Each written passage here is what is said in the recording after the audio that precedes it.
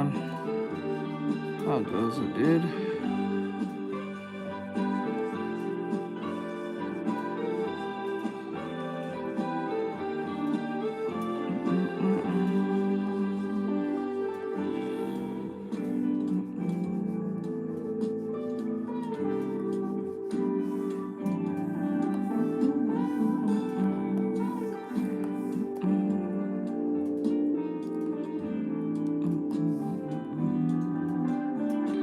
What's going on? How's life going?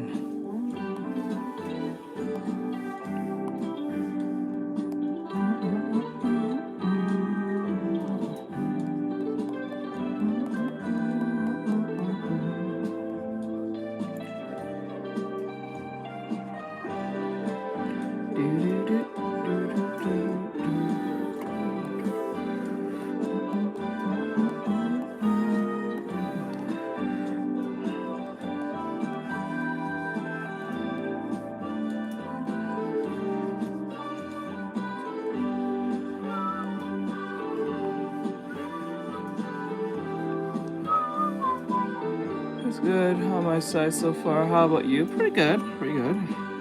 Just started. We're gonna finish this today as best as we can for this request that we did. We're doing this commission for my client, so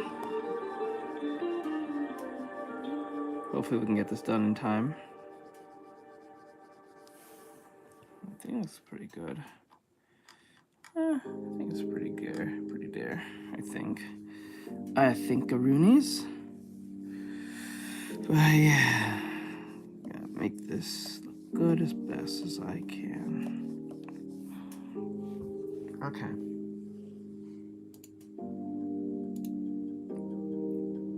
Okay. Part feels a little still off, so Botrix is correctly joined the channel. That.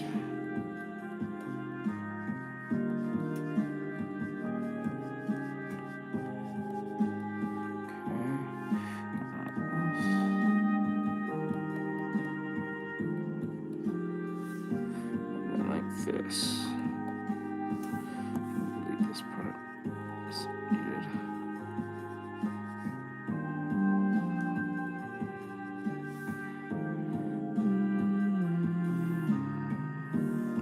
Actually, I should change the look of this real quick.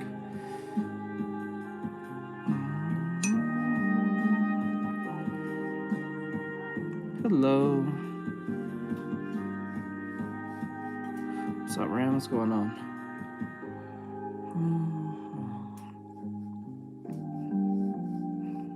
I'll change it like that. Hey, Mel. What's going on?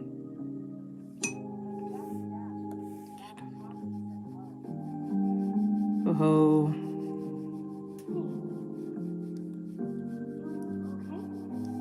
That.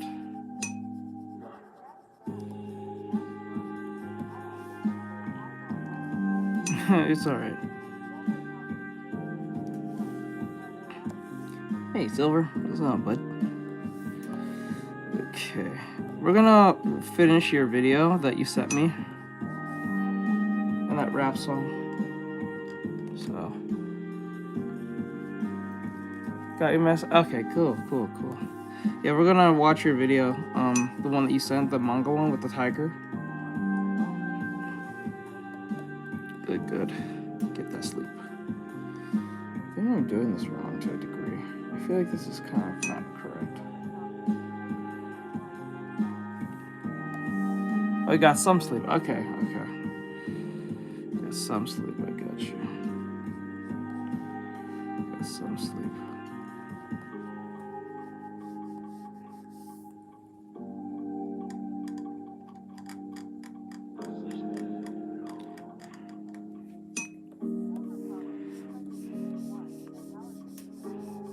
I'm doing well. I am doing well. Just trying to see if I can get this done in time. I may have to make some changes to this, though. I'm not gonna lie. May have to make some changes. because I feel like it's not where it's supposed to be. Let me see. I may have to, yeah, I may have to change some things. That's okay. That's okay. And then it's kind of not like that. Yeah, I may have to change this. Okay. Reference.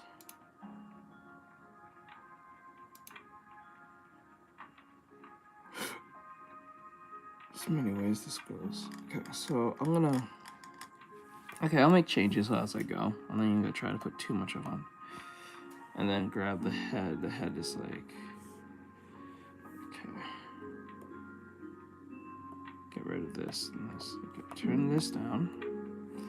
Grab this head, because the head is not that big. Not that I know of. It's pretty small. Their heads are actually quite small compared to their whole body.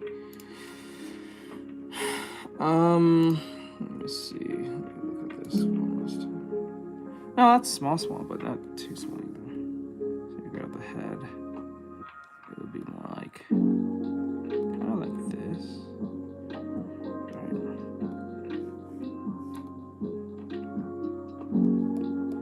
I feel like this could be right, but yet wrong at the same time. Right. And then turn this.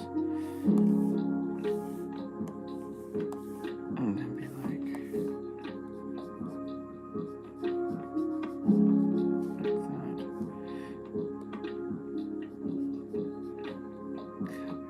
this. All right. Oh, let me zoom in on this for you guys.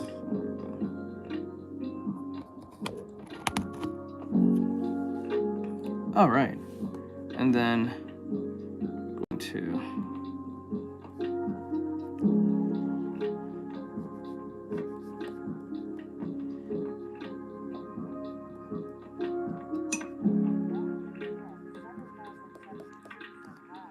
Hey, Melody, what's going on? How's life going?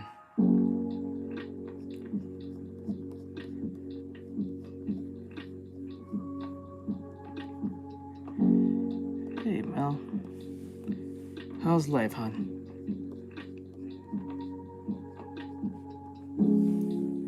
Okay. Okay, like that.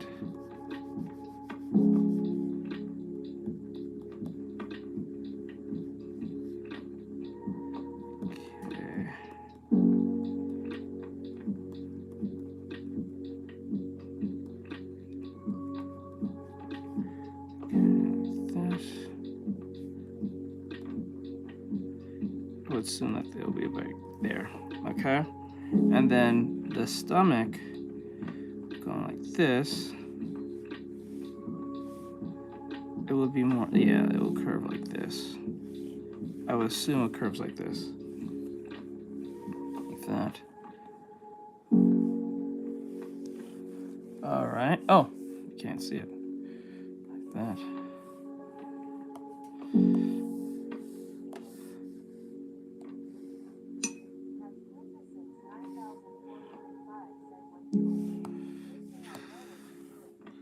That. And what's that one? Okay, like that. And then get the stomach like this.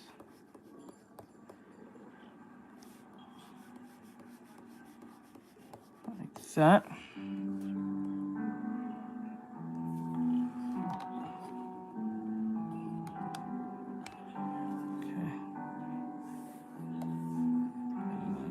See if I can.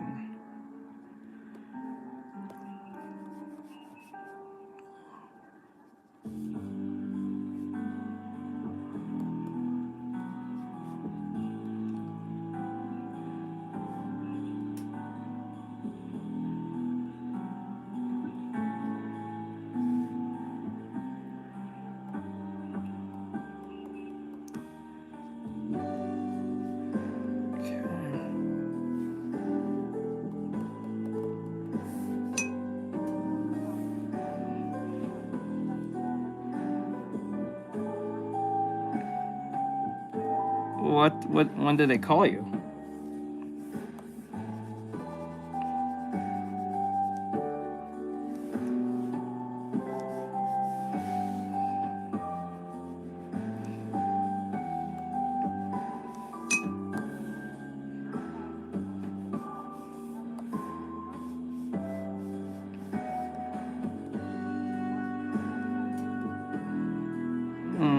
Okay, I got you. Let's see here. How's your day going, Flynn?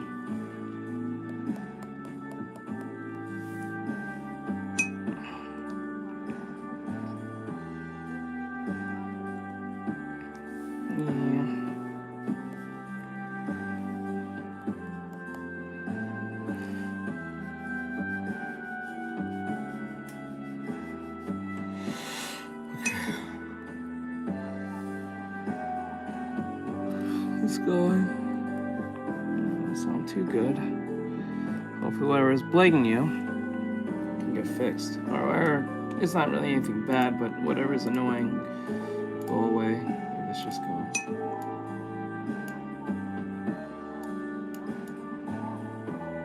Is this going? Okay, I got you. I got you, my dude.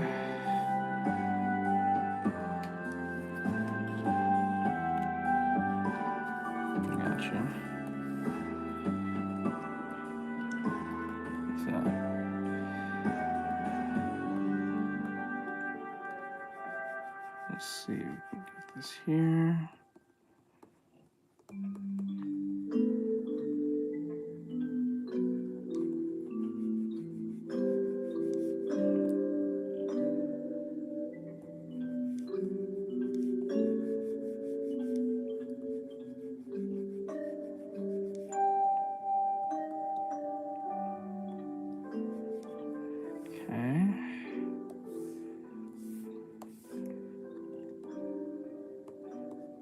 That, okay. Turn it.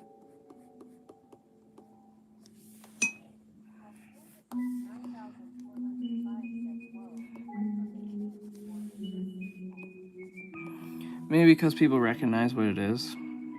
Maybe. I don't know. We'll see. Yeah, that happens more often. But when I'm drawing a girl in a bikini, it'll be like 85 people in this bitch talking.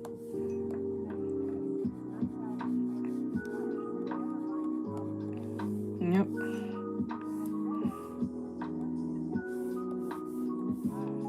Hello. How goes it? How's life? Hope you're having an awesome day.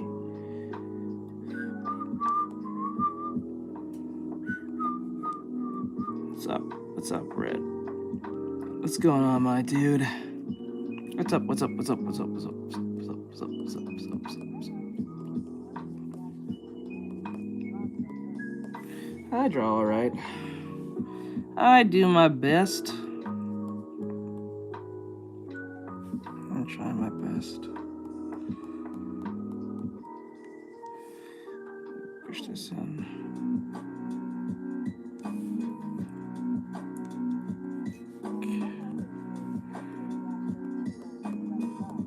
Thank you for the sub, I appreciate it.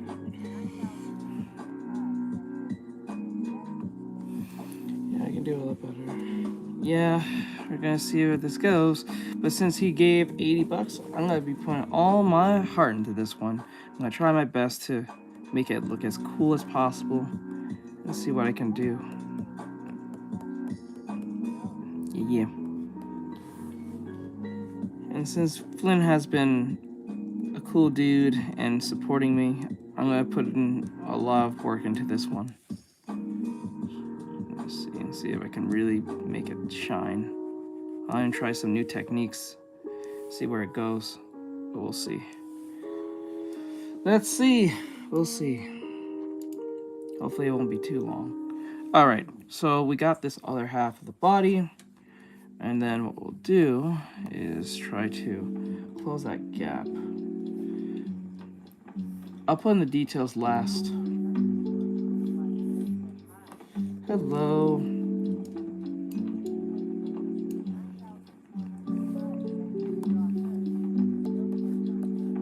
can't jump good. Jump good.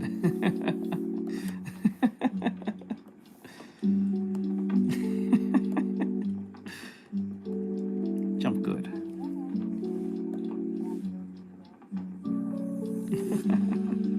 Jump good. Okay, let me see. Jump good. Let me see.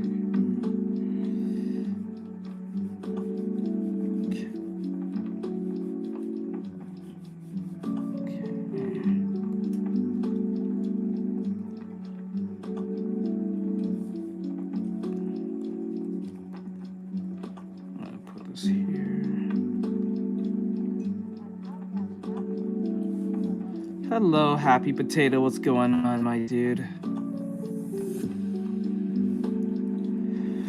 Happy Potato.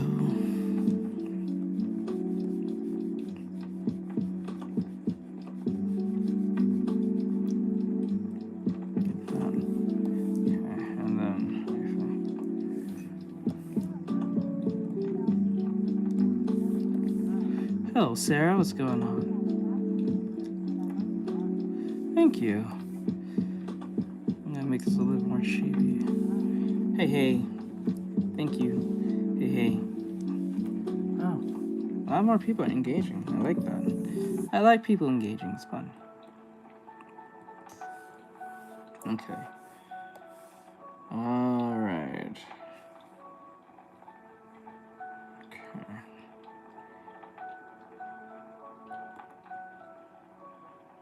I'm gonna put it like this.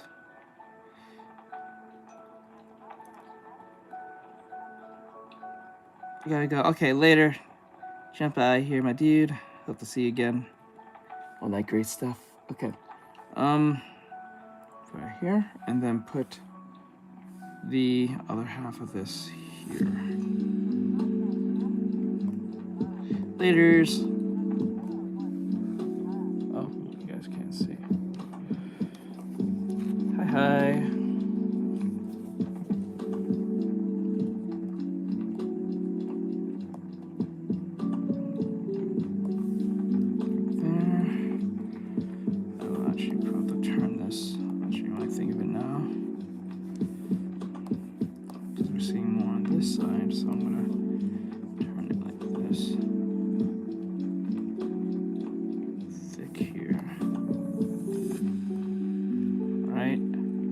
And then shape it down, put some right here and here. Cool, cool. And now do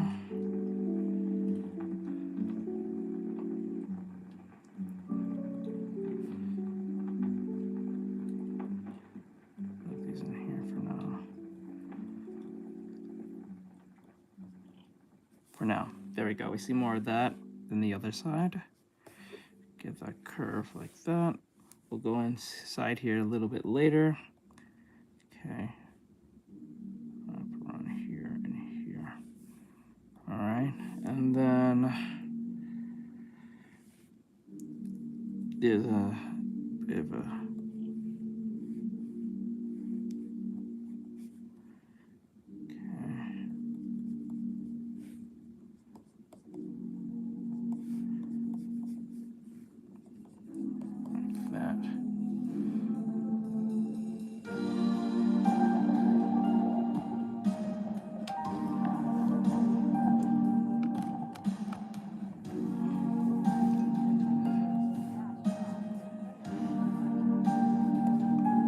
Hey, Nathaniel.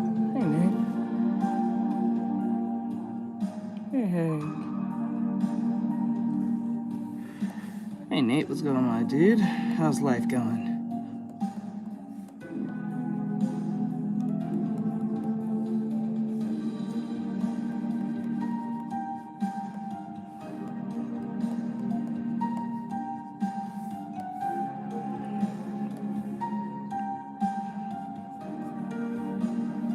Let's go!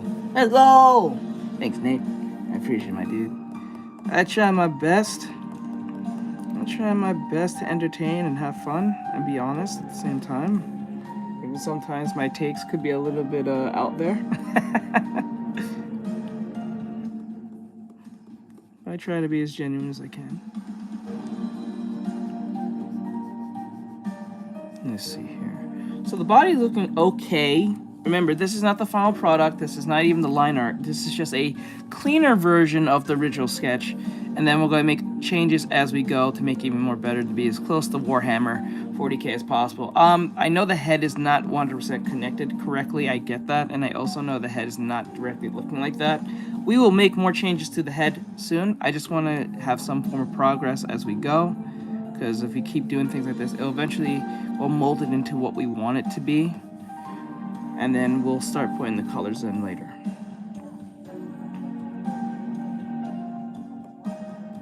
Yep. Usually when I make my art now, I make it very compositional. All those studies that you guys saw me doing, all those mock-ups, those manga / game art, cover art, manga concept studies that you guys see me, I'm applying them onto my work now. So whenever you guys see me just drawing, I'm not drawing randomly. There's always the method to the madness of what I do, so it's not like I'm just doing it randomly. Everything has its reasons why I draw what I draw.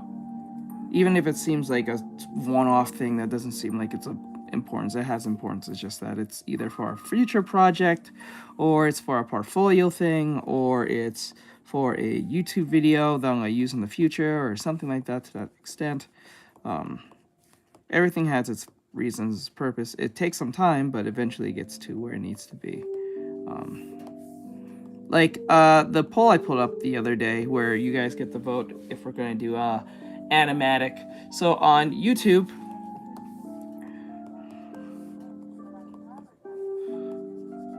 thank you. But on YouTube, you guys voted on Gotcha Kuda, and on TikTok, you guys voted on Stranger Things. So I'll be doing 2 animatics. So I'll be doing Stranger Things and Gotcha Kuda animatics. So I have to find some funny sounds and slap them together, hopefully.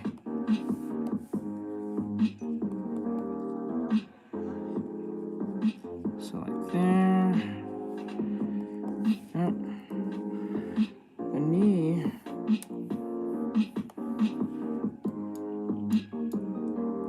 Okay. So I'm gonna grab this. I'm gonna push this in more like here. I'm gonna grab this. I'm gonna push this here more here too. Okay. And then we're gonna put the big circle here.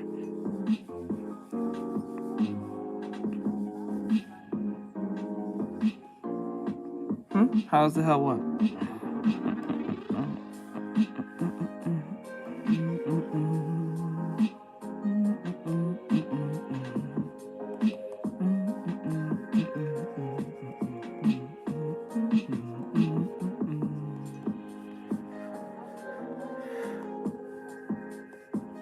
Oh, I'm just drawing. Just drawing this foot correctly.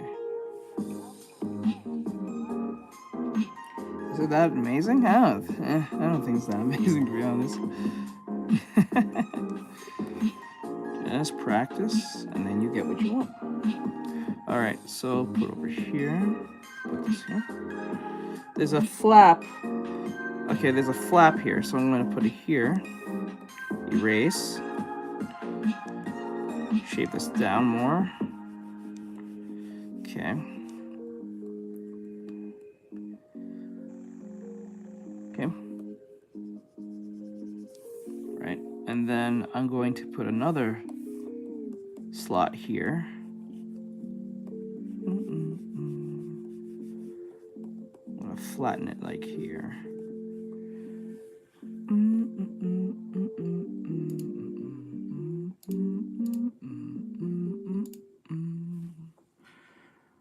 Let's see.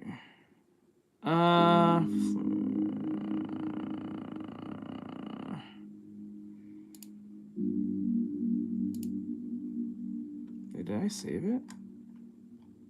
I did not save it. Great. Did not save that when I needed it. Okay. Okay. That's fine. That's alright. It's okay. I'll just improvise as I go. Just improvise. It's okay.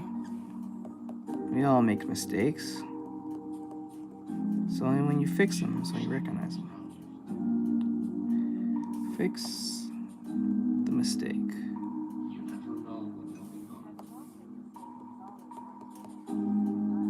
Hello, what's up? Blanca, what's going on, my dude? Hey, what's going on?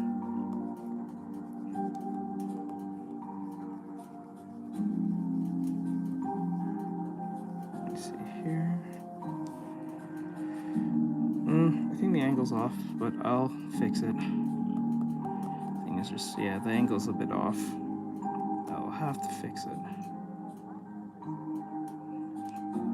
Thank you. Thank you. Hello.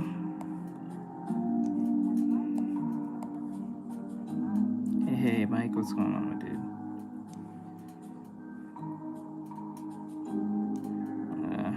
Put it about here.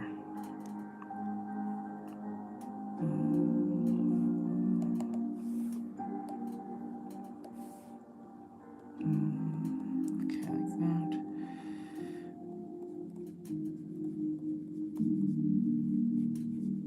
Like that, and just mold it the way I want it. Hello, how goes it? How's life going? I hope you're having an awesome day.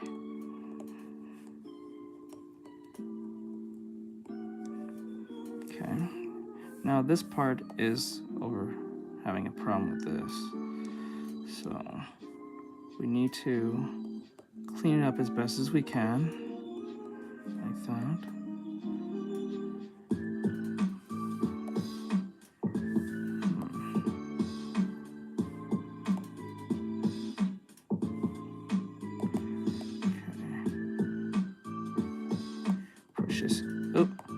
Grab this, push this in more. Up there.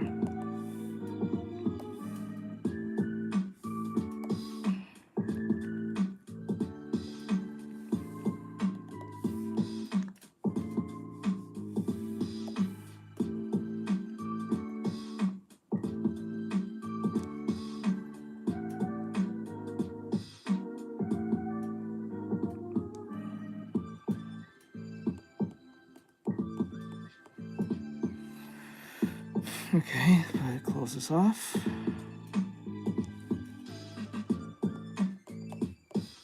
There we go. Nope. You only do paid requests. Only paid requests is what I do.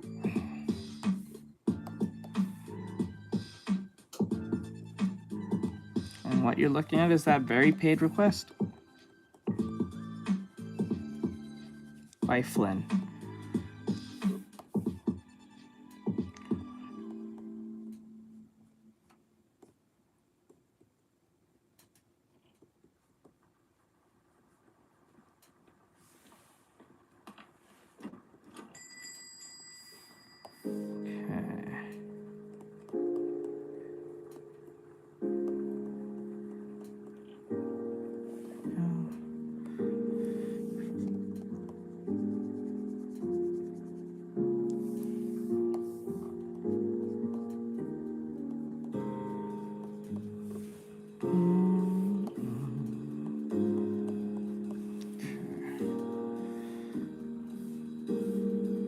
There's another flap I just realized.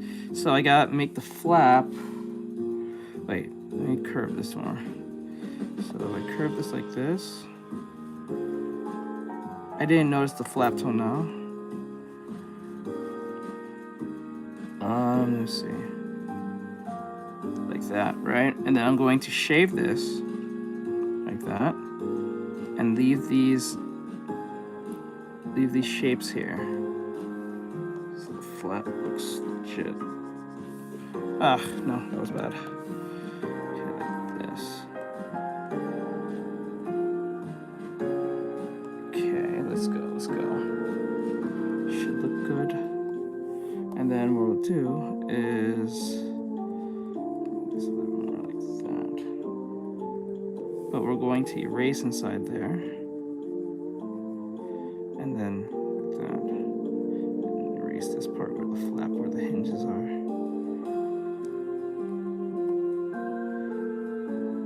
We don't want this looking flat, which it is turning into, so we want this to turn like that.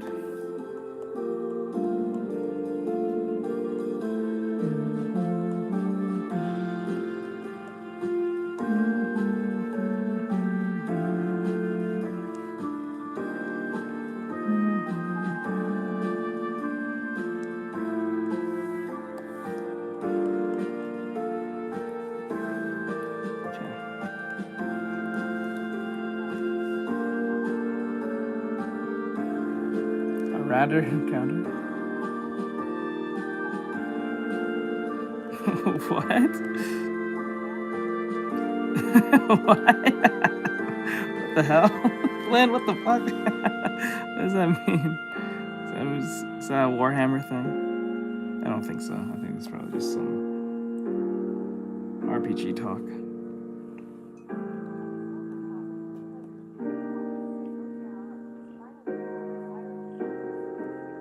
Oh, you was able to see it? Let's go. Oh, I just gave you the website I used.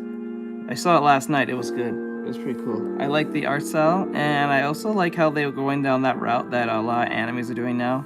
They're doing that thing where they don't put a lot of shadows on a lot of things. They just keep the base colors. Yeah, I've been waiting for it for a while too, because I wanted to see it was gonna be good. It looks promising. I like the art style and the coloring. That was Warhammer theme. Good. Seems to be.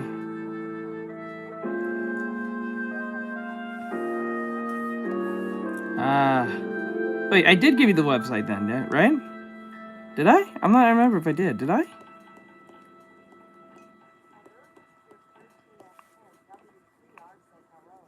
Hello.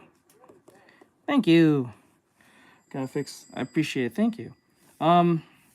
We need to fix some areas here. So that's not making a lot of sense. So we need to erase this part.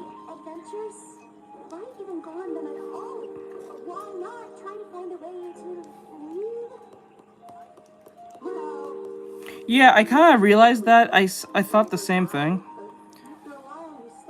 Hello, Pa. Hello, Nacho. I see you. I'm sorry if I didn't say you to earlier.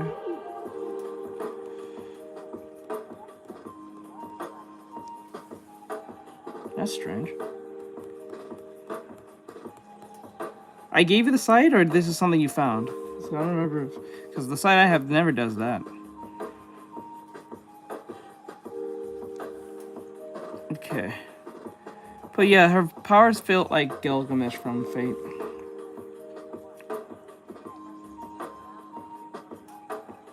I gotcha.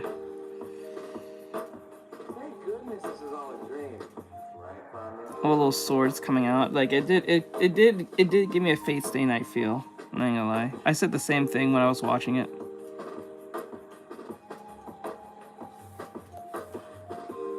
I was kind of glad that was like 50 minutes long, because I didn't want it to be like I hate when shows are like, when a show is really good and it's like only 15 minutes long. I was like, I want more.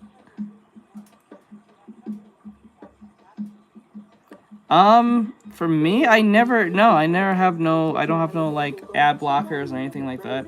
The website usually works. If you're having issues like that, I don't know how powerful your computer can be, but you can always watch it on VR chat for free.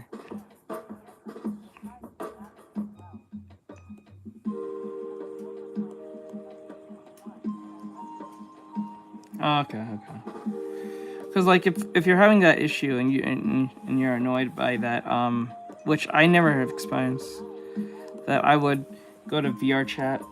If you can download VR chat, which is free, you can watch it there. Yeah, you can watch it in VR chat easy.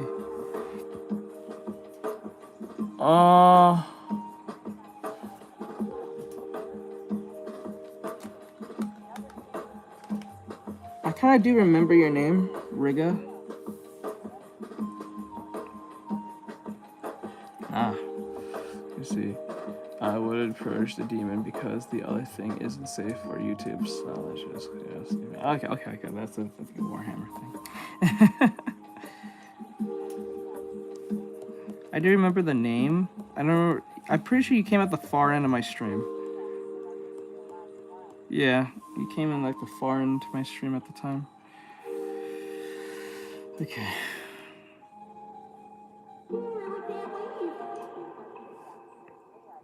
Yeah. I have a feeling. Okay, like that.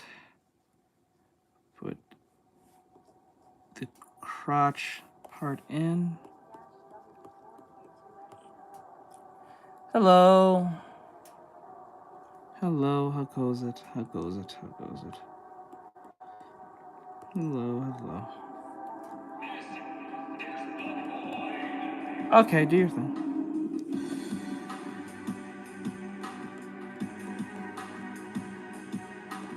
Okay, like that.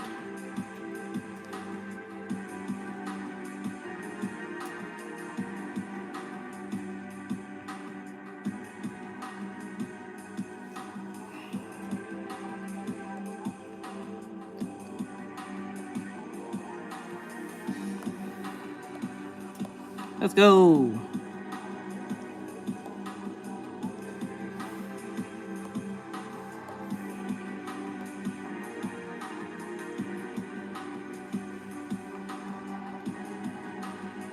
You're asking something? I don't know what you're asking.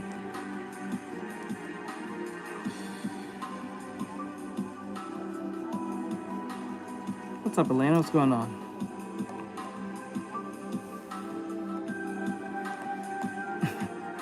Hello? Hello. I don't know why you have to ask that. That's really weird. Anyway, yeah, so like, I don't know, like the powers in the show seems pretty good. For me, it was the art style, so I'm kind of hoping that the fight scenes get even more insane.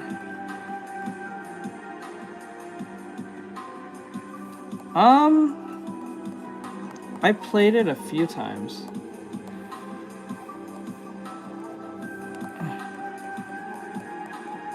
Chochok?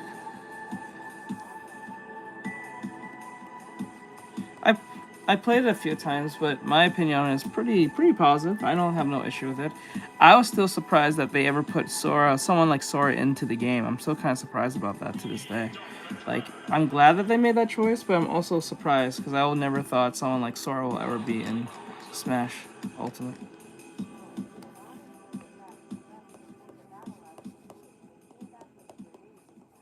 Yeah, I was shocked when he actually left and came back. I'm like, bro. I'm like, bro. I'm gonna probably punch bro in the face, and I think he did. So, let me see. He takes off leaving. Like, I was so annoyed by that when he left. But like, it was like, damn, bro, you really left. You really deserted us. You piece of shit. That shit was funny. Bro. Yeah, bro, I'll tell you, that was crazy.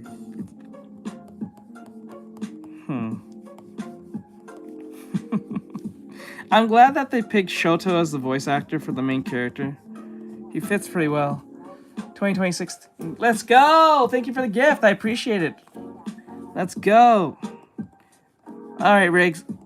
Hope to see you again. Yeah, make sense out of these drawings here. Like that.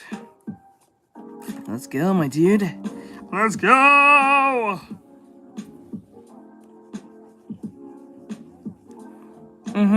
The main character, the guy with the brown hair.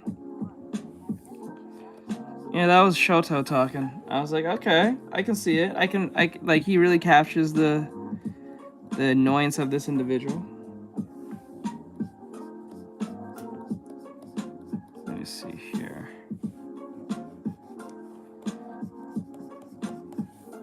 Let me see.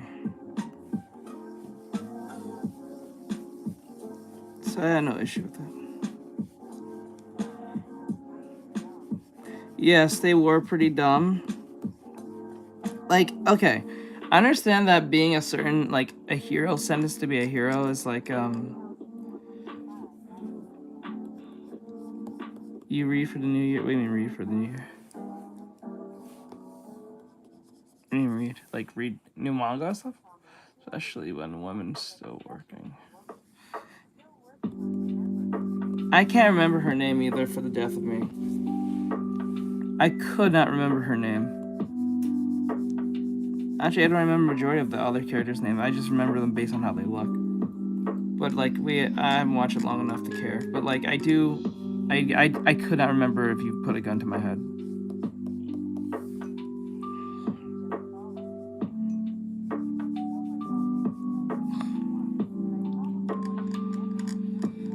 To be honest with you, there was something that threw me off. I don't know if it was just based on the translation. Hey. So I found Discord yet? No, I have not. I'm gonna check in a little bit. Is it in the art section or in the teach fan art section?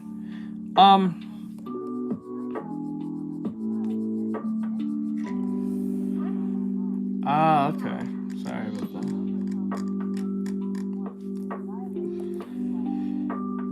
Okay.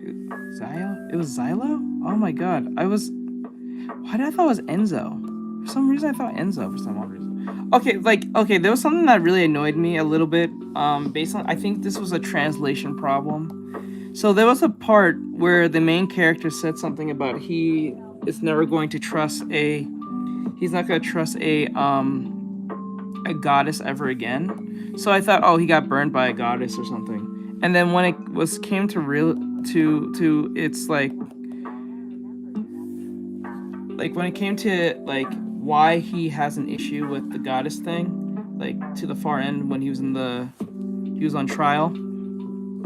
He was not even like, it's not like he was betrayed. This chick was being like corrupted, and he had to take her out because like the way it was written, the way it was like it was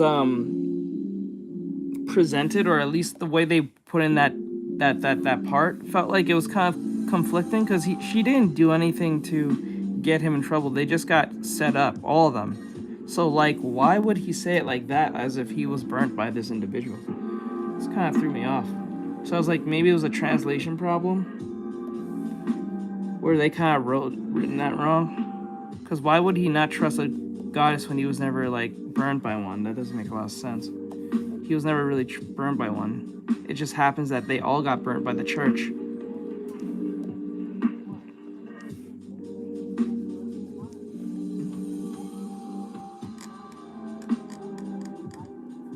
Maybe.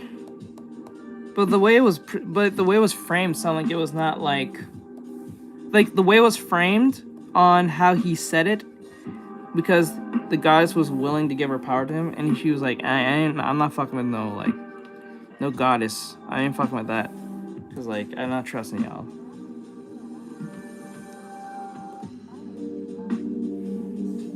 Hello.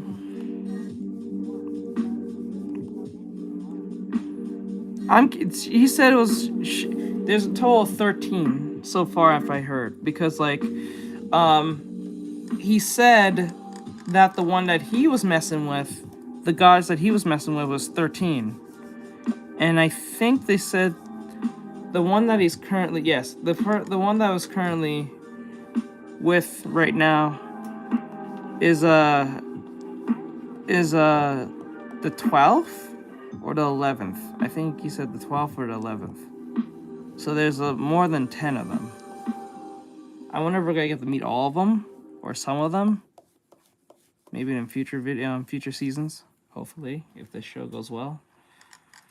Let's hope. It's only been what? I don't know.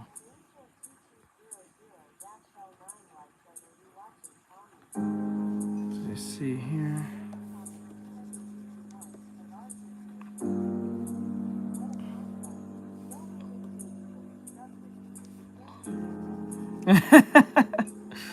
Lived in a box.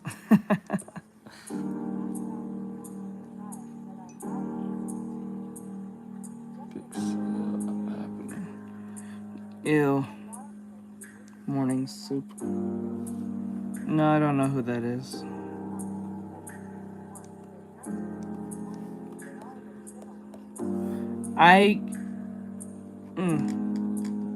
Cause yeah, the one that I think they did that on purpose for the 13th goddess and the 12th goddess to look similar, so he can have that like reminisce problem. But I don't think they all gonna look the same. It'll be kind of annoying if they did, in my opinion, because I don't know. Like, imagine every god on our planet looked exactly or looked very like the same to each other. And it's like, it's like you guys just copying one another. You know what I'm saying? But like, I think that was on purpose for her to look similar to the previous one.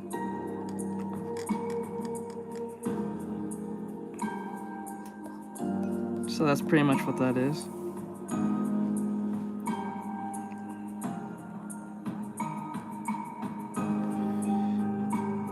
I understand, me too. I wanted to actually read the manga myself, but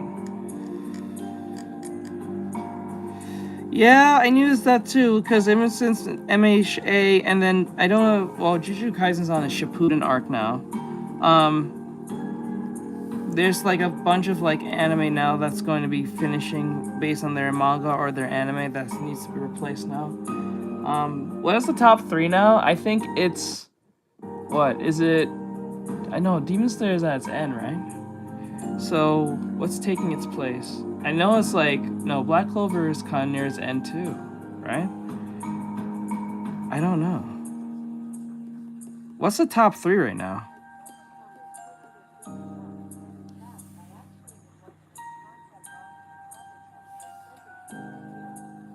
Oh, I just finished Clever Test like 2 months ago.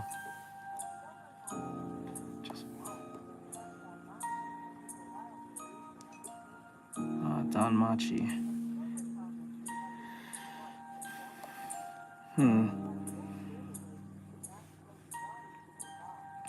I am working on this drawing request by Flynn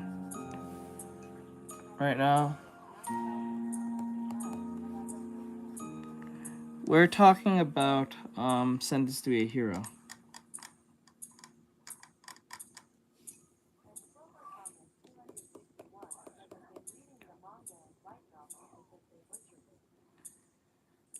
Let's see here. Wait, which one? Sentenced to be a Hero or something else? Yeah. And then My Hero's getting a live action, which I'm not too confident to that.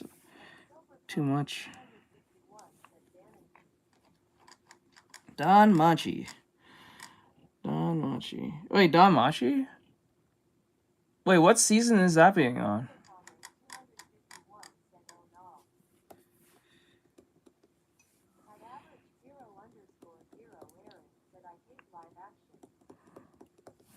Yeah. Afro Samurai.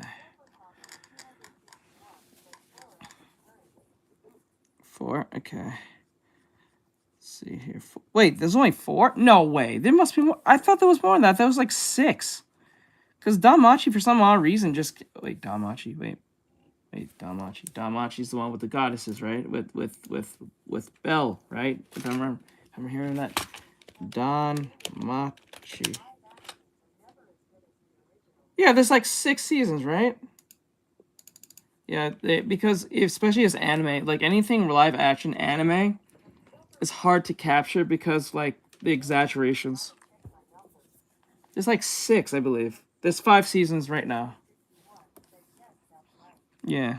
Danmachi, for some reason, is just low-key surviving out of all this shit. I don't know. Like it's yeah, One Piece is like the only anime, well there's only a few others, but they're like movies, so like the ones that did well, I guess if you think of, is like Detective Pikachu. Yeah, I know. I know. Because like it's weird cuz like Danmachi was around since what? Uh what was it? It was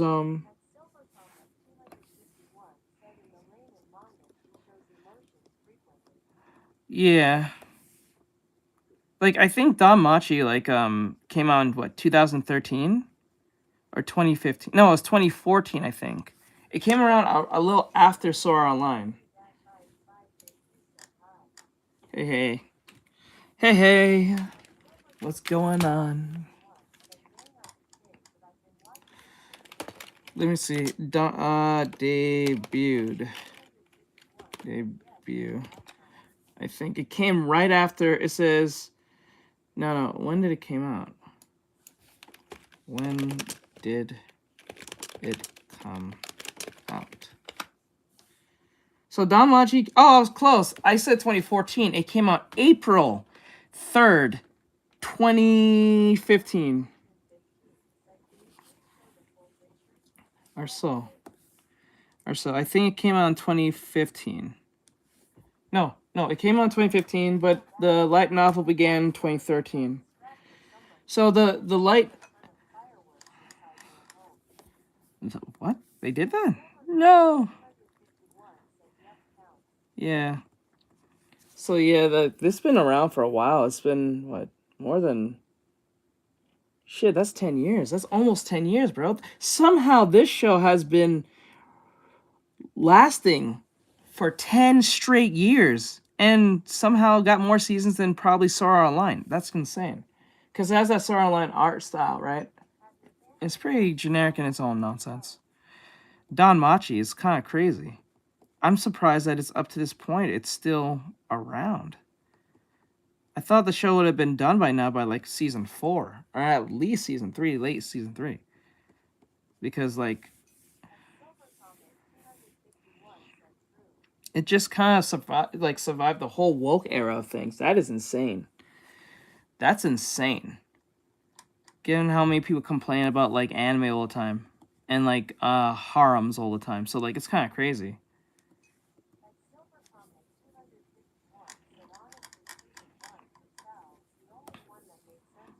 Yeah, like season 1 for SAL was a lot better because it was setting up the problem what made it like popular. But then again, it just kind of fell off a cliff after the Alpine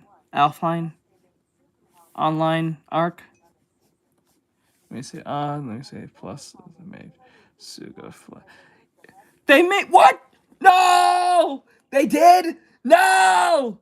Did they really make her flat? What? No! No! No. Are you serious? Bro. Oh my... Why? On purpose? Like, you can actually genuinely see it? Or there's a plot point for that? They're like...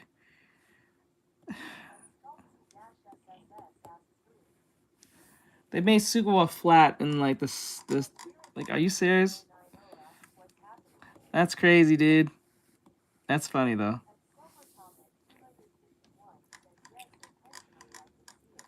That's crazy, dude. Oh my god. They can't leave things alone. Oh my god. Shit's stupid. That's funny, though. Oh my god. No!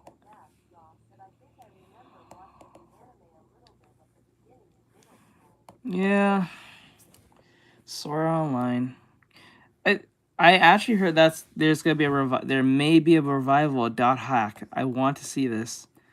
Like, that's the original Sword Art Online. I actually want to see that.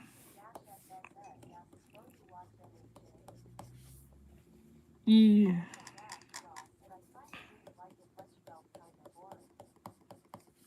Kind of boring. Who hasn't seen it? Nearly everyone has seen that show. Everyone has seen that show at least once. Some probably haven't finished it still, but... Let me see here. But yeah, that's crazy. They made her flat as a board. That's not cool. I was like, what? What? Now I'm gonna be listening to her less. Like, Jesus Christ, dude. I don't know. It is what it is. That is so annoying. Okay, so I'm gonna make the other hand. Hello, how goes it? What brings you guys into the stream today? Like that, the arm will be like...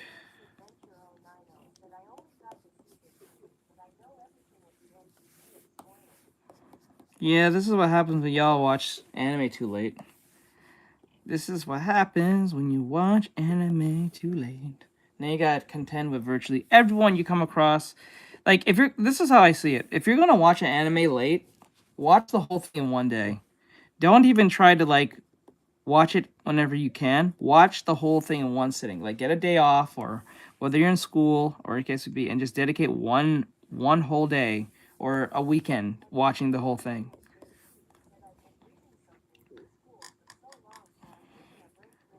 So I would, like, ignore your friends. Don't turn off your phone. Just finish it, especially like something like MHA. So it is what it is. That's what I would do. I would do that. So it can... You don't have to fall into that situation.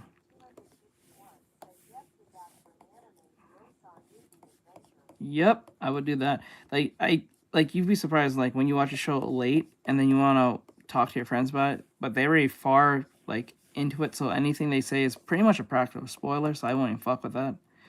So it is what it is. That's something I would do.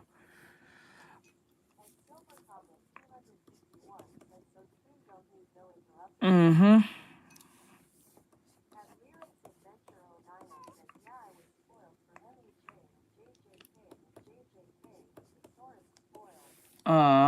I'm sorry to hear that. I'm so sorry to hear that.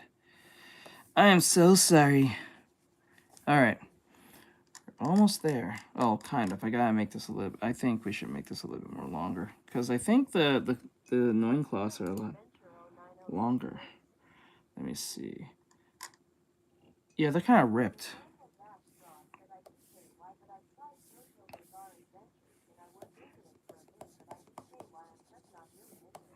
That happened to me with the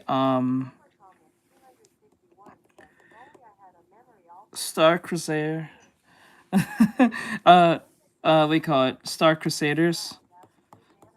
That's why I keep putting it off. Oh, like Farron? Yeah, I understand.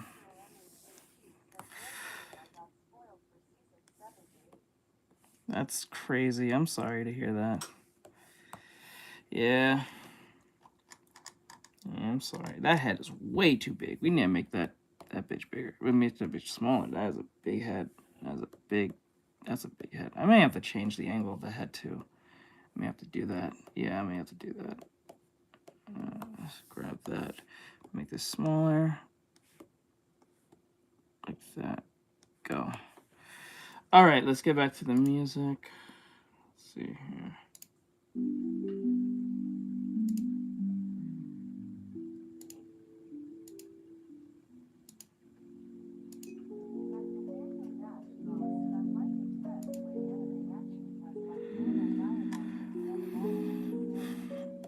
Well.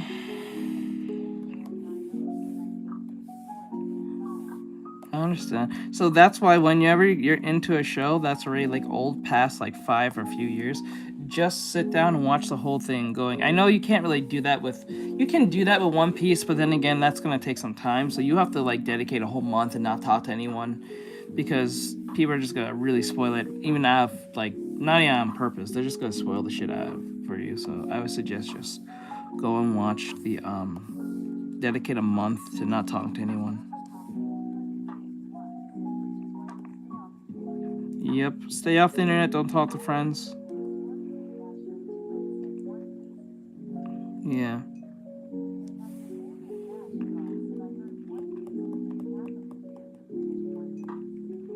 Not technically true, because I did that with the girlfriend, me and her. Yeah, don't even tell anyone, just, like, watch it. But then again, that's a weird one, because even if you don't tell anyone you're watching, you might run into a situation where you're listening to your friends and they're talking about something. You don't even know what they're talking about.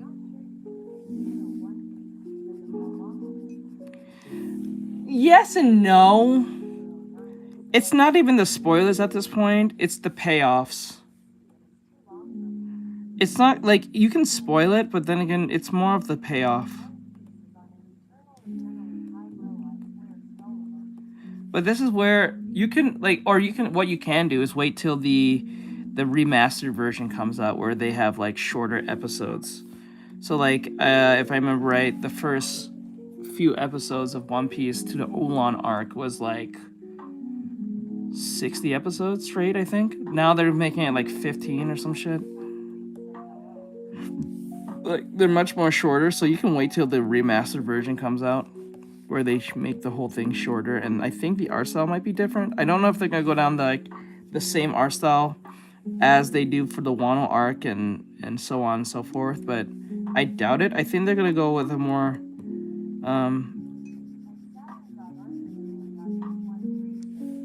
more high-end, not even high-end, but like more,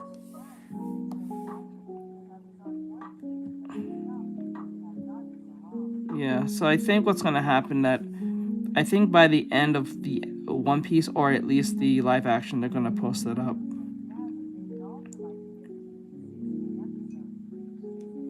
Yeah, they're trying to make it short so people can get to the point. Thank you. But then again, they may happen to sacrifice a bunch of information. So, yeah. Hey, hey.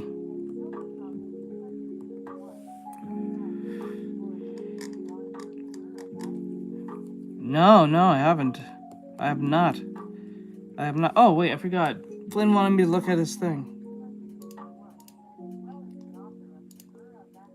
He wanted me to look at his artwork. Let me see. Let me look at it real quick. Let me see. Hold on one sec. Let me go to the art section. He said he put in an art thing. He said fan artwork. Is that fan art? It was from Flynn. Yeah, so artists.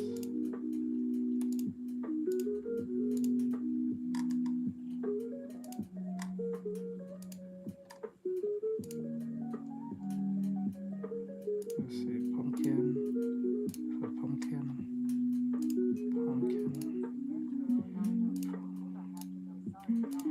All right, oh, hey, wait, Lyra's here? Yeah. That was lyrics. It was lyrics. That was Lyra. That's for art exchange. Okay. Let's see here. Hold on one second. Laters. I'm actually quite glad that majority of you who are sharing your art is showing your traditional art in works. That's actually really cool. It's really cool that you guys are actually showing your traditional works. I'm not saying I don't like digital works, but like, it shows the dedication because doing it traditionally is harder than it is doing digitally. These are really good artworks. Anatomy studies. Nice line work. Yep, they're really cool. Yep, we do.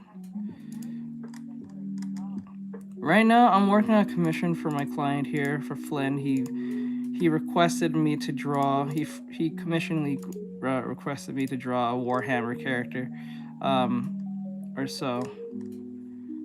Let me see. A Warhammer character. Oh, I forgot to put the Warhammer character. Let's see here. Oh, that one's Momo. I can tell it's Momo. I can tell by the way he draws. You guys are very talented. Very talented. I remember this one. Okay. I gotta make some new stickers straight up. I'm not even kidding anymore. Can't like that. This is funny.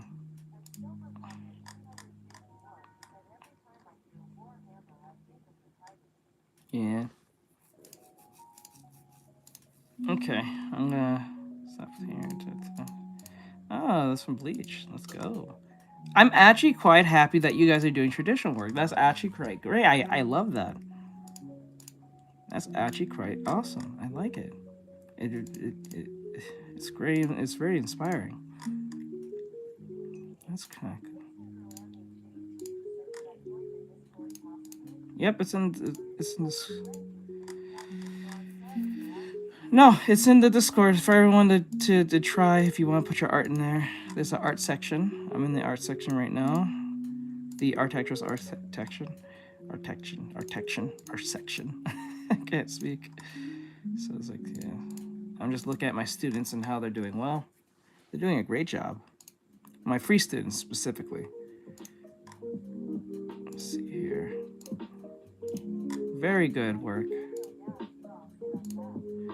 Hey, Nate, what's going on, bud?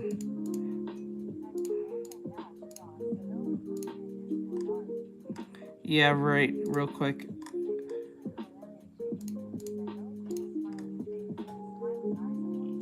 This one got food on. I haven't seen someone make a food drawing. That's actually quite cool. Let's go. Let's go, bro. Yee. Let me see. Freezer.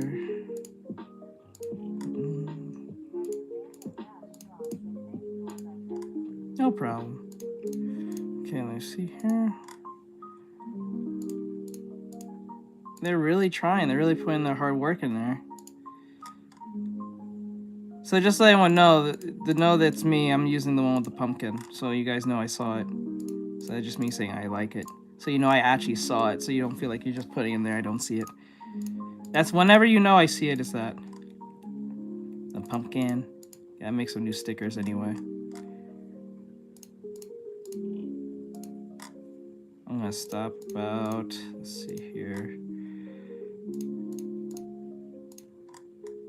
This is so nice. Oh, this one was doing perspective. It's doing squares. Let's go. Get that perspective in. That's so awesome.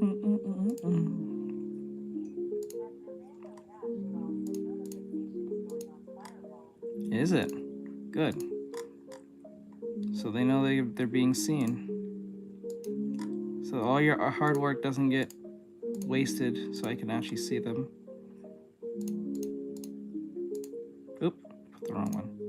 Put this one.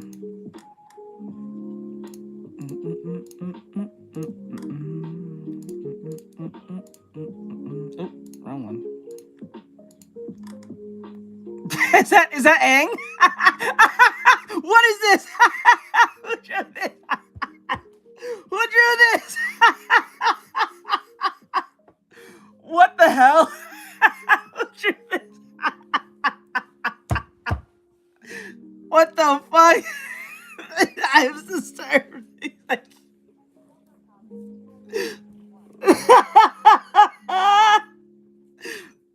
Look at the top of his head.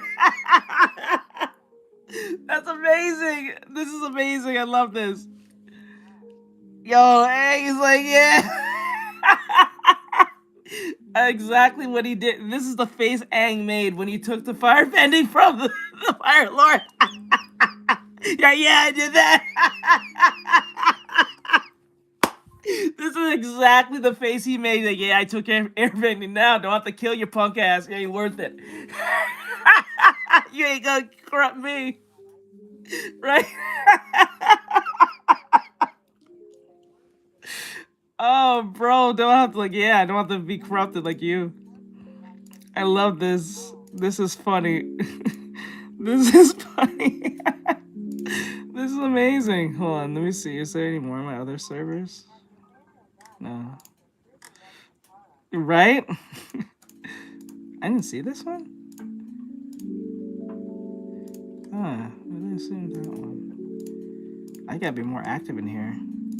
Is that Sans? Wait, is this a mix between Sans and like Rudo's smiling face? What the hell?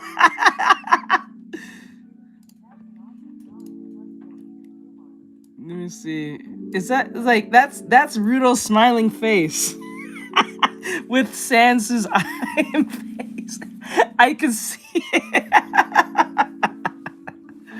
That's funny. That's cool. Okay. Okay. Okay.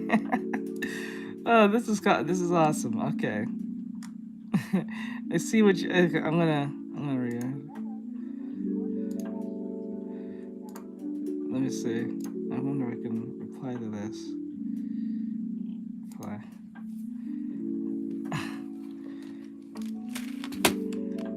Sans X Rudo smiling face.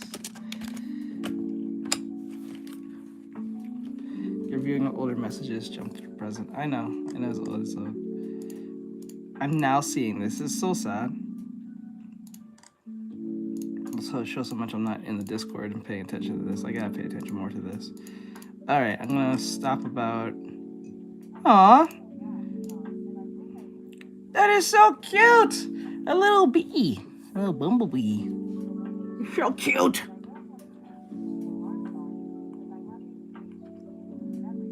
That's all right. You can put digital work in there. Just a lot of people are just choosing to use traditional for some odd reason.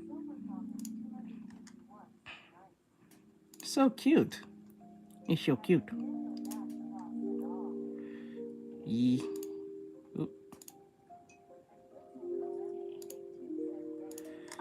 Yeah, you can put digital work in there.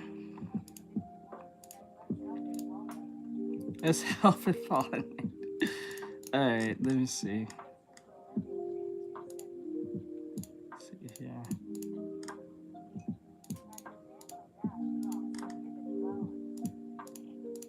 Let's see here. Get flowers. Alright. And then. Wow, you guys are very talented. Oh my god.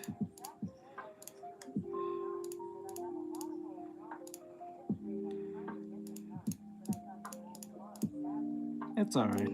All right, I think I got to everyone at this point. I think I got to everyone, at least all the way back in November. Damn, that's a while back.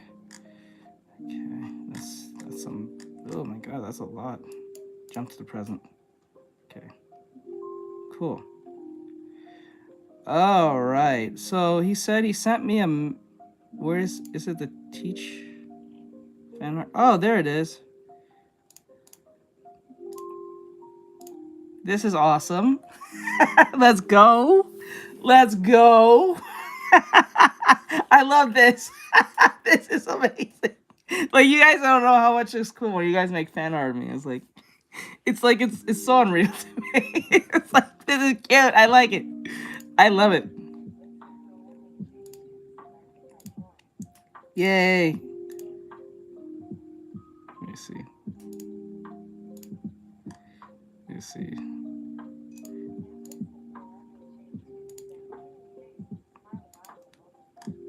Let's see here. Proceeds had a mustache. Yeah. So you guys know that I saw it. I always put a pumpkin Mongol mustache. It always needs a mustache. Let me see. Let's see here. Okay. Remember this.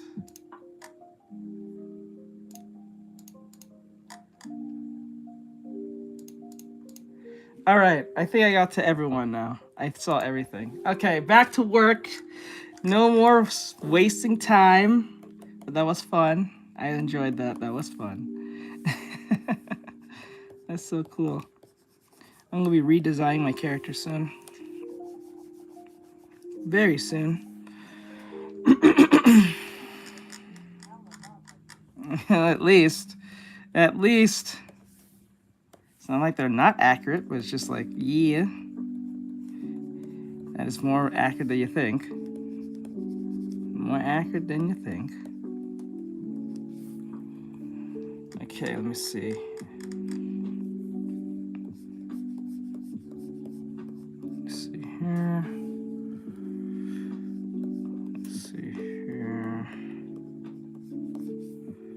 we go.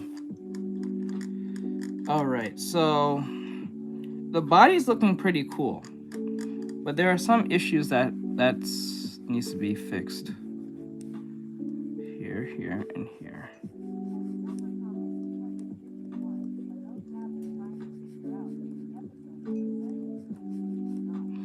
I'm pretty sure they're weekly. I wouldn't put past them. I'm pretty sure it's weekly, just like Gacha Kuda in them. Like, hopefully it's not bi-weekly, but hey, I've noticed that they have not put episode 23 and 24 for Gacha Kuda on the website. I'm wondering why is that. Why is that? For the English dub, I know the sub dub is up there. It's kind of getting on my nerves, kind of weighing on that, and today's Sunday, so it should be out by now. Wait, let me see. Let me check if it's up there. Shit, because it's gonna piss me off if it's not. Hold on. Let me see if it's up there. Okay. One Piece.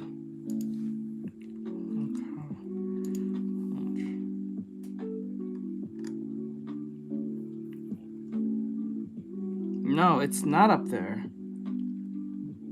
It is not up there. Like, it's not up there.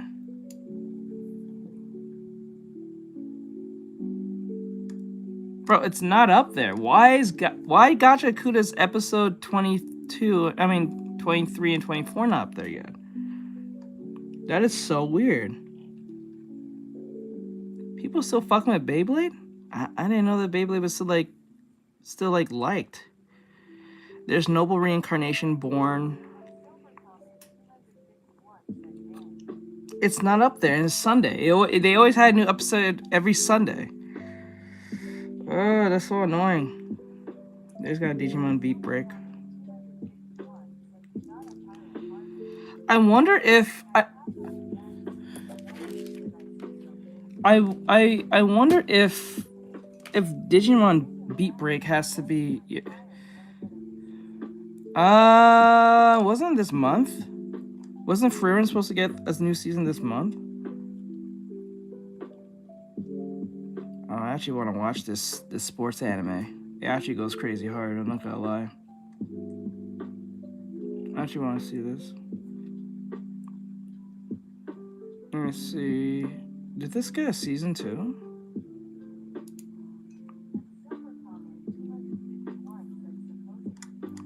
Wait, hold up. Did this get a season? Undead Unluck? This is the sub version. Where's the English version? 23, 24. I gotta rewatch this, so I didn't even finish this.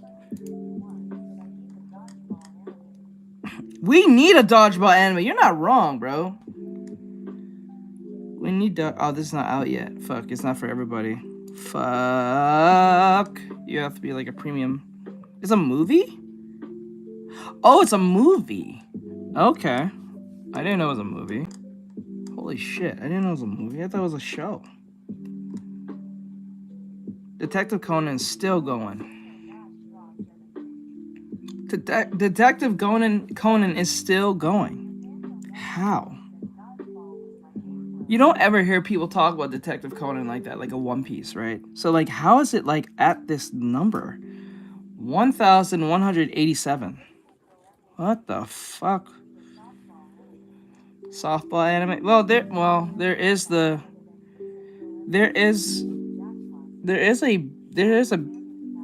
a baseball anime that is out.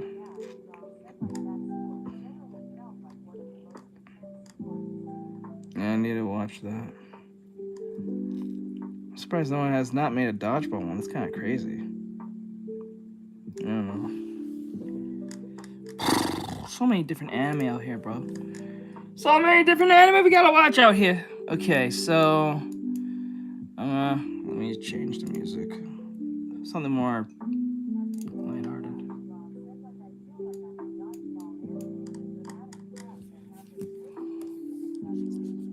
No, it wouldn't. It would be perfect. Like, if we can make an anime about pinball, Ping pong. Ping pong?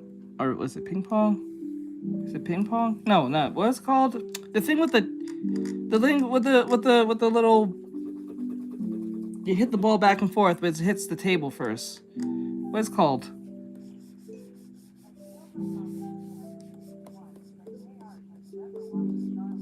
Charlotte? Yes, I've seen Charlotte. I actually did. It was like it really focuses on the idea of like what happens.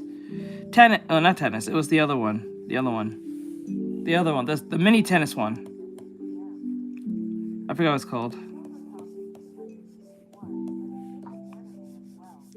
Isn't there not? Isn't there a fishing anime already? Hold on. It's called ping pong. Is it ping pong? Mini tennis. What is it called? Ain't there a fishing anime, Rex? Let me see. Fish.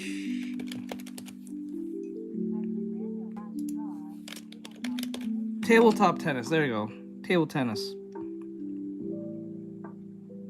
There's no anime about fishing? Wait. Anime about fishing. There's a few of them. Diary of Days at the Breaker.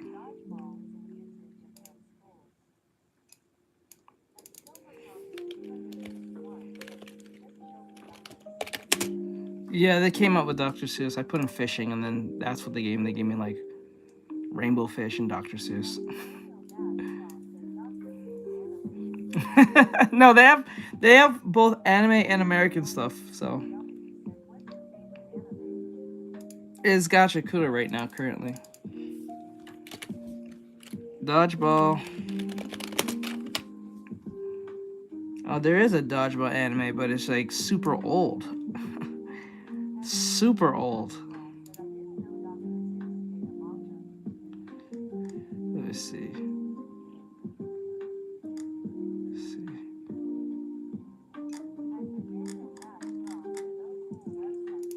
Let me see here. Dodgeball.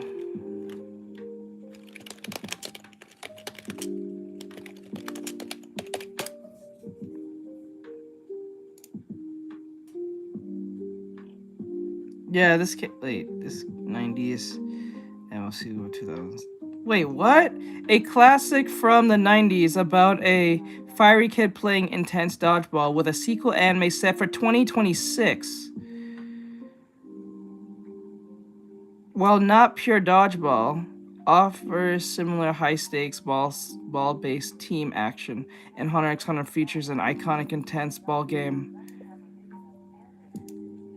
It says that this show is going to get a sequel in 2026. It's this year. What the hell? Ain't that something? Ain't that crazy? So this anime is going to get a sequel series in this year. Ain't that a bitch? Oh my god, that was strange. Okay. That was too perfectly timed for that to be like this year. What the fuck? Okay. All right, let's jump into some reactions and stuff. Accurate. Let's hope. Well, given it's 2026, it should have a bunch of things.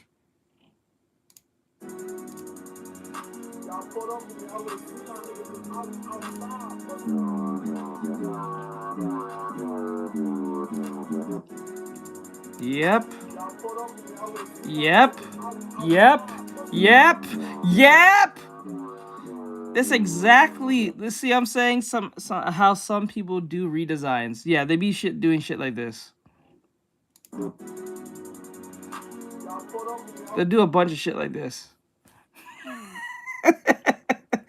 Giggity Cell X2 Zell 2 years him bunny they HDMI USB.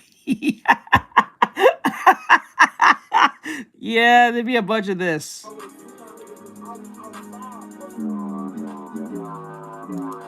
Yeah, bro. No, this is not it. This is not it. Let me see Smart Family rated. Shocking FBI, DA, rated Smalley family network million. Yes, these people need to go to jail. Let me see. Shit, what is this? Now give me everything you got! What is this? Introducing an interactive anime adventure. Oh, it's a VR game. Written by the creator of Heartful Boyfriend. Now, everything you got! Introducing an interactive anime adventure. Written by the creator of Heartful Boyfriend, with a fully voiced cast of legends. I have a spoiled tuna with a dangerous odor. Oh my! This is just the start. Understand? And I'm the boss. Including me! A heartwarming slice of life story about saving a struggling sushi restaurant with heroes, heartthrobs, and, villains? Are you kidding me? Hours of delightful mini-games. Coming to PC as a regular old video game and available in VR. What are you waiting for? The next stop is yours. Okay, I see. Focus hard. This transformation didn't happen because I got more talented. It happened because I stopped practicing the wrong way. You know that sinking feeling? You sit down to draw, you watch the tutorials, and you put it in the grind. But the drawing still comes out stiff. It just looks wrong, and you can't explain why. That feeling nearly made me quit art entirely. But here's the truth. Your lack of progress has nothing to do with your talent or how consistent you are. You are actually caught in a hidden learning trap that kills progress before you even start drawing. And today I'm breaking down the 5 tiny habits that unlocked my growth. And these aren't generic tips, they are a system. These 5 habits build on each other. So habit 5 is completely useless if you haven't set up habit 1. So we need to go in order. And to understand the first one, let's ask the main question. Why you are stuck? Most of the think I love anime, so I'll just draw anime. That sounds logical, right? But in reality, it's a trap. You dive in, produce something awful, get frustrated, and get pulled into some new YouTube video and never fix the root problem.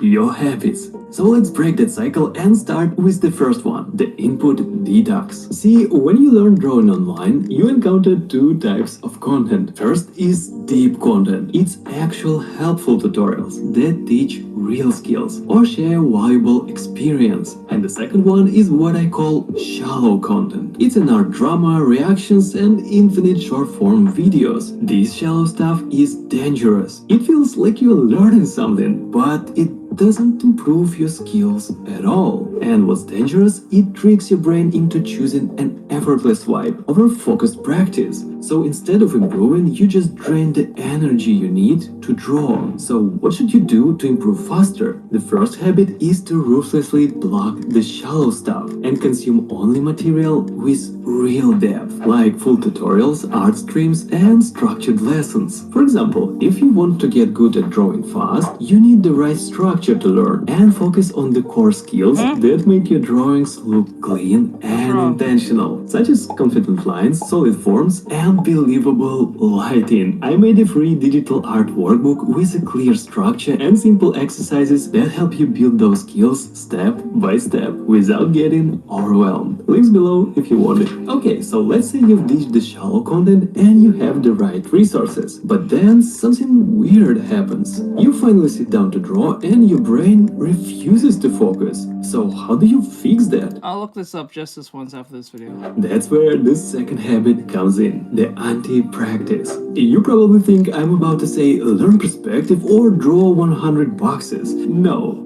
the most important skill for rapid progress is boredom. What? Sounds crazy, right? But here's the reality. To get good at drawing, you need to focus on one scene for hours. But if your brain is fried from constant scrolling, sitting still feels physically painful. So we need to retrain your brain's ability to concentrate. How? Starting tomorrow, pick one boring daily chore. Doing dishes, laundry, or walking the dog. And do it naked. I mean, digitally naked. No phone, no music, no podcast, just you and the task. Start with 10 minutes, then 15, 20, and listen, you are... Bro just did what I told you guys to do in my other tutorial.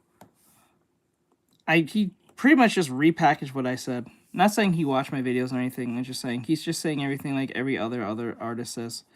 I said the same exact thing. Focus on one thing for 30 days and set a timer on what that is, what you are willing to put in that time in. You probably have to sacrifice a few weekends or days off to do this, but like do it for 30 days straight and see how different it is between day 1 to kind of day 30. Pretty much.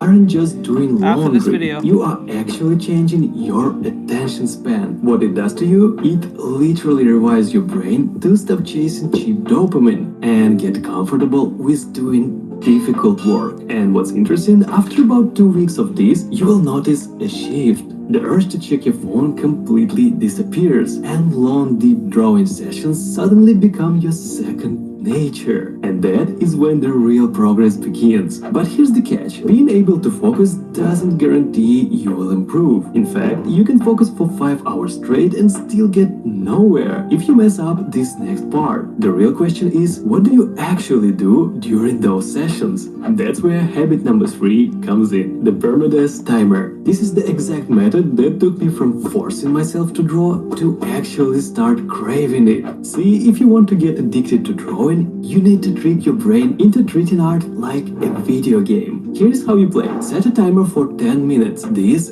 is your level 1. But we are playing on hard mode. If you look at your phone, check Discord, or get distracted for even 1 second, you die. That means the timer resets instantly to 0. You lose all your progress for that session. This creates immediate, high-stakes pressure. Your brain completely stops wandering because it doesn't want to lose. And the best part, when you finally beat the level, your brain gets a massive hit of dopamine because you won the game. Suddenly practice stops feeling like work and you start to get addicted to it. Now, to make sure I win every time, I use 2 specific tools. First, I use a physical analog timer. Please do not use your phone. The phone is the enemy. It needs to be in another room. Second, for sketching practice, I swap my main screen for Supernote Manta. It is an e-ink tablet, but I use it as a focus filter. Why? Because it has 0 notifications. But more importantly, it has no colors. Yes, this forces me to stop trying to save a bad drawing with pencil rendering or colors. I'm actually forced to focus purely on structure and idea. So here's the trick. I sketched the raw concepts here with this ceramic nib that actually feels like real paper. And once the structure is solid, I just export the PSD file to Photoshop and finish it. What it does, it actually keeps my brain in creation mode without slipping into distractions. If you want to check it out, check the link below. But what if you lock in, the timer rings, and yet you still feel stuck? That is a specific trap that Habit 4 is designed to fix. The auto-solve switch. Here's the scene. Pushing through the frustration won't fix the drawing. It will actually just burn you out and actually waste your time. Why? Because your brain has a dangerous glitch. When you stare at a canvas for too long, your brain literally stops seeing mistakes. So you need to trigger the switch. Here's the rule. When you get stuck, you must physically leave the room. Go walk, shower, grab a coffee, do anything mindless. But here's the crucial thing. You are not quitting. You are actually forcing your brain into background processing. And suddenly, while you're just standing in the shower, boom! You got the solution. You go back to the canvas and what looked impossible 20 minutes ago is suddenly easy. So now you have focus, you have the reset, but there is one final danger. You can have perfect focus, but if you apply it to the wrong things, you will stay stuck forever. So how do you ensure you are actually learning? That is the final habit, the source code method. Let's be honest, you can grind anatomy for years, draw 10,000 cubes, but that is completely useless if you still can't draw the characters you actually love. Here's the trap most artists fall into. They look at a pro character illustration and try to copy the result. The rendering, the clothes, the details. That's like trying to build a car just by looking at the Clips photo to your of paint. it. You will fail. You need the blueprint. So we're going to use a two-step cheat code. Step 1. Don't guess how your favorite artist constructs a pose. Find it out. Search for the backstage stuff, their sketches, their mannequins, or a time-lapse where they show the rough face. What's important, you aren't looking for the pretty colors. Your goal is to find the source code, the specific way they build the body up. This is exactly why I love I love new and struggling artists fuck up. This is ultimately where they actually fuck up. Doing research is almost impossible to get kids to do them anymore. It's a lot of work to do research and do a bunch of like studying and stuff. Like doing the drawing itself is usually a problem for them. Now telling them to go and look at a bunch of X, Y, and Z of someone who's a lot better than you and stuff, it's gonna hit like an ego trip where they don't want to do that. So they're not going to do that. They're gonna say they're gonna do that, but they're not gonna do it. Majority of them do not do it. They don't do a bunch of research. They don't do that shit. They don't look at the stuff that you're telling them to do. Even if it's the thing that's going to help them, they're not going to do it because they don't see it as a important thing to do in the sense of like, this is going to help me improve. Me staring at someone else's work is not going to help me in their heads. That's what they're going to say to themselves. Or they feel like it's a waste of time. I feel like you're just glazing, blah, blah, blah. This, not a third. I don't know why I'm doing this. It doesn't really make a lot of sense to me. It doesn't feel like I'm drawing. I'm not getting anywhere, blah, blah, blah. But they don't realize that this actually does help. It gives you a sense of focus of what you're looking for or what you're trying to like convey. It's like asking someone what kind of content you want to make. And they say, I want to make entertaining content. Yeah, what is the entertaining content? That is such a broad brush. That could be virtually anything. What I consider entertainment may be not entertaining to you. So we need to know what that is. And the issue with this is that whenever they come to this conclusion, it actually puts them to mirror what they want, and they can't really put it in words. If you can't put that shit in words, then you're fucking up somewhere. Then you're just kind of drifting, and then you're trying just hoping for the best. A lot of people don't realize when you're doing content creation, you have to have a set goal in mind. If you don't have a set goal in mind, you're going to fuck up, and then you're just gonna just making random bunch of content, and then you make a bunch of random content. One video pops off, and you're like, "Yeah, I'm doing great now." And then you make another video, and then it's like 200 views, and you're wondering why the fuck? How I get like 10,000 on this video, but only got 200 on this one? What I did wrong? Well, you don't know your audience. Clips do you paint? So like that's where a lot of them kind of fuck up. They don't want to do research, and a lot of kids either cannot read or don't know how to do research, or they don't really want to because it's a lot of work. They want it like there and then. This is where the idea of the phone is the problem. This is why he's focusing so much on the phone and put the phone in the other room, because that's going to distract you and destroy your whole situation. What this video is not actually about improving. This video is about stop being distracted. It's usually what's causing the issue here. It's the root cause. This is why he's focusing on the on these things. So yeah.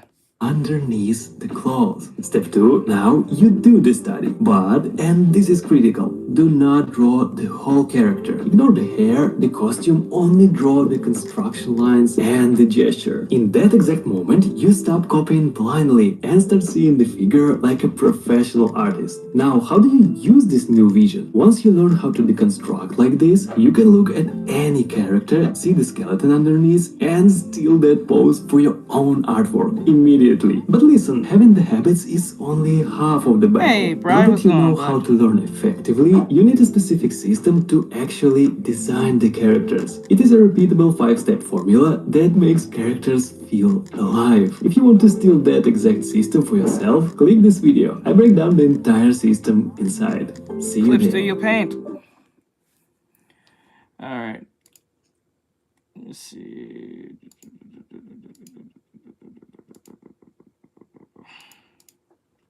I use Clip Studio Paint. Who knows how some people turn to strange ones? Is it up to me to make them into We all saw dead ones? Everyone watching. Here we go again. I bite at the hand that feeds me, slap at the face that eats me. Some kind of animal cannibal. Animal cannibal. Okay, that happened. I'm not really sure what was the point of this. I don't really see what the point of this. I think it was for the memes. I think it was for the lulz. It's time to wake you boys up. Let's see what happens if we play this. Now it says here by Adam Scott Games. This video is called I played 6 wildest fan service demos on Steam. 6 of the most unhinged demos on Steam. From obsessed maids to massive, RPGs. And since these games all have free demos, you can check them out for yourself without dropping a dime. So sit back, relax, and let's do this.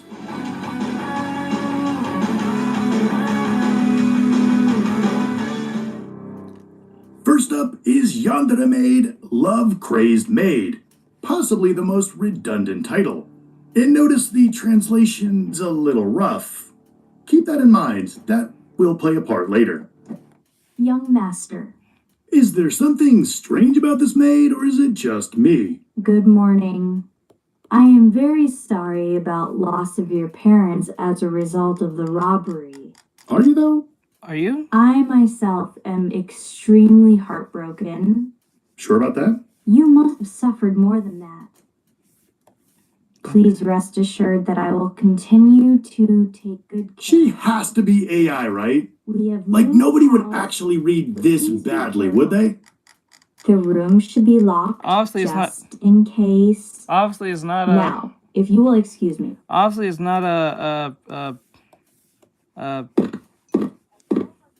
What the hell is that carpet made of? the fuck? Okay, so I need to take a bath because Yes, I the was anime's too amazing. busy yesterday. This is like a puzzle escape room and stalker game, where apparently I really need Yeah, to take it a was bath. awesome. Not exactly Oh, the I know, most to use that to him. inspiring objective. My bad. Remember to put the key in the back of the book. Okay, so I need to find a key. Back of this book? No? I thought this was like a Oh, look top at that. They all 6. slide together. This is kind of weird. I was not expecting this. Found the spade key. Nice. Time for that bath. Good day, Jennifer. How are you? What is the... Why would you decorate your house with a fuel barrel? Like, I get we're just moving in, but why would that be what you move in? Oh, for Got a obvious reasons. padlock? Need a code to that. Okay, so at this point, I decide just to explore and get the lay of the land. This is 46 minutes. Oh my god. Where is my bath? Oh, there it is. The I'm maid doing then well. stomps in to Right tell now, you we're there's reacting no to this hot dude water. playing these fan service games. At first, I thought this was like a top 6 type thing. It became an actual Let's Play. Strange. Will you take a bath? I have not yet cleaned up a lot of things since we moved in and currently have no hot water available. But So, of I course, have it's up to no you to figure it out. Anyway, please refrain from hanging around as it is not very safe. Not very safe. Man, I really want a bath for some reason. Okay, let's go to the garage, and from now on, I must avoid. What? I need to avoid the maid? She's no good for you. They had like a bookshelf asset and just went to town. Yeah. More fuel barrels, you know, for all the fuel. All right, let's start taking care of some puzzles. How the heck to take my bath? It's so important. They're called. The first one This is was a called pretty simple Yandere puzzle. You Maid. just rotate the squares and try to make the image look right. But The once you second get one down is to the Voice last of few squares, Beldonia. it became pretty The tricky third to one actually is see which ones were Alien left. Agent X. The fourth one Can is you see what Nakara. needs to be The changed? fifth one is Smiling Den Deluxe, and the last one is Boom, Vanny nailed Slash. it. Okay, so what now? Okay, like how would it work? You rotate all of those little squares and then it releases the picture from the wall? Okay, so I now have a code. I bet I know what to do with it.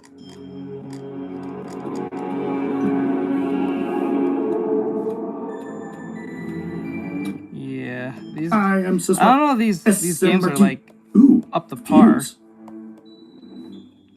Place fuse on bookshelf in living room. Okay, can do. Put a fuse on a shelf upstairs. Okay, so I need to go put the fuses somewhere. I then spent the next 10 minutes trying to figure out how to put a fuse on the shelf. No dice. I checked upstairs. Maybe that'll be more obvious. I don't know. This is not really capturing my attention here. This is kind of making me mad. So after about 10 minutes of trying to figure out how to put the fuse on the shelf, and I realized I wasn't getting anywhere. So I decided to try something different. I left all 4 valves in the garage from the plumber. The garage key is under the plate, as you said. Okay, garage key is under the plate. No, not that plate. I don't, this feels a little boring. I'm not even gonna lie to you. I don't know if anyone still want to see this, but like, this is, I don't know. This is kind of getting on my nerves, because like, this is just it's just a Let's Play. I thought this was going to be like a top 6 type thing, but obviously not. It's kind of annoying. So I'm gonna change to something else. Hottest new fasteners. Nah, doesn't sound. And that killed my mood. That killed my mood a little bit. Hold on. Pie Matt. What's Pie Matt doing? Let's see what he's doing.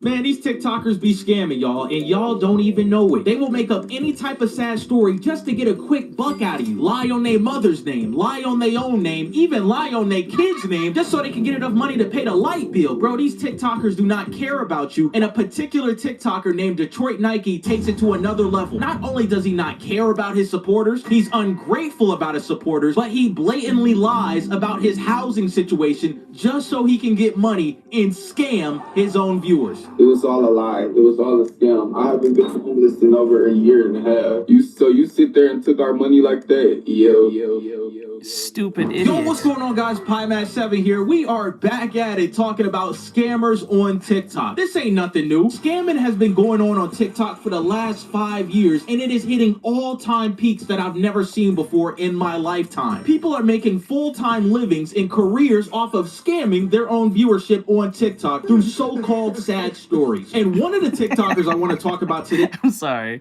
Seeing DMX cry is funny. I'm sorry. It's not funny, but it's funny. It's funny, but it's not funny.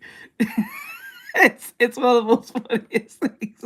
Is Detroit Nike. Detroit Nike is just that. A TikTok scammer that does not make content in any type of form. His sole purpose and identity on TikTok is dedicated to doing live streams so that he can get help with his so-called homeless situation. Every single live stream that he boots up, he basically repeats the same thing over and over again, asking his viewership for money. Can somebody help out towards the room? Can somebody help out towards the room? Can somebody help out towards the room? Can somebody help out towards the room? Can somebody help out towards the room? Can somebody help out towards the room? Can somebody help out towards the room? Can somebody help out towards the room?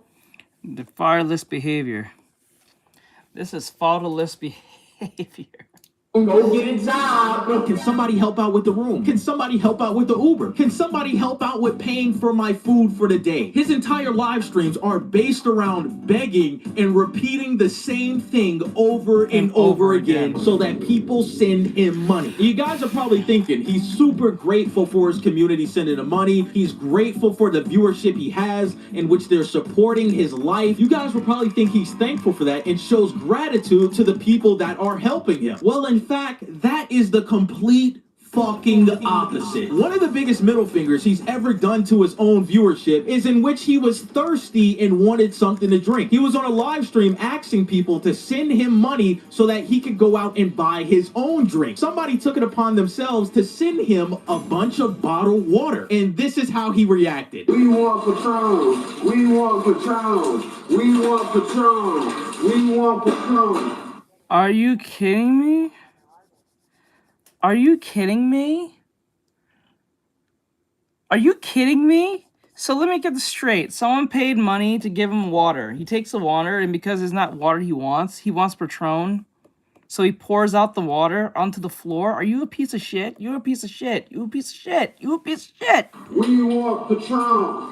We want Patron. We want Patron. Guys, I kid you not. He goes on to waste the entire pack of bottled water because those viewers didn't send him direct money to his account. And he was upset with it. There's an old saying for this. Beggars can't be choosers. And in this case, my brother in Altman, you are the beggar. With somebody in his situation, you would think that they would go out and try to look for employment because they ain't got no money and they living on the streets. Throughout all of Detroit Nike's live streams, he barely talks about getting a job, but there was one particular live stream in which one of his viewers offered him a job in his own city. Are you serious? At the end of the day. No, you idiot! No. No! What? Oh, come on, man. Are you kidding me, dude? You got offered a job off the stream and you said no? You piece of shit.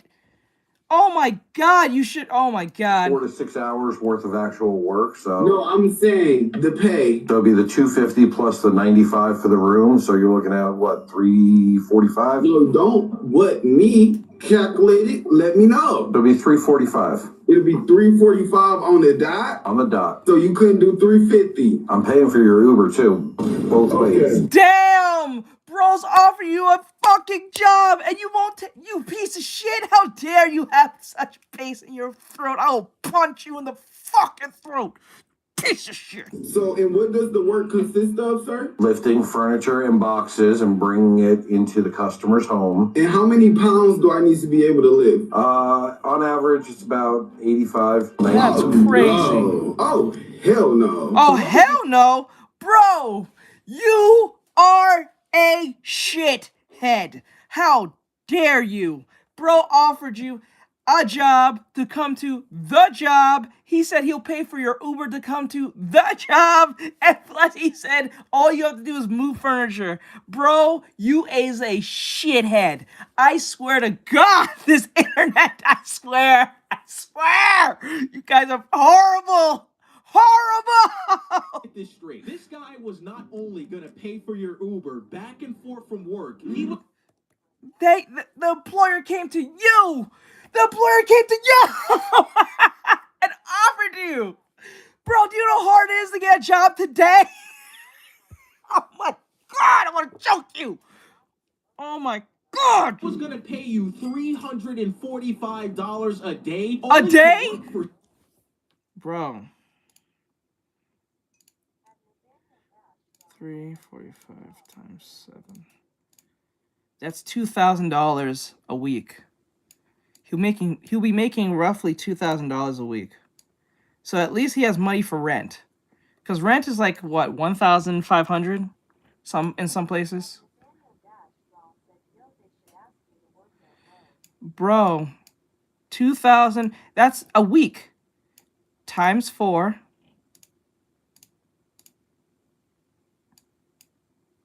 He'd be making about almost 10 grand. Almost 10 grand. If he doesn't spend a lot of money and he doesn't have a car, or a case may be, I mean, he'll need a car because obviously he has no car. He probably has no car. But like, you know, if he had like, I don't know how he's getting by, but if he's getting by like this and he goes to work and he doesn't like spend a lot of money and stuff, he can make some bank. And for chores, yeah. That's a month worth of work. Times 12.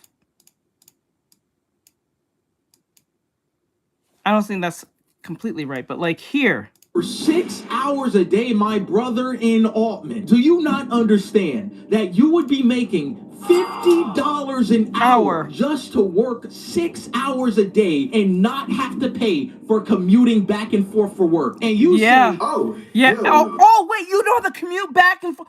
Fuck you. Fuck you. I swear to God. Oh my God. What? You don't have a commute? Oh, hell no. He is not smart. He is not smart. I can see why he's homeless. He is an idiot. Man, it's not smart. Our young people are stupid as shit. Are you serious? What?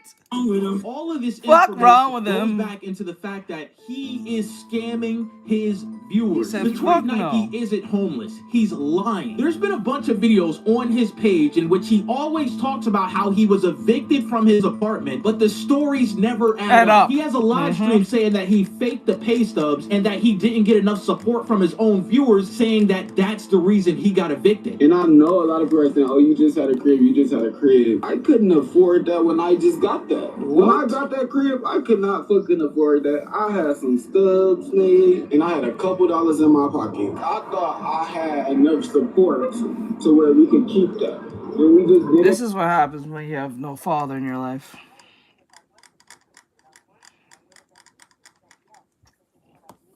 This is what happens when you have no father figure in your life.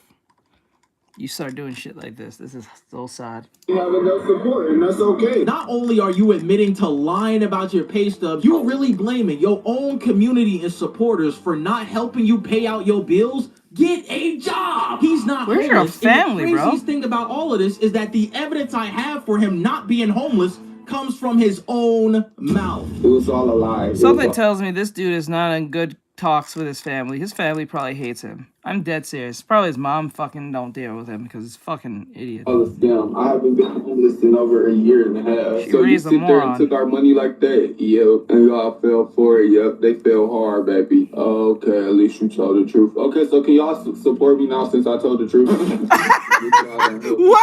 That's not how that works. That little $5 loan gonna help shit. Send 100 or something, ho. Me personally, I wouldn't take this level of disrespect. That's the kicker, guys. He just said that he has been scamming y'all. He's never been homeless. He's never not had a place to live, and that he has basically took the money out of his own viewers that were feeling sad for him and said, you know what? I played all of y'all. And listen, guys, it's not kids sending him money. It is grown men and women on the internet that work 40 plus hours a week sending this guy money, getting scammed and saying, oh, I just wanted to help him out. Well, you just helped out him not finding a job because you paying for all his expenses. I can only speak for myself at the end of the day, and you boys already know it. 4 years at the Charlotte Douglas Airport on the ramp. 12-hour shifts. Rain, sleet, snow, hail, sunny days. It was a nightmare, but ain't no fucking way on the planet Earth. Right? I'm gonna work 40 plus hours a week as a grown adult and send another grown adult money because I so-called feel bad for him, when in fact he has not only told me but proudly told me that he is scamming me out of my own hard-earned money. That's the reason why he don't want to get no job, guys, because he don't need to when he has adults on the internet sending him money for his gas, his food, his electricity, his rent, his Ubering, his bus rides, his fake homelessness. This guy is an entire scammer that doesn't even need a job because he's taking advantage of scamming his own viewers. Y'all gotta lock in, man. Altman be praised, but some of y'all need to have your phones taken away because that's not normal. And I'm not justifying what he's doing, but I understand it to some extent because he's getting away with it. He has openly said he's scamming y'all and people are still donating him money, guys. And like I said in the beginning, he's not the problem. I tell you something, he's not technically the problem. He's a problem to himself, but he's not the problem. At this point,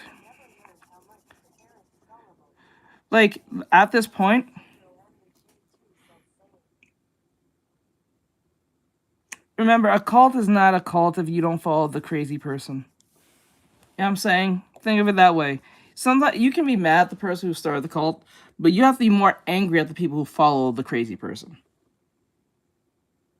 You gotta really think that to yourself. You're like, remember, he might be an idiot, but if you follow an idiot, You're more stupid than him. He's actually smarter than you.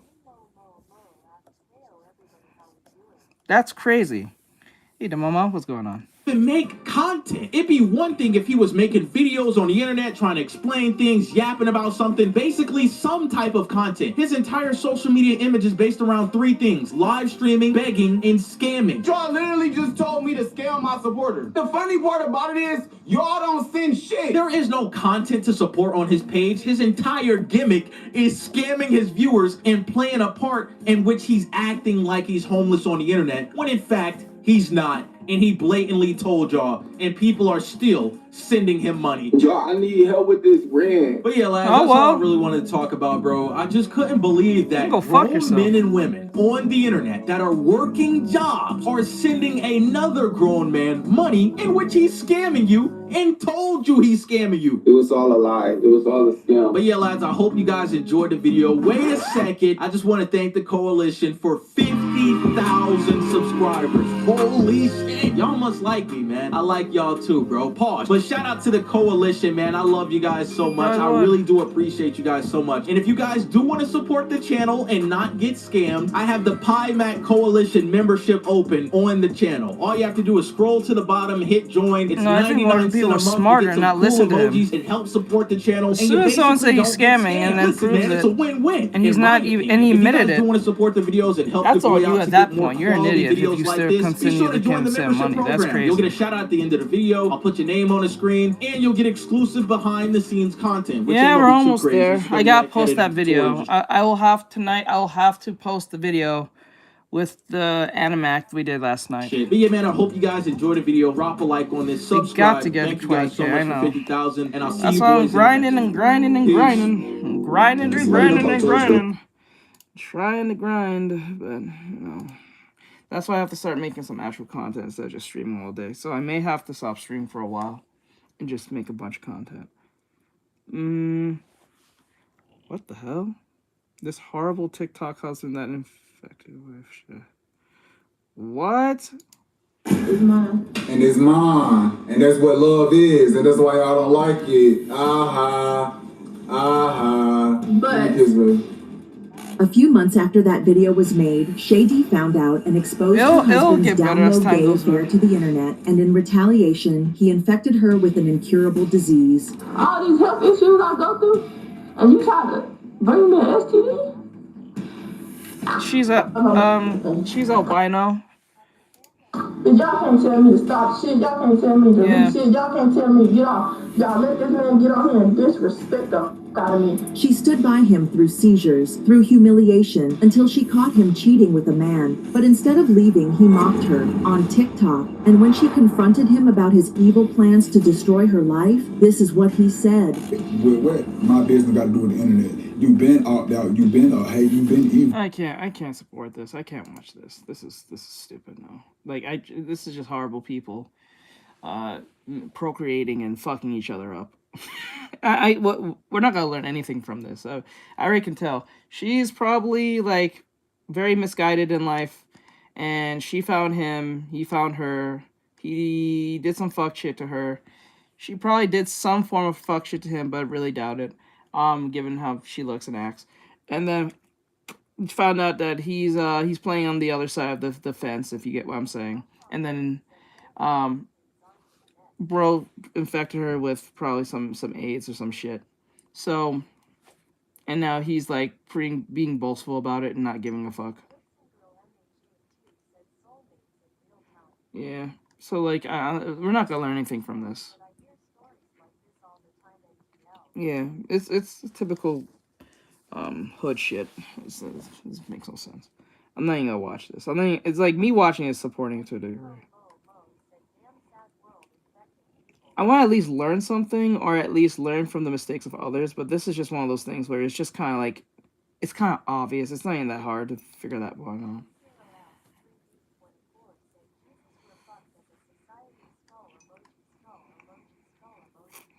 Let me see here. Very depressing. Okay. Have you guys ever been proud of something? Some people are proud of their kids, their accomplishments, their horrible sports takes, and many other things that people enjoy. But have you ever seen somebody that was proud of being a predator? Just because What? I like kids, you dunce. That ain't it. That's right, ladies and gentlemen. Cbot1 is one of the only people on the internet that is proud of being a predator. And all this enthusiasm about it has now ruined his entire life. Yo, why are y'all tweaking, bro? What did I do that was so bad, y'all? Are you serious? Yo, what's going on, guys? PieMatt7 here. We are No, I back think at it talking about TikTokers being predators and being proud of it. I don't know what's going on this year, but the red marker is taking over some of y'all minds. There's this TikToker that went by the name of Cbot1 or Carlos. This guy was uploading a ton of videos on his TikTok page that were really fucking weird, in which he was talking about how he was attracted to young people. He talks about how he gets when kindergartners are in his vicinity. He can't be serious. There's no way. What the fuck? He talks about how he looks at these young people when he drops his little sister off at school. Lock his ass up. And for God's sake, He he can't has be a serious. literal video on his own TikTok page of him saying that he likes young people. Thank you, Queen, but it's because I like kids, you dunce. Get that through your head. I like dressing up as a girl. Dunce. Nah, that ain't it, y'all. Send his No, ass. this can't be real. This can't be real. He can't be serious. Bro, I don't know. Is this for clout? I can't tell. You know how some people say the most out fuck shit just to see the reaction because they lack some type of empathy or whatever the fuck. They lack like critical thinking skills.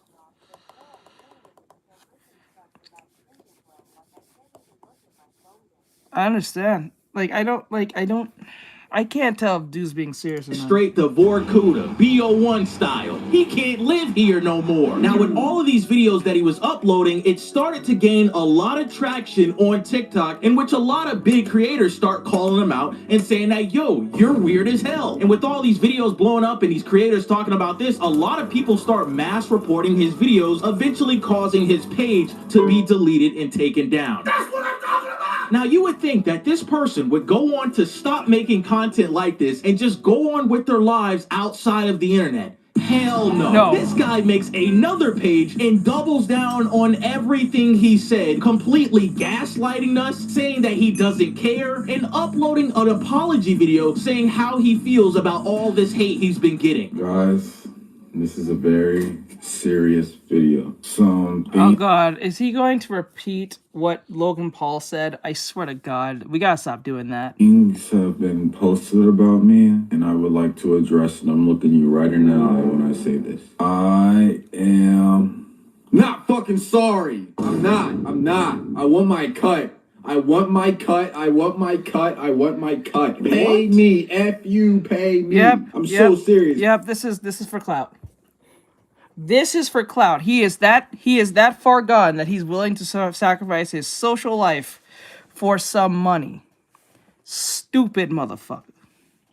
This has nothing to do with the kids. This is for clout. Yes, he's a rage-baiting asshole who will say anything.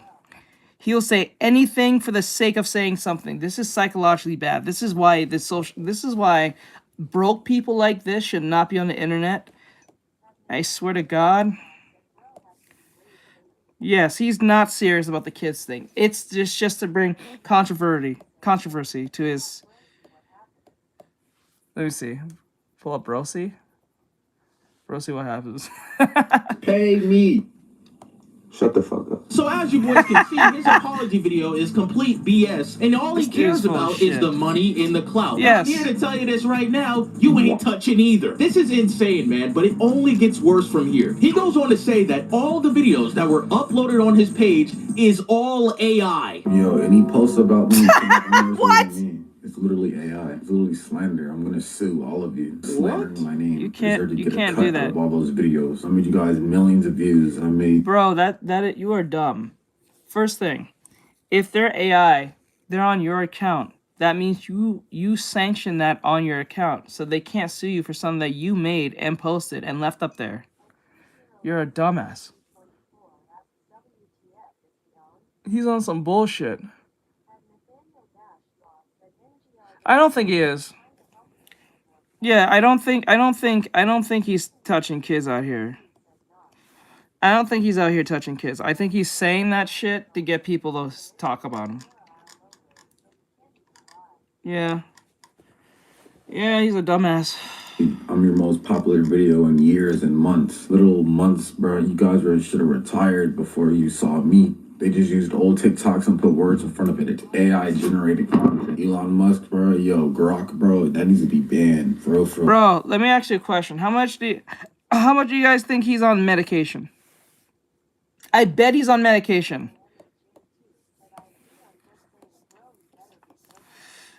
I hope he's joking, at least.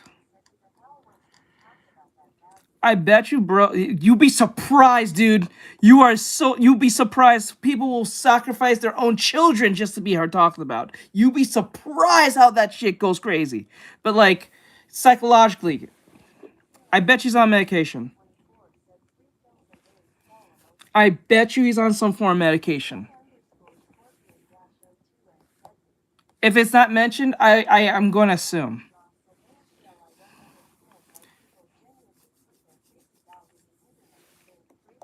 I don't know, because, like, remember we did that video? We did that video with the kid who kept on trying to go into the lion's den. Right? Remember the guy who was trying to go into the lion's den in the zoo, and he was on medication, and he did, like, every time he got, like, 6-7 times. 2 pill bottles a day. Bro, that AI stuff isn't cool, bro. Deserve to be paid. The king deserves his reparations. The king deserves his bag. I'm the king. You stupid. This guy gotta be somewhere on that Yes, I told you he's on it. I told you. He is on that shit. I told you.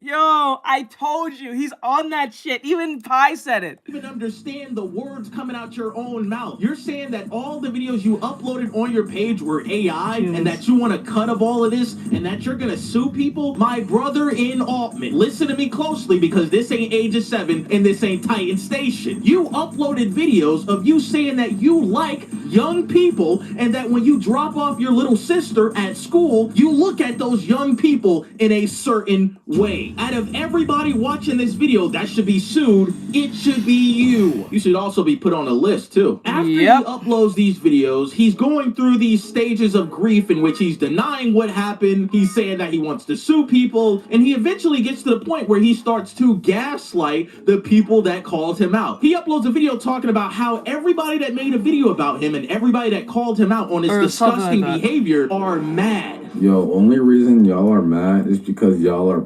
yourselves and you just don't want to admit it. Me making jokes has you feeling insecure, and your true selves are coming out by projecting. Learn a projection. It's a real thing. Just because you're a pedo doesn't make me a pedo, okay? Find your... I hate... This is why the internet is horrible, because, like, people who like to self-diagnose or diagnose everyone use the same talking points and say the same fuck shit because they heard it from someone else or some type of therapist. It's like, it's fucking annoying, and it just makes the whole therapy thing a joke. A bunch of crazy people saying the same things. Jesus Christ, not knowing what these words mean. This shit is annoying. Like, I was a psychologist. That was my major. So when people do shit like this, it's fucking annoying. So heal. You just want to find an excuse to hate on a black, handsome, chocolate...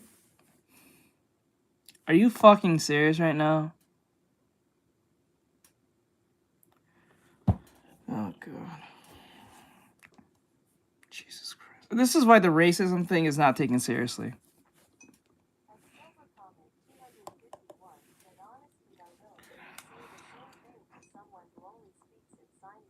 Mm-hmm. Peanut butter complexion king. Shut the fuck up, nigga. For once. He says that the only reason we're mad is because we're predators ourselves and saying that we're projecting. My brother in Altman, that is exactly what you're doing. You're projecting your own thoughts onto the viewer, trying to gaslight us like we're the ones that uploaded those disgusting videos. Everything that has came out of this guy's mouth is a low lighter shade cardboard. Now, after he uploaded all these stages of denial, his page gets taken down once again, and he comes back and says this: Can't ban the king. Charlie brought it here. You can't ban me. Ban me, I'll make another one. Momentum. Remember that I can't stop like A-Train. I'm a savage. Diddy, I'm a savage. The only momentum you should be having is the momentum to walk your ass to the county jail. All this hate and all this animosity he's been getting is finally hitting him. And he starts to ask the question, why are we doing this? Yo, why are y'all tweaking, bro? Good question. What did I do that was so bad? What did I do that was so bad, y'all? Go check me worse than Daniel Larson and Lil Mar.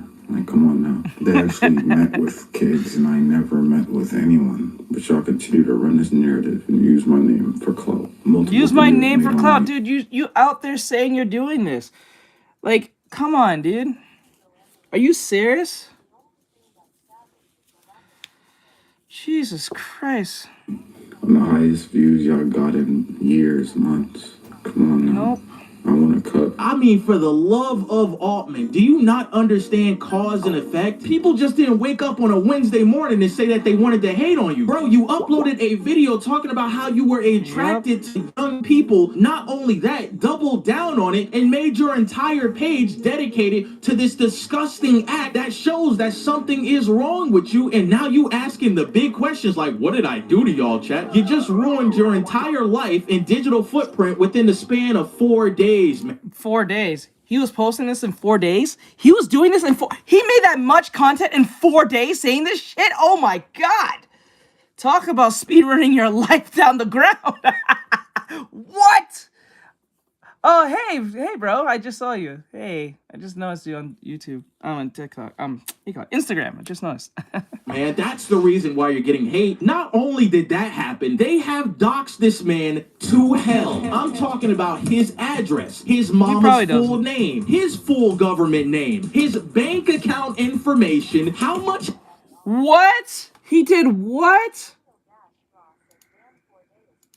In 4 days, dude.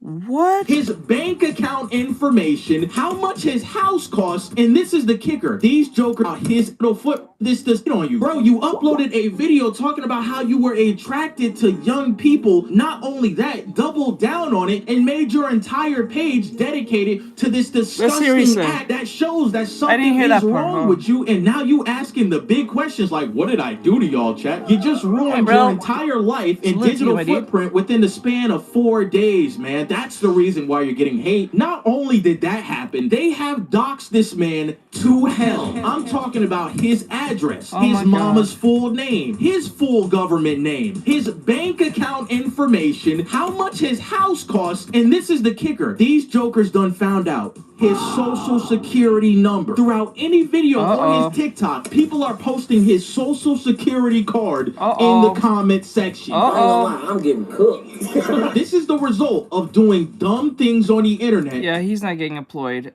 anytime soon.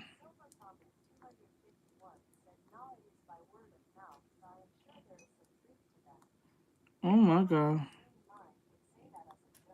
No, you'd be surprised.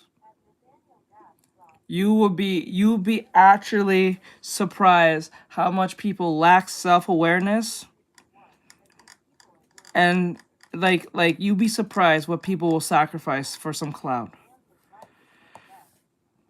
For clout in money. And the craziest part about all of this is that you didn't get either. Damn. He didn't make a single dime, a single penny, a single fucking nickel off any of these videos. He sat there in front of his phone and uploaded all of these for the love of the game. And I'm gonna tell it to you straight right now, brother. The game don't love you. Now, as of right now, he's went down this entire lol-cow rabbit hole. He's got videos of him dressing up in women's clothing. He's got a video of him eating dog food and drinking dog water. He's basically trying to become a lol-cow, and I'm here to tell you this right now, it's not working. They got your social security number in the comment sections, bro. It's over. Now, one of the shit. Oh shit. Oh shit. Oh shit. That is scary. Bro, they got your social security under the comments? You are fucked. The weirdest things about all of this is people defending him. He has pages on TikTok and Instagram where there are people defending his actions, saying it was just satire. You guys are taking it too far. Justice for Charlie. Taking it too far? This dude was uploading videos on how he wanted to go see. Please stop. There's another video saying that when you have... Yeah, I told you, no matter how stupid, no matter how dense, no matter how insane something is, there's always someone who's going to support it one way or another. There's always a crazy individual who will actually listen to this and be like, I don't think this is that bad. I don't think this is a problem. I don't think this is socially a problem at all. I think this is just satire. It's not that big of a deal. No one's getting hurt. Yeah, no one's getting hurt. But when you put that rhetoric out there, it makes other people want to do it too. You know what I'm saying? Like, even if he has not done nothing to no kid, the fact that he's putting it out there with bass in his voice and just like with confidence will make other people get confident and say something insane. That shit is stupid. Too far, yes, I would say, but you have to understand. You have to understand your actions has consequences in the sense like this. Some people's actions may be overlooked in the sense of some people might take it too far on certain actions, but you always have to have that precaution that it might go wrong and always assume that it will go wrong the way that you won't expect it. So don't do it. You know what I'm saying? Like, it's like if I want to say, I don't know, rob an old lady. She may not do anything to me, right? But you don't know what that old lady might be packing. She might be packing like a whole 6 gauge on her for all I know. Or a hand cannon in her hand. And then she blows my whole head off for a purse. But the other old lady that you might rob from may not do anything and just give you the purse, you run away with it. But you have to, but for you to take away the purse and run away with it and hope that you made some money off it, or take the purse and get your head blown off, how about this? Just don't rob old ladies. Because the last old lady may not be so much kind in the last one. So you should always approach every insane thing like this as in your head will get blown off. He did not. He looked at it as like, oh, it's just the internet. It's not that big of a deal, bro. Now you won't be able to work. It has a desert eagle or something, right? Like a literal desert eagle. You picked the wrong one to fuck with, and you got fucked. You know what I'm saying? You have to look at it that way. Look at it like how every old lady may have a desert eagle on them. I got you. So like always look at it that way. Look at it as if any potential old lady has a desert eagle in her hand. Even if the likelihood she having one might be unlikely, but just think of it, that might be you. But because people have main character syndrome, they don't think it's gonna happen to them. Or yeah, or attack dog. But then again, they don't think it's gonna happen to them, and this is why we get to situations like this. He does not think the things that he was saying and doing was that big of a deal.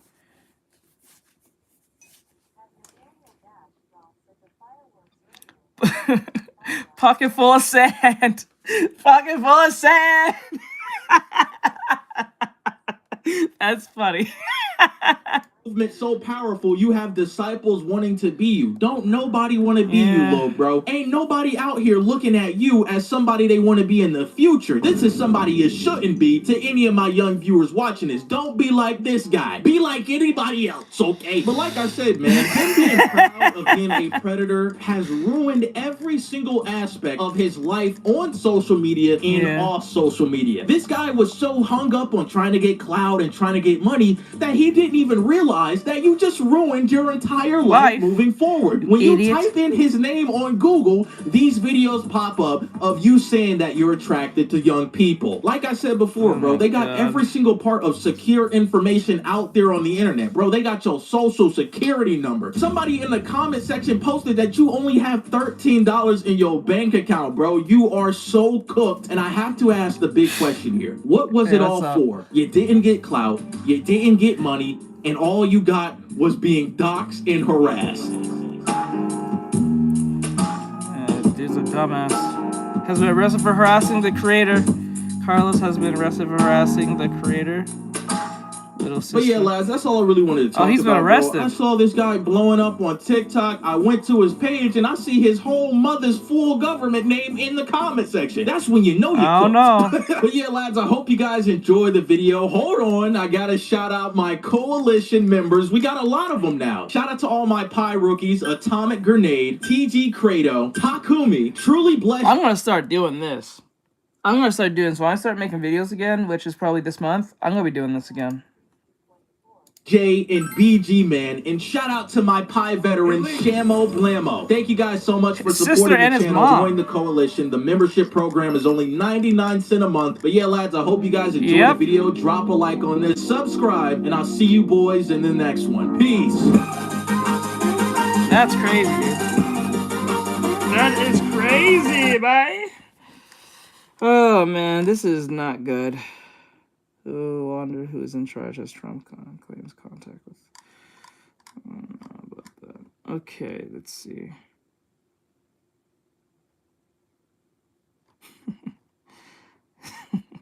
Okay. Child is caught trying to bait. No, we're not watching that. Last photos of cartel torture victims with disturbing backstories. Nah. You know what? Hold on. The bitter baby mama crisis? Nah. Where was the one with the... Okay, so there was a video I came across that was very interesting, where a lot of hold on, teachers are quitting.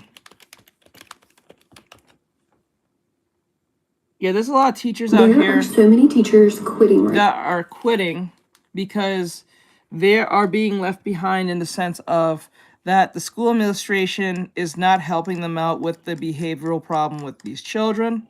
And the parents are not helping either because the parents are horrible individuals themselves who can't take responsibility for their own kids. So instead of disciplining their children, they actually incite their children to be an asshole. Because those people are people who had children young or wasn't ready to have children, or people who don't take responsibility in the slightest, so they let their kids wild out. And then when anyone tries to discipline their children, they'll be like, why are you doing something to my kid? Well, if you just told your kid to stop being a little fuck motherfucker, you wouldn't. Right now, teaching in the year 2025 is not the same career as it was teaching before the pandemic. I don't know what's happened to education. It breaks my heart. I feel like we are reaching a point where like something's got to give, and I don't know that we can keep going like this. Puts two hands up like this close to my face, and goes. Hey Natalie, what's going on? These kids are horrible. Horrible. Yep. Why do I need to know any of this if a computer or AI can do it for me? But what's happening now is on a whole other level. I have 2 hours left of my school day and I'm leaving because I'm so stressed out. This is going to be one of those videos that I'm going to lose my shit in. So the moral decline of this country is obvious, but I really haven't stopped to consider what teachers are really going through nowadays. I mean, you see on the news all the time what's going on in schools, and you can only imagine what's going on in the classrooms. I'm asking for a friend. How am I supposed to teach for 30 more years? If you're wondering what's happening, we're doing reactions as I do this artwork commission for my client. So if you're wondering what's happening, why is this happening, so much is going on. It's not really a lot. It's just me doing artwork, and then we're listening to random videos that we find interesting, and we talk about it, the whole conversation, and just keep engagement up. They're pretty much interesting. They can go straight up into insane territory to something really mundane, something about art, something about anime. It doesn't matter. We just kind of random up. Teachers are quitting mid-year again at record numbers. Is one of the reasons why. A student who wasn't assigned to me or my classroom was let into my room by another adult, a teacher's aide, and repeatedly ignored my direction and instructions to leave. Eventually, she repeatedly called me and threatened me with physical violence, which sent me into a panic attack. I called the office for support, and as soon as the dean of students showed up to my classroom, I left and I went to the stairwell and have a panic attack. Once I calmed down, which took my lunch, I was expected to go back and teach my classes because we had a sub shortage and nobody could cover my classes for the rest of the day. By the end of the day, the videos that the student took of me circulated amongst the student body, and I ended that day sitting at my desk feeling the most powerless and defeated that I've ever felt in my entire life. The student was not given a consequence that was fitting. She was sent home for the day. That was it. I received no apology, no restorative circle from the student or the adult who let them into my classroom, and the paraprofessional received no disciplinary actions. He stood in my So wait, another adult who works there brought the kid in and didn't say sorry? He or she was not forced to say sorry, bringing this random kid up in your class who doesn't belong there? What the hell?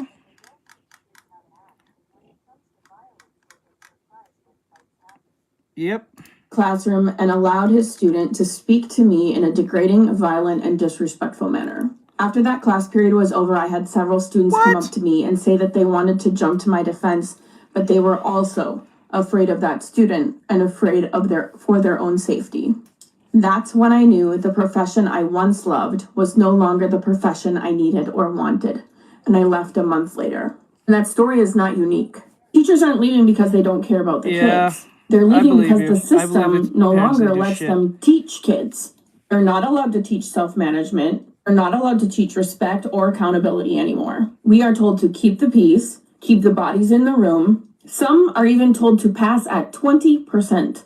Just get the kid the diploma. Damn. Pass them along so that the data looks good. But when we do that, we're not protecting the students. We're doing them a disservice because they are walking into a world that will hold them accountable. We could have taught them how to handle that with grace, empathy, and reflection. And because of this, it's producing idiots like that moron and that other idiot who's saying he likes kids and the one that's scamming people. This is what's happening. The more this keeps happening, the more those individuals keep getting produced. Shit. But instead, we're told to look the other way. Teachers quitting mid-year every single year is not an exodus. It's self-preservation. And deep down, it's heartbreak because they want to stay. The system is just making it so that staying is at the expense of yourself. I'm so glad I jumped out of the psychology degree.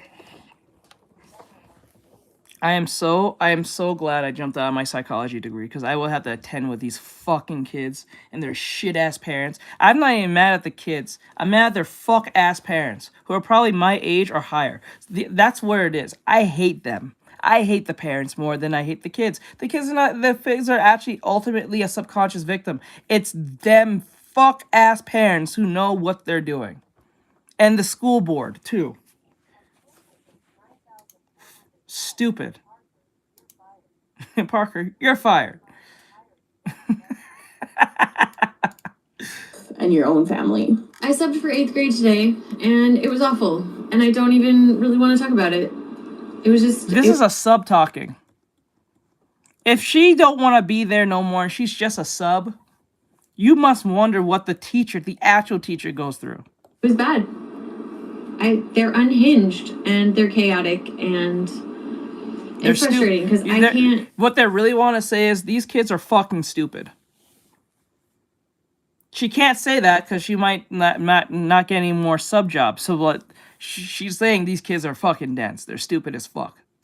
I can't do my job. I can't help them be successful because they won't let me. It was such a bad day. It's such a bad day. I'm in such a bad mood. I start second quarter of high school with my sophomores, asking them to go big in their heads. Like, dream your biggest dream. Is your dream to be signed with the NFL, win America's Got Talent, get a full ride scholarship for a university, become the first brain surgeon at the age of 18, win NASCAR. And I do this for a specific project, but whatever. Over the years, These answers have given me a lot of insight as to what's going on with the generation. 10 years ago, everybody talked about wanting to go to college or wanting to get into an internship, and that was really a focus. 5 years ago, it felt like so many people wanted to be doctors and nurses. I think that maybe had something to do with the pandemic. I believe but you. the last 5 years have been awfully rough on our young people. I believe you 100%. Even if you're memeing, I believe you still. Because that shit, I believe that these kids are not held accountable for their actions because the school board don't want to deal with it. They don't want to piss off the parents. They need to keep it, like she said, keep a certain amount of bodies in the classroom. We can't have everyone getting suspended. We can't have people X, Y, and Z. We're not going to solve the problem. X, Y, and Z, you know what I'm saying? We don't want to be racist. We don't want to be sexist. We don't want to be ableist. Some ist at the end of some stupid shit. I remember when I was growing up, about, 15 plus years ago, it was literally, if you got in trouble, your ass is fucked. You are fucked. There was no fights like that on an everyday basis and shit like that. There was still fights, but there was not like that at this rate.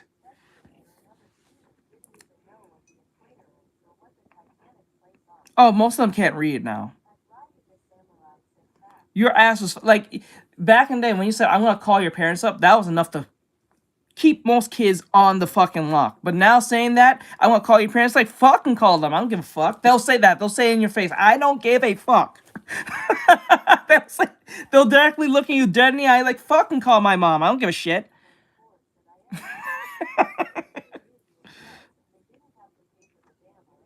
I understand. I believe you. Yeah. They are growing up now during a time where the youngest of Gen Z, who are just getting in through high school, are the ones who are really seeing a world that does not have a lot of hope in it. And it's showing in their answers. Instead of dreaming of accomplishing things, instead they have things like, I won $2 billion. I won the lottery. They had that fear in you. Like the teacher said, if I call your parents, that was enough to keep your shit in check. But now that the parents are the kids that didn't belong to be in school. Now they have children and they don't want to deal with their kids because they're too busy with their own stupid shit, or their kids they're scared of their own damn kids. So they'll be like, if they mess with you, just tell me and I'll defend you no matter what. Even if you killed a bunch of people, it don't matter. I'm gonna defend you no matter what. Like, you are doing your kid a disservice when you tell them stupid shit like that. Won a new truck. I won the lottery. I won the lottery for $2.5 billion. I got $100 million. I won $1 million on Family Feud. There's a handful of kids in there who said things like, I wanted to cure cancer, or I got drafted into a certain team. But the majority of them were all about getting money quickly. We've lost the ability for our young people to dream of doing something and being successful at something in this world. And I think that falls under the idea of like the Twitch streaming type thing where 1 minute you could be a small streamer, next thing you know you do something quite viral, and then next thing you know that's a whole career from that point. That's what they're looking for. They're not looking for like a process of like, I got to point A to point Z with highs and lows, adversity. Nah, it's if I make this viral. That's why that idiot exists saying he likes a bunch of children, because he's saying that because he knows if he says that he gets seen. The point is the clout to make the money. That's all that matters. That's what he's telling himself. As long as I stay on point, I'm saying this insane thing instead of actually working at a community. I'd rather blow my whole situation up for some money. Yep. Instead, what they see is exactly what the adults of the world have offered them, which is the only way you can survive is to have a lot of money. Forget hope, forget dreams, just get cash. And I am so disappointed, not in these kids, but in us as an older society who have built a world. That's all. That's why I said I hate the parents. I hate the parents more than I hate the kids, because the kids are just the byproduct of what those parents has produced. So you can't be mad at those kids. You can be annoyed at them. You can even say you hate them, fine. But then again, it's like, it's not really them. They're subconsciously a victim based on how their parents raised them. So ultimately, you have to deal with the dealings of what these people have done to these kids to that point.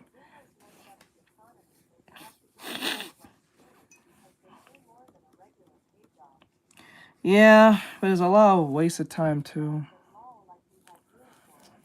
Hey, Grim. Oh, thank you. Thank you for the 50, my dude. I appreciate it. I appreciate it very much so. Thank you. Thank you. Grim, I know you dropped 50, but you are eligible to get a commission. So if you think of getting commission, just let me know if you want commission. I can send you the based on that 50. Bri, can you drop the link in there so if he wants to look at the commissions and he can, if he decides to have the if he wants to get a commission, he can put in and pick what he wants based on that 50. Can you put in there for me in there, bud? I appreciate it. But yeah. Oh, he's sending a gift? Let me see. Yeah, let me see. Got it. Can you draw? Oh, he did. He did. Can you draw Piccolo or farming? Okay. So do you want? Okay. Okay. So I'll draw. I'll draw Piccolo or farming. I will do that. I got you. But since that's 50, you gotta pick how you want it. Do you like? Let me see. So let me see real quick so I don't lose composure here.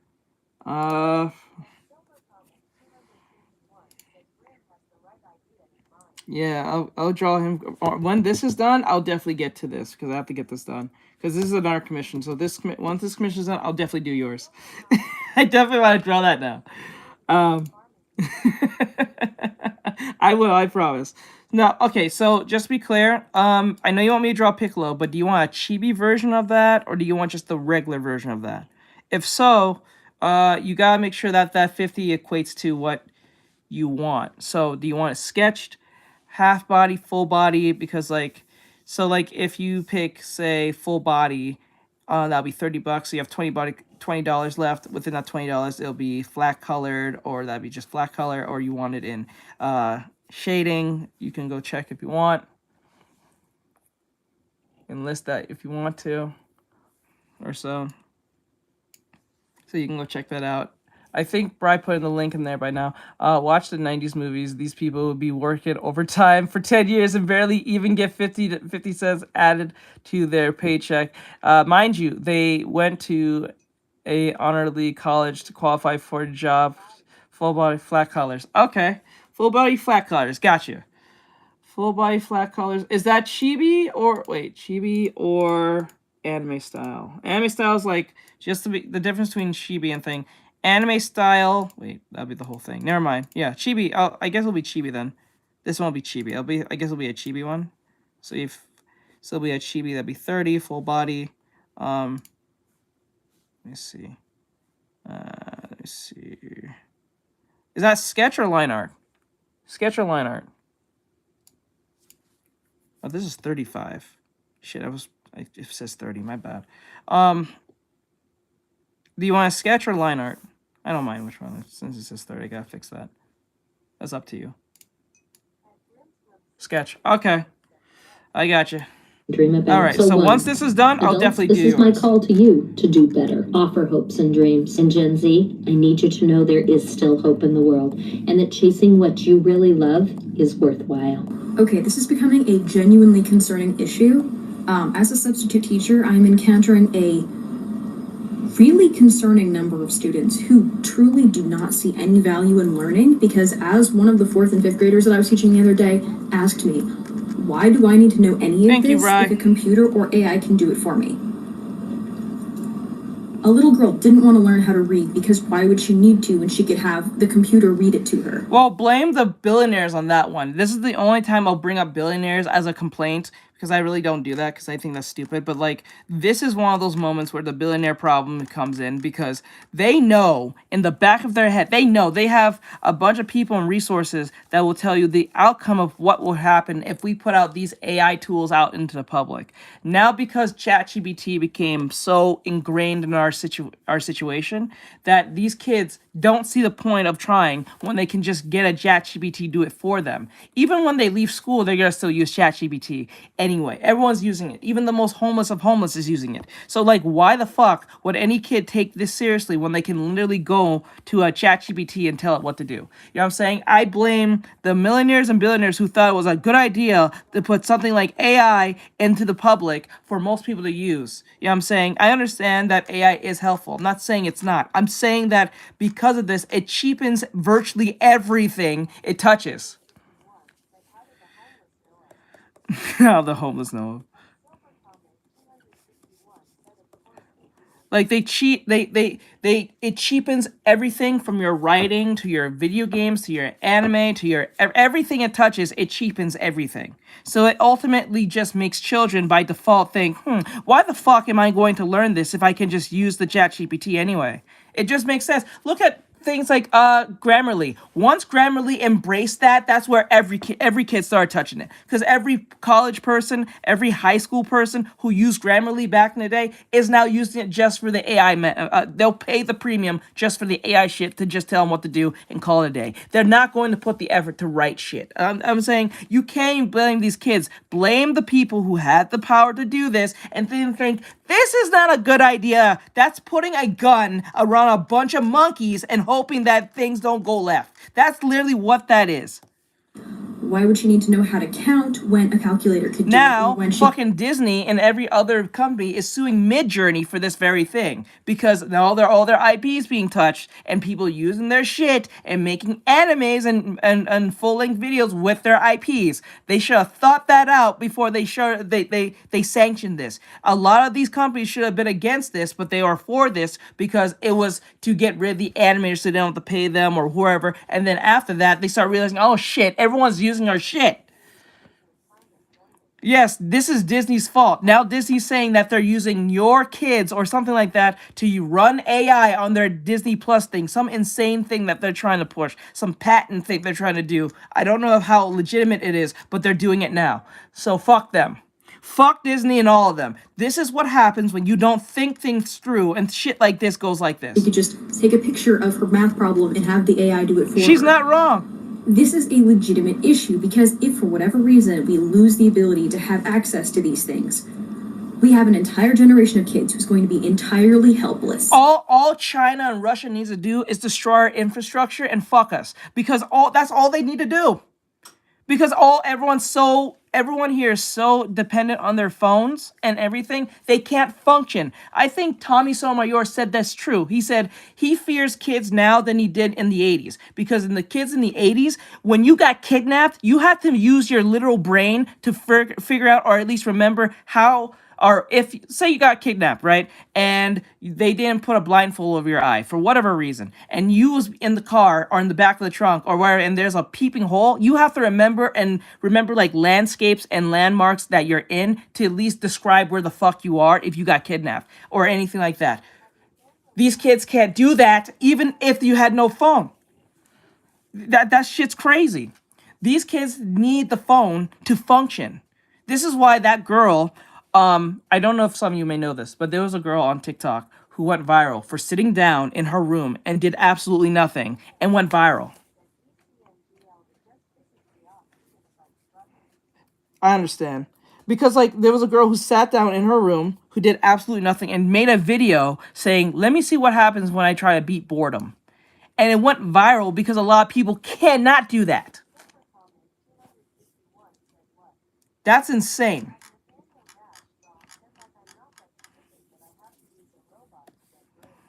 Yeah, that's sad. So brave.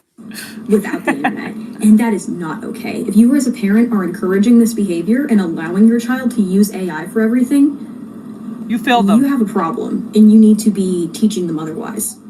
A message to anyone out there who thinks that teachers have it easy just because we have time off. I have 2 hours left of my school day and I'm leaving because I'm so stressed out. Between all the requirements that our district offers and the students' behavior, their lack of trying, their apathy for school, parents that don't give a shit, they don't care, they don't answer phones, they don't discipline their kids, and kids who feel like they're going to commit suicide because they're getting bullied. You have no idea Nope, it what won't. it's like being It a will teacher. not be authentic. You have no idea. I don't want to hear a person ever in the history of ever say that this All right, job, bro. we're lucky, we have it easy, we get so much time off. Thank you, bro. have I appreciate zero it. clue Thank you. what all it takes to be a teacher. Sometimes these kids, I don't understand how they ended up to this point. You know what I mean? Like, I teach 8th grade history, and I have 110-ish students. 2 of them are reading on grade level right now. God damn. 2. She said 2. Wait, how many she said? Wait, let's go back. Own words. One said ends or tails up. It's on the board. Giving Catholics one more time. Catholics. Class. We were doing skip, pause, and apply inference. Go think. For everything. I have they're acting fully job. I don't understand how they ended up. Zero clue. You know why? You know why kids in the 80s... This is why Stranger Things is so liked. The reason why Stranger Things is believable to an nth degree is because the kids in the 80s, like what House said, were a lot smarter because they had to do more, right? What we consider too much is what they consider a walk in the park. Right? Like think of it. What we consider too much work is a walk in the park for kids in the 80s. This is why the show Stranger Things... What the fuck? Oh, the thing went out again. I gotta fix that wire. Hold up. Sorry, guys. Hold up. I'm fixing it. I hate when that happens. I think it's a wire. I think I have a damaged wire. It keeps... I hate when that happens. Hold on. Ah! Sorry, guys. It's pitch black. Let me replug this in. I don't know why it's doing that. I think it's a wire problem. Sorry about that, guys. I'll fix it. Hold on. It's a wire problem. It's just a mirror. It's just a mirror, bro. Hey! Stop! Oh, wait. Hold on. Hold on, guys. Thank you for the follow, bro. Let me fix this. Why are you being stupid? There you go. You better turn on, or I'm gonna throw you across the room. Turn on. I got work to do. What do you mean no signal? What the fuck? No. You're full of shit. What the fuck? Oh my god, dude. What is this? I think it's the wire problem. Hold on. I may have to turn on. Ugh. This is annoying. Okay. Hold on, guys. Move this over. Why does this keep happening? Hold on.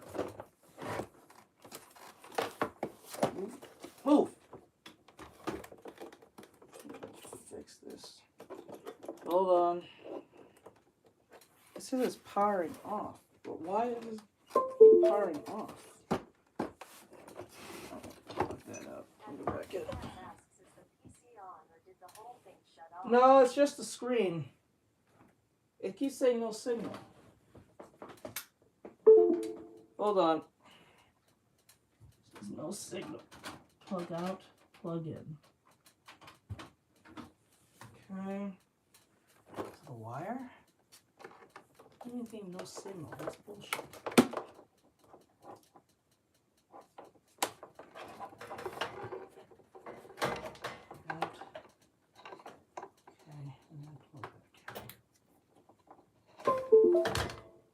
There's no way you're saying you're getting no signal. That's bullshit.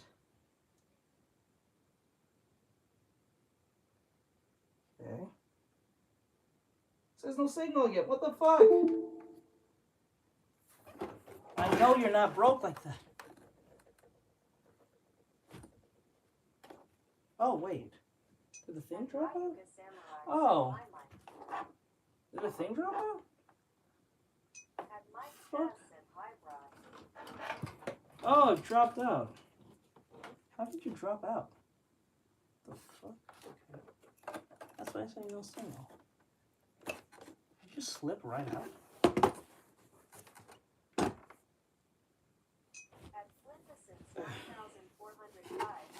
Hold on.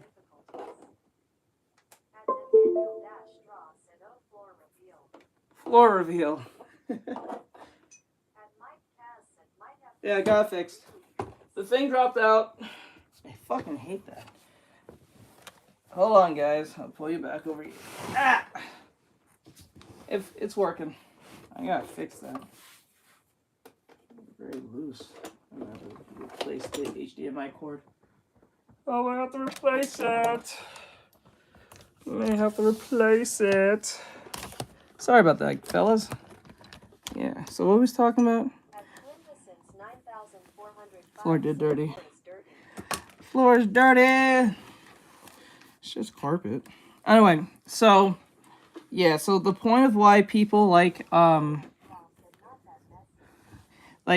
me see, a lot of people like Stranger Things because kids, like I said before, they like what we consider too much work.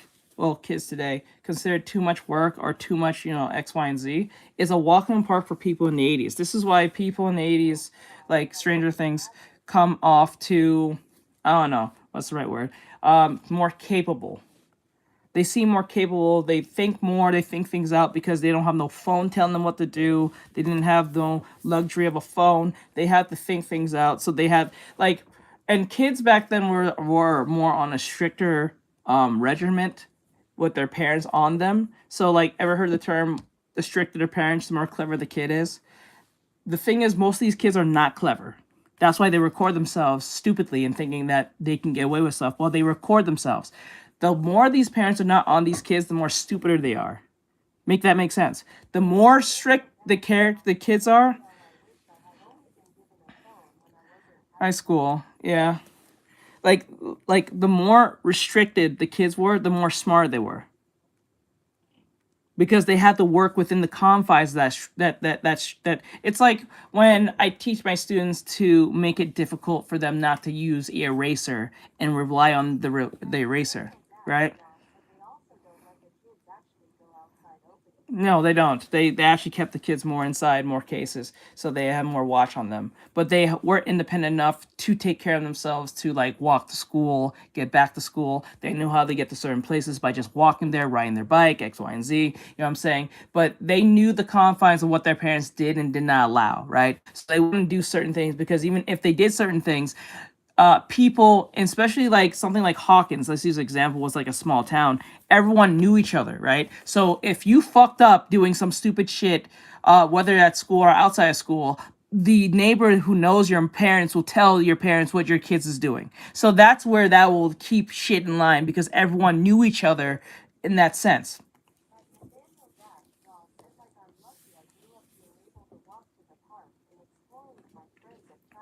Mm-hmm. Yeah, it was like that. So you wouldn't get in trouble. You would get in trouble. So you would be on your P's and Q's around Mr. Jenkins or Mrs. Housefire or someone even the janitor. Everyone knew each other and they knew your mom and dad, depending on what their occupation was. You know what I'm saying? So you wouldn't be able to just fuck around and not get in trouble, right? Or they wouldn't hold their tongue. Actually, they'll make it their mission to make sure that you were on the straight and narrow. And if you was doing some stupid shit, they will snitch on you almost instantly. That was the thing back in the 80s. You know what I'm saying? But now, people now can't say anything because they don't want to come off racist. They don't want to come off like they're infringing on someone's parenting skills or something like that. Something of not offending some idiot person who's not capable of being a parent. I think majority of most people shouldn't be parents.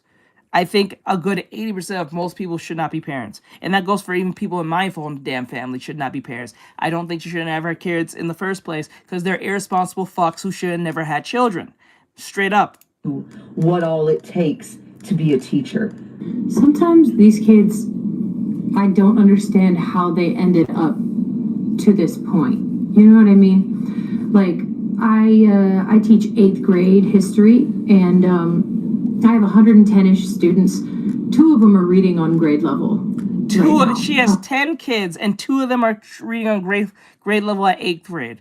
That is not good. 18 of them are at a kindergarten level. 18? 18 of them are reading at a...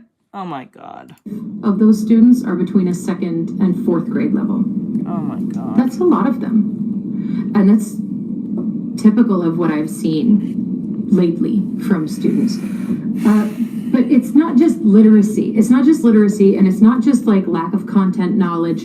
It's not just critical thinking skills. It's basic thinking skills. My students can decode almost nothing. They cannot apply inference. They cannot process questions that are longer than a sentence. They cannot connect cause and effect. They can't track multi-step ideas like in a political cartoon. And it's scaring me a little. Like, I see it every single day. Because they watch people like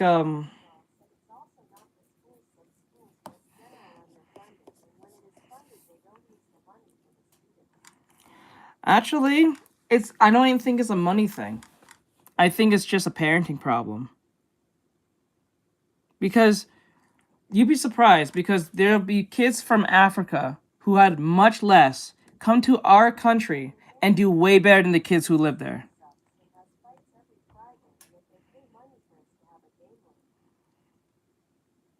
Then it's a parenting problem.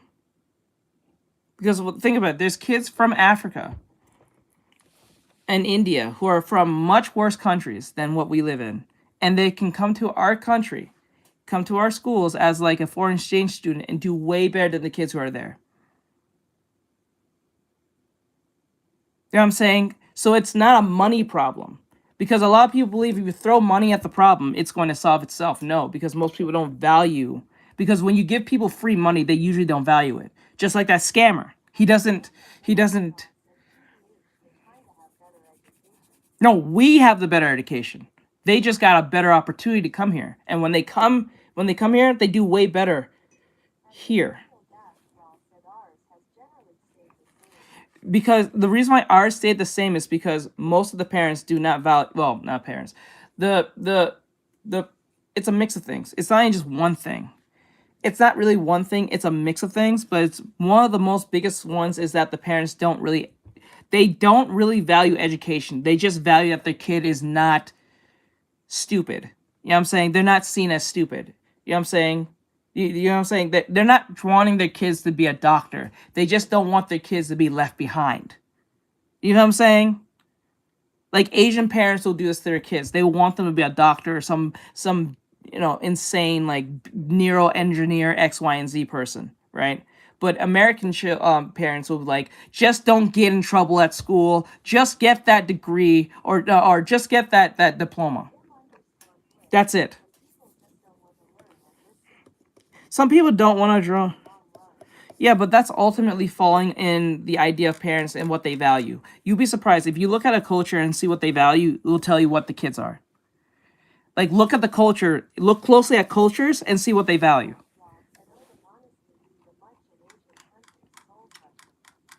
Yeah, because like it's soul crushing, yes, but most of those people are capable. Like Asian children are more capable than American children. There's a reason for this. Like in their value system, you know how like when school's over in high school or in middle school, you pick up your bags and you leave? No, they don't do that in Japan. When school's over, there is no janitor. The kids are the janitors. So it teaches kids responsibility of keeping your work office clean, keeping your house clean. They clean up the school. Everyone cleans up. They mop and clean everything. They put the chairs back and everything. Every single day they have to clean. There is no janitor. They have to help. Everyone has to clean. They have to wipe and everything. So it shows and teaches them responsibility. So they can't just do stuff, pick up and leave. You have to do stuff, clean your area and leave. It shows hospitality. It shows that you have responsibility. It shows cleanliness. It shows professionalism. That's what they teach them. It's these little things that they teach them. They do this at like middle school, I think, or so. You had a kid yesterday. 4 kids, actually. This happened in every class. We were doing guided notes. Supposed to be a real easy day. It was review. They wrote down Maryland was founded as a safe haven for Catholics. They wrote it down. And before we moved on, I call on a student and I ask, hey, where were the Catholics? One more time. And these students, what they do is they look at me, and then they look at their notes, and then they look at the board. I feel like they look back at their notes. And what do you mean? Some of them never answered me. They never figured out the answer. It was wild, and I kept giving they don't figure out the answer because they're depending on these kids who want to learn to do the work. Well, you know, when you're a janitor, you can't talk crazy to these kids because they're just going to bring up you being a janitor. That's the sad part. That's the sad part of being a janitor. Like, even if you're a cool janitor, you don't want to piss off the children because they're just saying, you're just a janitor. You know what I'm saying? Like, you don't be reminded of your own job while you're here. So it's like, you gotta be cool with them kids. You know?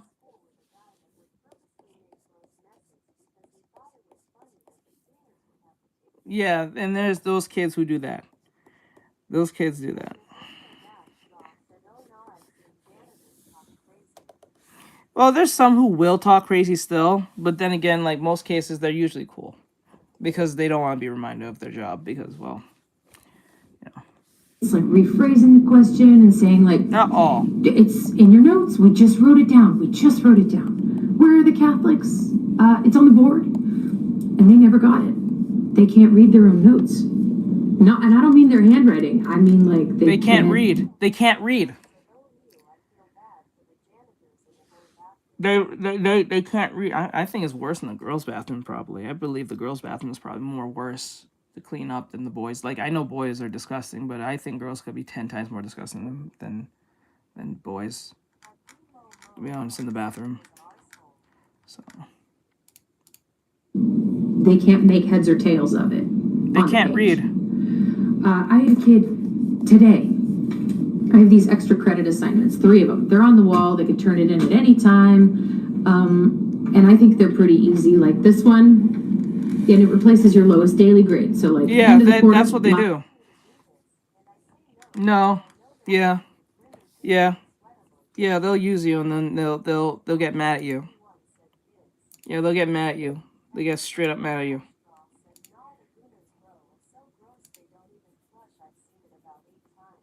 Yeah. Lots of these start to roll in. This one says, on a separate sheet of paper. I always hated public bathrooms because people don't fucking flush. It's disgusting. There's 4 principles of the Constitution, and for each one, write what it means in your own words, an example of how it works in the U.S. government today, and a personal example, how that principle might show up in your own life, school, or community. I wrote them an example, and I labeled it, do not use the example, and I even gave them a checklist at the bottom. Make sure you have these 4 things so you can get full credit before you turn it in. Make sure you have the 4 principles and the meaning and the examples. Make sure it's 1 full page. And this student just turned it in, and I read it. First of all, they don't write it on a separate sheet of paper. I've only had 1 kid this year do that. They just write like in the spaces of the instruction, like in the margins and stuff. Very bizarre. But like they just don't do the assignment. It's because they're lazy. Yeah, ew. That's weird. The fuck? Margins and stuff. Very bizarre. But like they just don't do the assignment. No. It's like they don't understand because it's not written in like a multiple choice format. This is exactly what this student wrote. They wrote the principal's definition in the student's own words. They rewrote the instructions. Yeah, they're stupid. The whole thing. Even the example where it says do not use this example, they just copied the instructions and wrote them again. Yes. And then checked off the checklist even though like you didn't do it. And this student Just like the students yesterday. I don't think they're fooling with me. This is a No, I student don't. who's No, they're not. They're not fooling with you. They're genuinely stupid. And when I say stupid, I'm not talking about by choice. Their parents are making them dumb. They're not putting the effort in looking at their kids' education. They're not getting them tutoring or anything. My parents valued my education, so they got me tutoring. They got me extra tutoring just to stay ahead of the other kids. Like, I was doing fine in school, but my mom said she wants you to just do more tutoring because it's going to help you in the long run. And it did. And it did. I didn't want to, but then again, it's like, I didn't think I had to, but then again, it's like, I'm glad she did. But then again, it's like, these kids are genuinely dumb. And it's not even their fault. It's their parents who don't want to put in the work to, help them. And then by the time the parent even cares, it's only when something negative happens. They don't actually put the effort to look in their kids' education, whether things are going wrong or right. They only care when it makes them look bad. That's it. So the genuineness of their kids being educated or having a great a good education, it's not in their importance. As long as the kid is not causing like a literal like disruption, or their grades are not slipping in the sense of like below a D, they don't give a fuck. Or below a D. So yeah, this is a generational problem that needs to be fixed, and this is probably going to take 30 years to fix. I'm just going to be honest with you. This is going to take a 30-year span to fix this problem. Probably in 50, probably, because this has been going on for like, what, more than 15 years? A little after I left high school? No, I think within the time when I was in high school, it started really taking its hold in that. But like when I think it started when I was in probably 10th or 11th grade at the time. doing extra credit on their time off. They genuinely want to bring their grade up. I know them. Parents, yes. But like, is that what you think that the extra credit assignment was? You sat there and thought like, yeah, she wants me to copy down the directions and then turn it in. No, that's but not. But no, they didn't think that because they didn't think anything.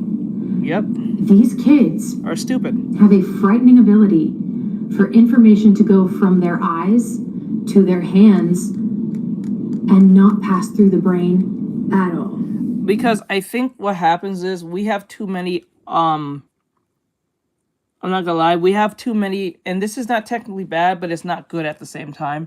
I think we have too many visual learners than we are having auditorial learners. Because in like I said, back in the 80s and even the 90s, everything was more auditorial than it was visual. The only time it was visual was something actually like physical, right? But when it had to do with anything that had to do with like transferring information by learning it and critically thinking it, you had to auditorily think that. So that's where this problem's coming in. Because all these kids, like I said, it refers back to the phone. Because it's like saying, how did you learn how to draw? Or how do you learn something? You're just watching someone doing something. Fact, in America, yes. Anywhere else, maybe Russia. But I highly doubt. Okay, let me see what I missed. Let me see. Nathaniel said I had a troubled childhood, so I had anger issues, and when I would crash out first grade, I would get so upset when they would treat the way I'm acting like I was normal. I'm still confused. Well,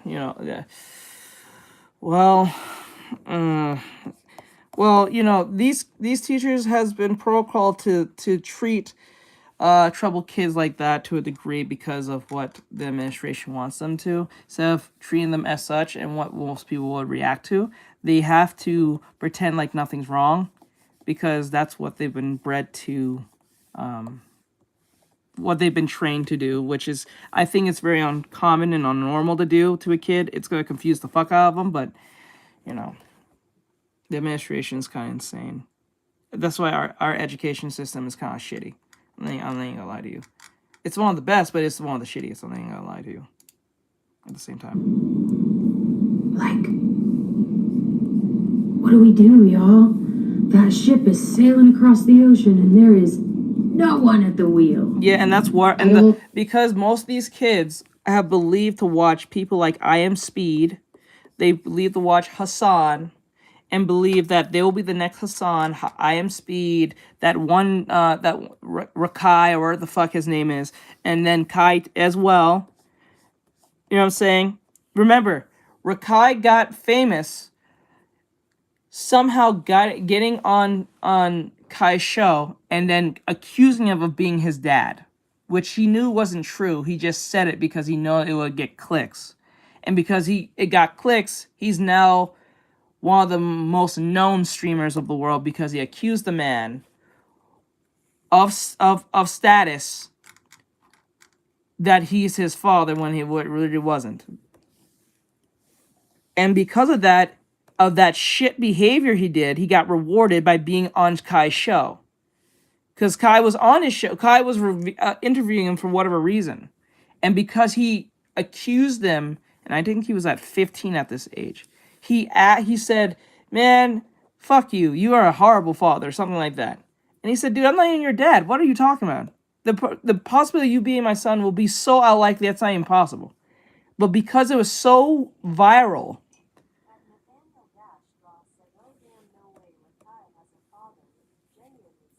yeah, he did. He said that on stream. I'll show you guys this after that. But like, because of that shit behavior, because no one with a brain would do that, like with critical thinking. So that was not smart to do, especially on a PR note. Especially if you're trying to make networking connections with other big streamers. That's not how you go about that. But because Kai cared more about the clicks and clout of how that happened instead of the integrity of that, he brought him on the show even more.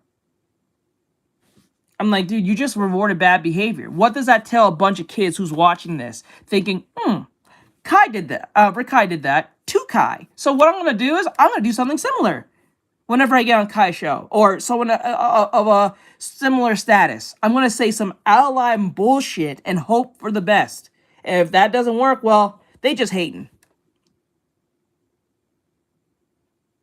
That's why a bunch of these kids want to be the next streamer, because they think if they do something insane on camera, it's not going to haunt them. I don't know what's happened to education. It breaks my heart. I wanted to be a teacher since I was in the 4th grade. Now I'm a teacher and I'm miserable a lot. I love the act of teaching. I love changing students' minds and helping them develop into smart individuals. But I don't do that. I don't get to teach. I spend my day managing behaviors and teaching students how to regulate their emotions. Yep. You become a therapist. I'm not a behavior specialist. I'm a teacher, and most of my job is managing behaviors. Which is funny because my girlfriend is working to be a teacher, this very thing. And most of the homework that she got, I help her with. Because the homework is easy for me because I'm an psychologist major. So everything they ask her on her homework is easy to answer for me. It's hard for her because she doesn't understand the psychology of these things. And usually they'll act like it's more behavioral shit than you teaching them shit. They'll ask questions about like inclusivity and all that stupid shit. And then they'll ask, how would they make you feel? They ask a bunch of stupid questions that has nothing to do with actual teaching. It's just about how you regulate behavior of some stupid out-of-line kid. I'm like, are you serious?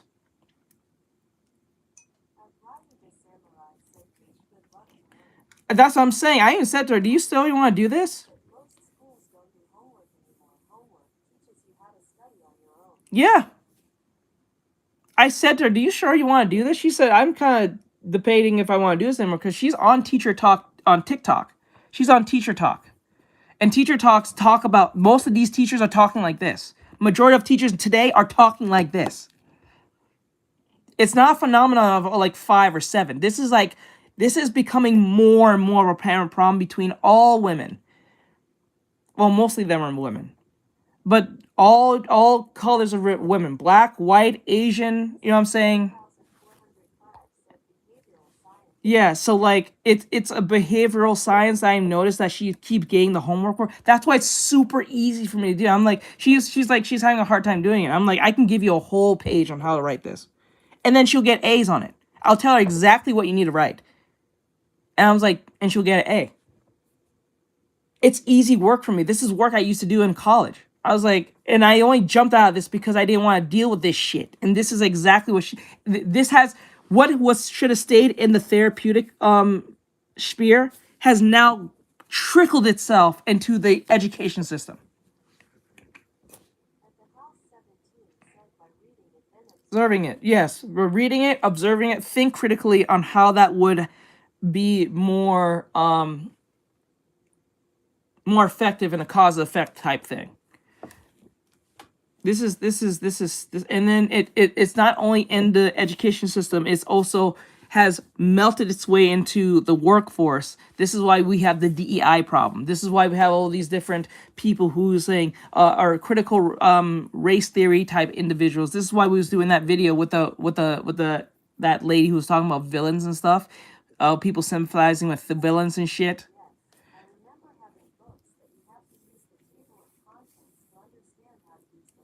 Yep. That shit's crazy. Most of my job is reaching out to admin and parents. That's not what I signed up for, and that's why so many teachers are leaving the profession. I always thought public education would be here. I always thought it would be a good option. I didn't think you had to have money in order to get a good education, but anymore I'm beginning to think it's done for. I just had a comment and somebody said education is failing because students are running the classroom. Correct. And teachers have no authority. Correct. And that's true. And because the schools won't help them. The administration will not help the teachers. They're not going to help the teachers because the administration has their own agenda they need to push. They have their own bullshit they have to push that is not important, but they'll do it anyway because it makes money. A video of a teacher getting pepper sprayed by their student in the school because they took their phone because it was being used to cheat on a Wait, hold up, dude. You're getting too close. Pepper spray. I'm sorry, I had to do it. I'm sorry, I had to do it. test. And there were people defending it. That's crazy. That's really crazy. Happy World Kindness Day. Don't forget that everyone is a human being, even your teachers, and even if they assign you work that you don't want to do, and they spent time making it fun for you. Hi, every video that I have seen on my For You page lately has been talking about the children of today and what it is like to be a teacher and the state of education and blah, blah, blah. Is what, yeah. So this is my formal submission. This is my submission. Yes, I heard that one. Yes, that's actually quite true, I believe. I am seeing in my classroom and how I'm handling it. Because this year has been different than any other year before. And we say that every year. I've heard this before. But genuinely, I feel like we are reaching a point where, like, something's got to give, and I don't know that we can keep going like this. Pepper spray! So this summer, when I was out spending all of my personal dollars from my personal paycheck on things for the upcoming school year, I went to the teacher store that was going out of business down the road from me, and I purchased this pack of plastic magic wands, right? They came in a myriad of colors. I bought them. I came to work. I put them in this cup, and I've kept them. We have not used them all year. Today, finally, I was like, we're going to get the wands out. Because if you are not in education, maybe you don't know this, but right now, in order for students to want to do anything, it has to be fun and has to be exciting. It is still the parents' fault because teaches your kids. It's not the teacher's job. It's not the internet's job. It's their jobs. So yeah, I'm saying it's the parents. And most of these parents wasn't fit to have children in the first place. They're not fit to have children in the first place. They shouldn't have children in the first place. Most of these parents didn't even plan for these kids majority of the time. You'd be surprised how much they did not plan to have these kids, but they'll have them anyway for whatever their reason may be. And then the kids suffer overall. And then when that's not even it. One thing with the education, another thing with the kid and the parent having their own issues, and the kid has to deal with that too.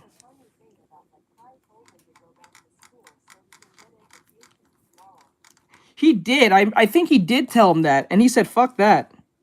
I think bro literally told him, fuck that. And if they don't think it's fun or exciting, they're not going to do it, and they're going to complain the whole time. They're going to complain anyways, but like they're going to complain the whole time. They're not going to do it. So we were doing an activity where every group needed a leader, and we were going to pass who was the leader around as we went through the rounds of the thing. And I said, pick out your leader, raise your hand, who's your leader? And I went up to each table with one of every color, and I decided like, oh, I think that you are this purple wand. And I like gave every leader at their table this plastic wand. I made a whole big to-do about it.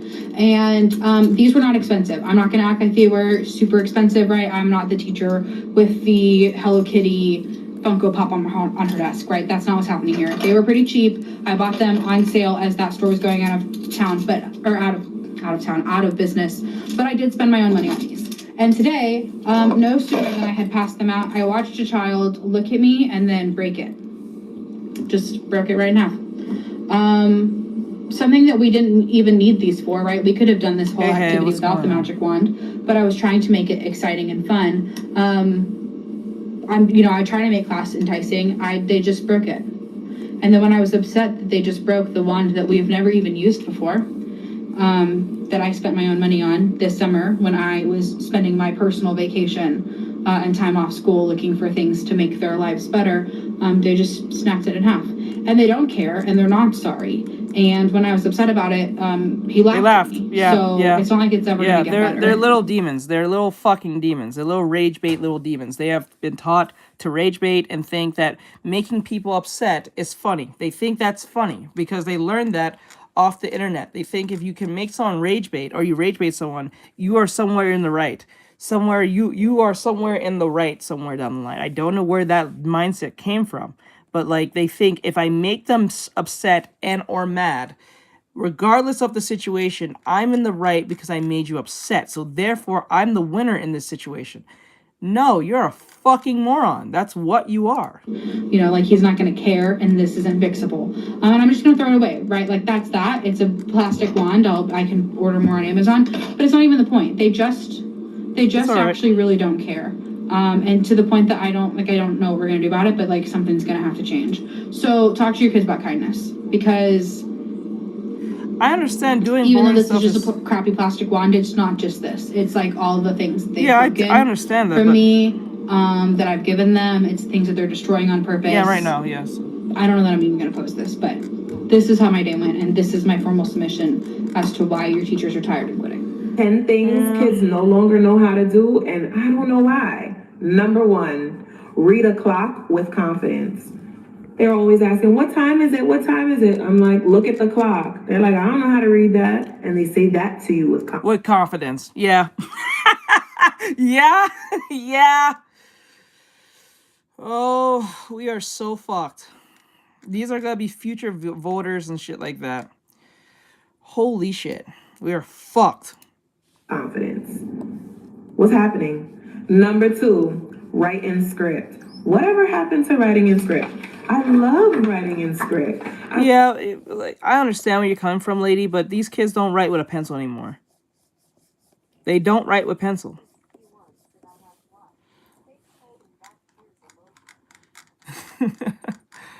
Jesus Christ. I wish more of them knew how to do this. This is like a lost art. I'm sorry. I love writing in script. I prefer it over print, but they don't teach it in schools anymore. We need to bring that back. Bring it back. Number 3, memorize phone numbers. What you're saying is true. That is sad. They don't know their parents' numbers. They don't even know what apartment they live in. Oh my God. They don't know what street they live on. Oh my God. Which brings me into number 4. I remember my mom forced that shit on me. I remember that when I was a kid. When I was in kindergarten, she made sure to make sure I can recite where I lived, my phone number, my address, everything. I remember that. I remember my mom forced that upon me. She made sure to make sure that I knew where I lived, have my address. She asked me if a police asked me this and that, my mom's name, my dad's name, my aunts and uncle's name, all of them, all of it. I remember that. Address. That's crazy. We asked them, where do you live? I live down the block. Yep, I remember that. What's your address? I don't know. I'm talking about 3rd graders, y'all. 3rd grade. And it happened last year when I taught 2nd grade also. Number 5, they don't know how to count money. They don't? They don't know how to count money. Oh, And shit. it's partially not their fault, right? Because we're always using cards, Apple Pay, things like that. But if you give them a few coins, they don't even know the names of the coins. They don't know what a nickel is? A penny? A quarter? A dime? They don't know what that is? Oh my god.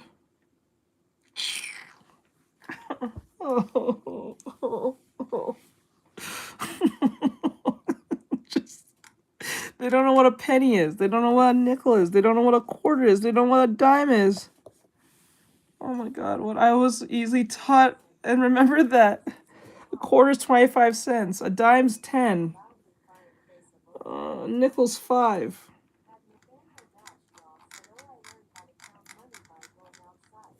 Oh my god. That's crazy.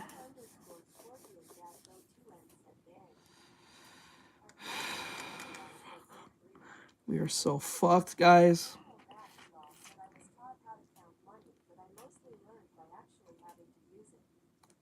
Yeah. Oh my god, nothing beats experience, I tell you. Coins, they don't know the value of the coins, they can't add it all together. Like, what is happening? We gotta bring it back. We gotta bring it back. Know how to count coins. And you go over it in 2nd and 1st grade. So I'm kind of lost as to why we don't know how to count money. But because okay. they're probably not teaching them that. Number 6, they don't know how to tie their shoes. What? They have these fancy shoes and they don't know how to tie their shoelaces. Some of them have Velcro. Yeah, there it is. If it works, it works. But I They have mean, no come Velcro. on, we should know how to tie our shoes. At 8 and 9, like, what's happening? What number did I get to? I don't know, 6 or 7. Anyway, the next one. They don't know their parents' names. I'll ask them, what is your mom's name? They'll be like, I don't know. You don't know your parents' name? You don't know your parents' name? They don't know where their parents are from. By do you speak to your parents at all? Gen Alpha, right? No, I don't know what's happening. I don't know what's happening. Next, they don't know what year they were born. Some of them can tell you their birthday, but what year they were born, they don't know. Nor are they interested. Wow. Oof. Oof. Yeah. That's not good at all. Fuck. It was, no, okay, that, okay, let's, hold on. Why is it? Okay. Okay, 6 to 7 joke was on purpose. Okay, it was, don't want idiocracy to be in prophecy. Hi, Mikey. Let me see. Hey, Mikey. What's that easy to know? Yeah. I don't know. Next, they don't know how to use a dictionary. Now, yes, everything is on the phones now. They use iPads and things like that, but still being able to put things in alphabetical order. They don't know what something means, but they're also not interested in figuring out what it means. Yeah, now they have dictionaries on their phone where they're able to look things up, but to actually look it up when you know that you don't know about it, like, there's no effort being put into that at all. So, of course, they're not going to use a dictionary. They don't even use their phone. All they have to do is copy down what the... No, but this is the problem with technology. The word effort has been replaced with the idea of convenience. That's what's happened. That's what's happened here. The idea of effort has been taken away from convenience. It has been taken away and replaced with the word with convenience. Bro, you know, I use a dictionary for fun. I first thought it was a flex. It was a flex. It is a flex. It is actually a flex now, to a degree. So everything that you do, from the AI to the Googles to the everything, is a convenience now. The dictionary is in your phone. The history is in your phone. Whether it's right or wrong, the learning how to do something's in your phone. Everything's on the phone.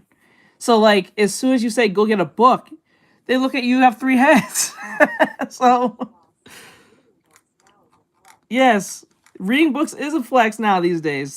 This is why do you think a lot of people do this thing where they put a bunch of books behind them now when they're doing a YouTube video? It's insane. The word is and read what it means, but they're not even going to do that. So, And last but not least, I think this is number 10. Shit. If kids in the 80s had an iPhone, I'm not gonna lie. If the kids had the phones in the 80s and Stranger Things would be one season. It will be one season. I'm dead serious. Give Mike and his friends and Elle and all of them a phone. Give Harrington, give Jonathan, Nancy, the gay chick with the lot of talking, all of them. Give them a phone. They will beat Vecna in one day. One day.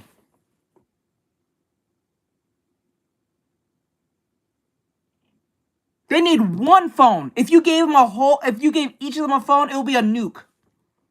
That's a nuke being thrown at Vecna at that point. Straight up. Vecna will have been dead within one season or a few episodes. Dead straight up. Mm-hmm. Shit.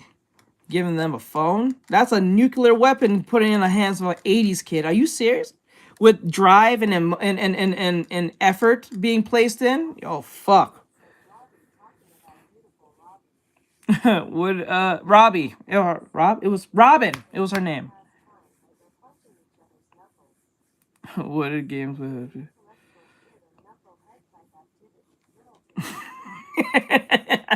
You're not wrong. And if it's not, y'all feel some down below. The last one is how to follow multi-step directions. If I tell them, go over there, get me that book, and then when you're done, wipe that desk off and then bring me the paper out of the book. They go, oh, okay. They go to the book and then they're like, what did you say to do again? Yeah, that's not good. Yeah. I think there was a study saying for every 10 years that pass, the current generation loses 5% of intelligence or something like that.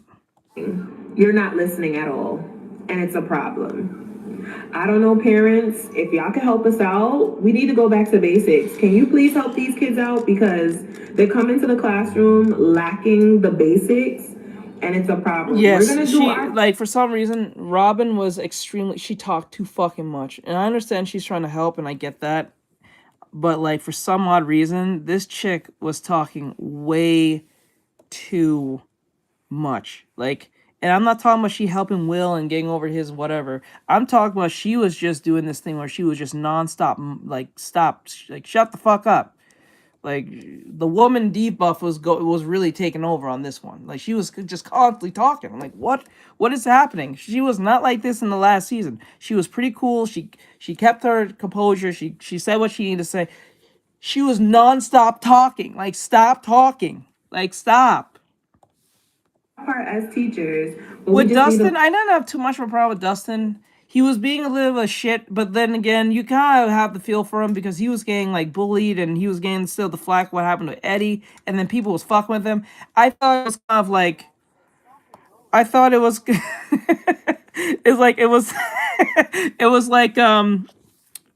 for Dustin, it was like, okay, I get why people was fucking with him, but, like, him getting beat up by 4 dudes was, like, 4 or 6 dudes was kind of cowardly on their behalf. That was fucked up. And then his friends not showing a little of a shit that he got his ass handed to him by 6 dudes was kind of crazy. I thought that was, I kind of looked at Steve with like with a side eye. I was like, Steve, I understand that Dustin was late, but you have to understand, bro was getting his ass kicked, like, a lot. Like, he got his ass kicked by 6 dudes at once at a grave. Do you see how they fucked him up? Like, at least be a little bit open to the idea of being, like, a little bit more sympathetic to his situation. But you was just being an asshole towards him the entire time. But, you know, when you think of it now, it kind of makes sense why Harrington was like that towards him. Because this is the 80s, right? So that sense of, like, you know, tough love was kind of prevalent back then. Not like now, because if that was today, if that happened in this era, and he was yelling at Dustin for getting his ass kicked by 6 different dudes, Harrington would be canceled almost instantly. Let's put it that way. If Harrington was being mean to Dustin the way he was, or being very non-sympathetic to his situation in 2026, he would have been flat off, like, Steve, but her. Oh no, I understand that Dustin was being like an ass to Steve half the time, but the one moment I felt bad for I'm sorry, that one scene I'm talking about, for Dustin is when he got his ass kicked by those dudes, and then he found Steve, and Steve told him he told Steve that he fell, but we all know what that actually means. As dudes, you know what that means. But like, I think Steve should have pulled back a little bit on the punches on that one. After that, that's when Dustin was just being a total fucking asshole.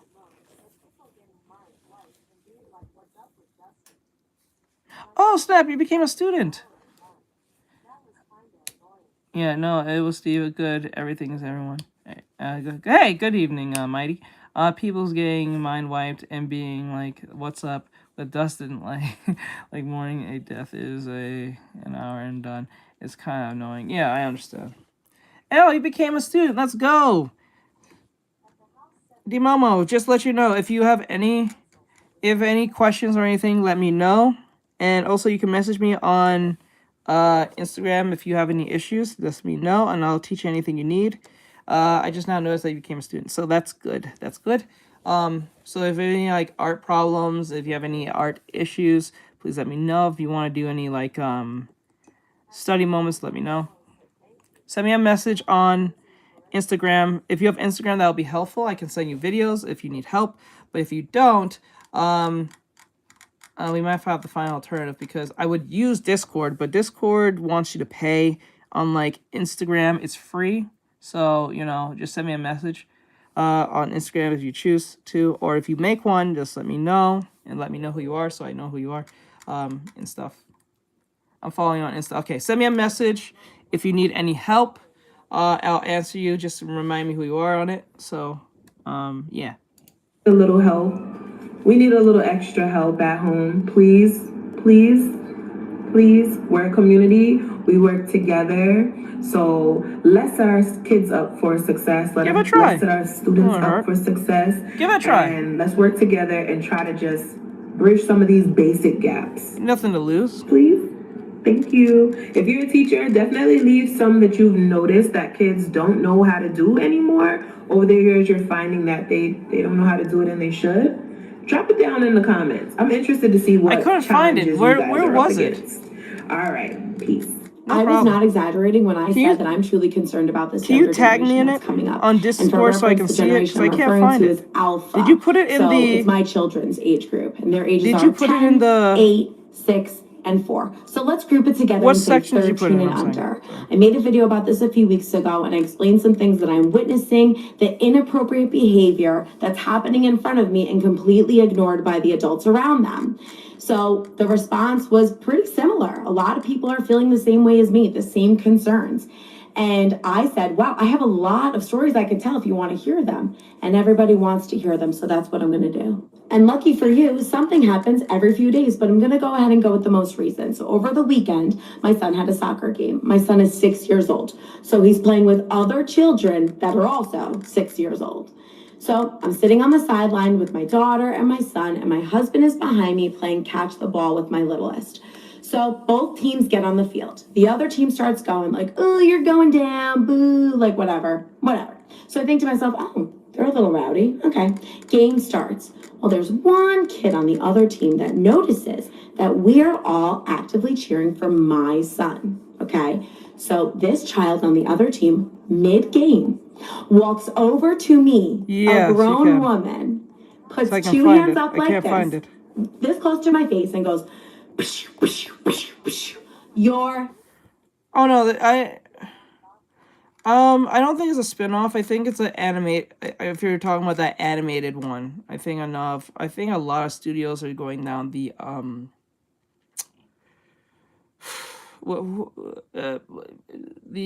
League of Legends. What was that League of Legends show? Arcane. And I noticed that a lot of these new shows are following the Arcane or the Spider-Verse art style. Mostly that. Hello, Mallory. How are you, hon? I hope you're having an awesome day. Welcome to the stream. Except he said it. I have to mouth it because of TikTok. He said the words, you're 6 years old. There's no other way to describe how I felt. I was in disbelief. My daughter and son are sitting with me. They're in shock. The ref is looking at me completely in shock. I go to turn to my husband to tell him, like, this is what happened, but he had already seen it. See, but this is why I said, I think I did a video on this. This is why I said, why I don't like the ending of season 5, but I understand why they went down this route. They went down the Hollywood route. Pretty good. Right now, we're just doing reactions as I do this artwork for my client. So, like, Did I actually like it? Did I like it? Did I find it? I couldn't find it. Wait, what's your name on there, Flynn? Is it still under Flynn or you changed it? Because I'm not totally sure. Like, I didn't... Let me see if... Did you tag me in it? Let me see. I'm going to check again.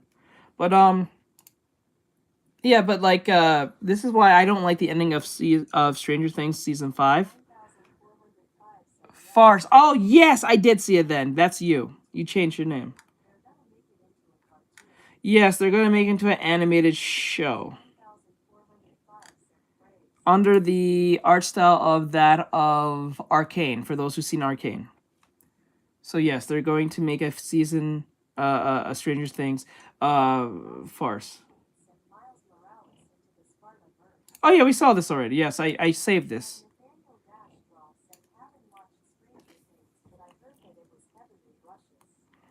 Yes, the ending was not that great. But, like, I understand why they went down that route. And this is because of Hollywood. This is a Hollywood take. Because, the reason why they went down that route, because I noticed something with Hollywood when, well, I think everyone knows this. Any show that has a phenomena, like, fan base where it's really popping off, it's really popular and stuff like that, companies look at that and be like, you know what? We're going to let that ride out to the day that thing dies. So what happens is, even if the Duffel Brothers had, like, say, season 6, maybe they had a season in, or maybe they wanted to have more episodes for season 5 to, like, really go through the whole, like, fix all the plot holes or whatever the case may be. I think what happens is that they didn't want to push more seasons because it might lose popularity. So what they did is, we're going to end it this season. To a degree, yes, but a degree, no. The reason I say yes is because, well, there are some plot holes, like the whole Russian thing. Like what about Russia, Soviet Russia? You know, this is in the 80s still, so, like, that's still a big thing. But they never really went back on that. And another thing, okay, do your thing. Thank you for coming. And the thing is with that is, I noticed, I don't know if anyone noticed this, but the sister was talking straight American. Did anyone not notice that? No, you're fine, you're fine.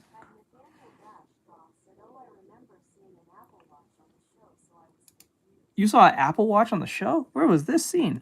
The sister was talking straight American when she was British.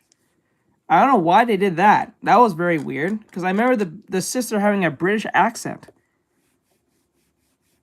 Don't know what happened with that. They just made her straight American. She speaks straight American, like, lingo, like a accent. It was weird. The other thing was that the reason why they went down that route is because they know if Stranger Things get revived, or we want to push more Stranger Things content, because companies can't let a show just be a show and end off and then leave it alone for the next 10 years. They need to always keep on pushing it because it's already popular, and they don't care for the longevity of a show. They just they use it as a husk to do whatever they want with it. So they said, okay, we'll say that 11 is her fate. And I know some of you haven't seen it, so I'm not going to try to spoil it. But we don't really know the fate of 11. So we're not going to really make it, like, we're going to make it ambiguous as possible. So if we choose to come back to this franchise, we can say that didn't happen. Right? Or like Family Guy, right? Or like Simpsons and all these other shows, right? Like Scooby-Doo. Yeah, so like that's what they want. So the point of 11's fate is only ambiguous because they're saying, like, oh, Yeah, we didn't give you a full conclusion because we're thinking of doing more Stranger Things, and just in case 11 gets like we don't want to get rid of 11 because she's literally the draw of the show. So yeah, we're gonna cash cow this bitch. So anyone who's mad at it, don't be mad. Just take it for what it is. It's just their way of saying that there's more Stranger Things coming.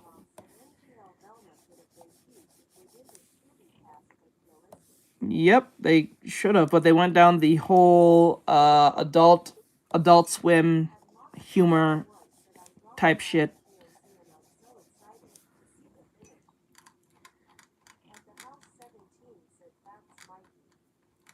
Oh, that's cool. Well, I'm gonna go. Have a great night. All right, later on. Do your thing. Have a great night. His way over to the coach, okay? I stand up and go, where is this child's parents? Where is his parents? Who's his parents? Well, guess what? No one claimed him. So that coach ends up pulling that kid out of the game. And I was like, all right, this is it. We're going to find out who his parents are because surely they're going to see him be pulled from the game. Well, guess what? His parents were actually sitting on the end of the field, knee deep in their phones, completely unaware of anything going on. They had no idea that their son had just done I this. believe it. This I video believe is it. already getting really long, so to avoid me going into another minute of talking, I'm just going to end with this, and I'll go into details maybe another time of how I know believe this. it. The most disappointing thing is those parents left without even knowing that this took place. I believe it. Can you imagine? At this point, y'all, I just need to start a documentary. There is no way that it's 11:15 and I'm on the brink of tears because I want to go home so bad. These kids are horrible. They don't care about learning. The parents don't hold them accountable. They don't make their kids hold themselves accountable. The admin does not hold the parents of the children accountable. I'm not gonna lie to you. Saying that these kids don't care to learn is a useless thing to say. Most kids don't care to like. Let me see. They say they made another ending for the. Makes sense. The kid went up to the lady, because they're at a baseball game or whatever, and he made 2 finger pistols and pointed right in her face in front of everyone, directly in her face. This is some strange kid ran up on her at a baseball game, put 2 finger pistols in front of her face and said, "You're dead." And then she felt offended or some type of way, and she was trying to figure out where her parents were because that was very inappropriate to do for a 6-year-old to go up to a grown woman and put 2 finger pistols in her face, saying you're gonna die. And the parents was knee deep in their phones for whatever reason and didn't even know that this kid was being asked where their parents were, or the case may be. So They say they hold the kids accountable, but they go to the office and they come back and they do the same thing. It's awful. I have a parent in there with me for some of the kids that have behavioral issues, disabilities, like different things. Like she's in there to support me. She watched me teach a whole lesson. yeah, it's annoying. I explicitly taught this lesson. I used all of my resources. The students had studies weeklies out in front of them. I had the article up on the board. We went article by paragraph, we broke it down. I asked them questions about it. We dissected the pictures, the whole 9. I did my job. I'm pausing, asking them questions. If you're a teacher, you know, and you use Studies Weekly, like, you know that at the end, like, they do there's a little quiz just to check for comprehension, right? So we get to that point, y'all, and only 5, my same 5 students could answer the questions. And it was simple things like, who was Benjamin Franklin? Was he a doctor or an inventor? They're saying a doctor. We had to learn first grade, but we had to learn the word perseverance because that is one of his character traits. It means don't give up, keep trying. That's how I explained it to them. I asked them, does perseverance mean kindness? All of them but 5 said yes. I don't know what else to do. I don't know how else. I tell them the sky is blue. What color is the sky? They say red. This is deeper than education. This is deep, like, baby, don't get me to diagnosing them. And then on our way out the door to lunch, because y'all know I have to leave to lunch or I'm going to spaz. But on our way out the door, one of the kids spit in another kid's face. spit, just spit. Oh, and God. before that, the same little girl that I made the video on, 2 other of my videos on with the parent, y'all, she's been hitting people all morning. I talked to her at 7:40 about hitting my nonverbal, putting her hands on me. She didn't hit him. She grabbed my nonverbal autistic little boy's arm. Why are you touching him? He does not mess with nobody. Why are you touching him? Spoke to her about that. Then on the way to specials at what time they go? 7:46, because I was running late because of that incident. She grabs another one of my autistic students' face. Why are you touching her? Mind you, this little girl has already had a swarm report and been referred to the counselor for a bullying incident on the bus. She hits, she steals, she cusses, and all her mama want to say is she still believes in Santa Claus and the Tooth Fairy and she not going to change overnight. She a kid. Yeah, there it is. That is the fucking problem. That is the issue.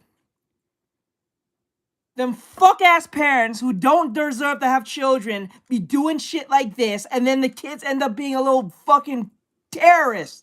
Oh my God, that's fucking annoying. I understand where this lady's coming from. Fuck them parents. Fuck them parents. I'm not gonna lie to you. If this, like, you know what they should do? Whenever this keeps happening, if a kid keeps constantly having a behavioral problem like this, and they don't have like autistic issues or mental issues, and this is like a functioning, high working kid, and they keep doing shit like this, and there's constant complaints of this kid doing things to other children, and the parents are not doing anything, those parents should lose those children. They should lose those kids. So tell the parent, stop doing shit. Stop them from doing stupid shit. Because when you have the parents saying, hey, you're just a kid, they believe in Santa Claus or some stupid shit, Tooth Fairy, fuck you. Fuck you and that kid. Stop it. Either stop this behavior now or you lose them kids. This is ridiculous. This child is a literal social terrorist against other children who are not doing anything to them. It's one thing if the kid's being bullied or some shit. It's another thing when this kid is just being a terrorist. What the fuck?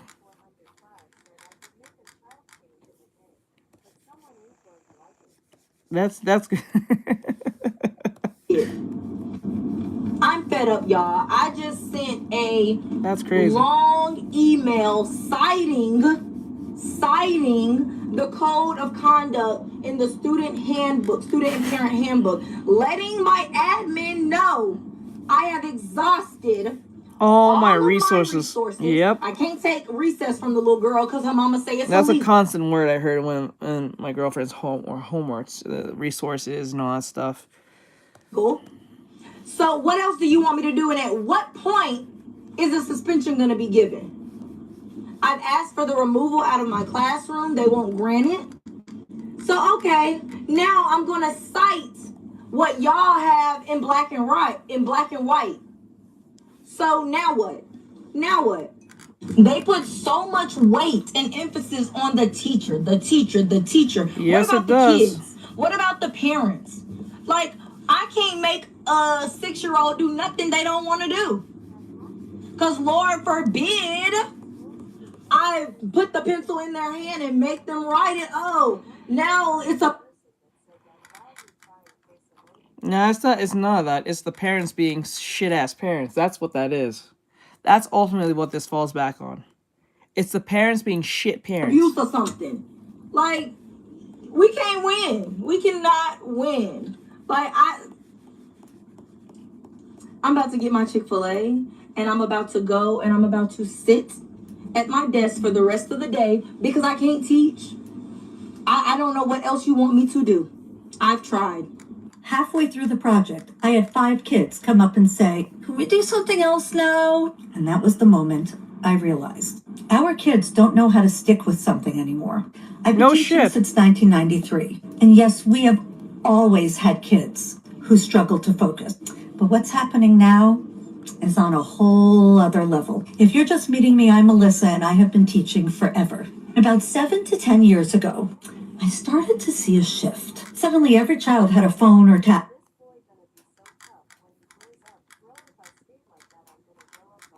Yeah, yeah, you'd be surprised. Yeah. And parents, understandably, were using them to keep their kids quiet. Of course, I did it with my own kids sometimes too. But now it's different. Kids aren't playing outside. They're not learning how to be bored. They're not learning conflict resolution skills. And they don't know how to listen or sit still anymore. I used to show a movie that connected to our lesson, and the kids were so excited. Yeah, that's long gone, lady. You pointing out the TV used to be the phone for us. I remember growing up. Remember when they pull out the phone, the stupid TV thing with the VHS thing and stuff like that, or the DVD, depending on what time it was in. That's long gone. That used to be the treat. That was the phone back then for us being in school. When they had a video. Them showing us video was like them blowing up YouTube for us. Yeah, it was like that back then. Now, they have the phone all day, every day. Them watching some, you know what I'm saying? Discovery Channel thing about animals, long gone.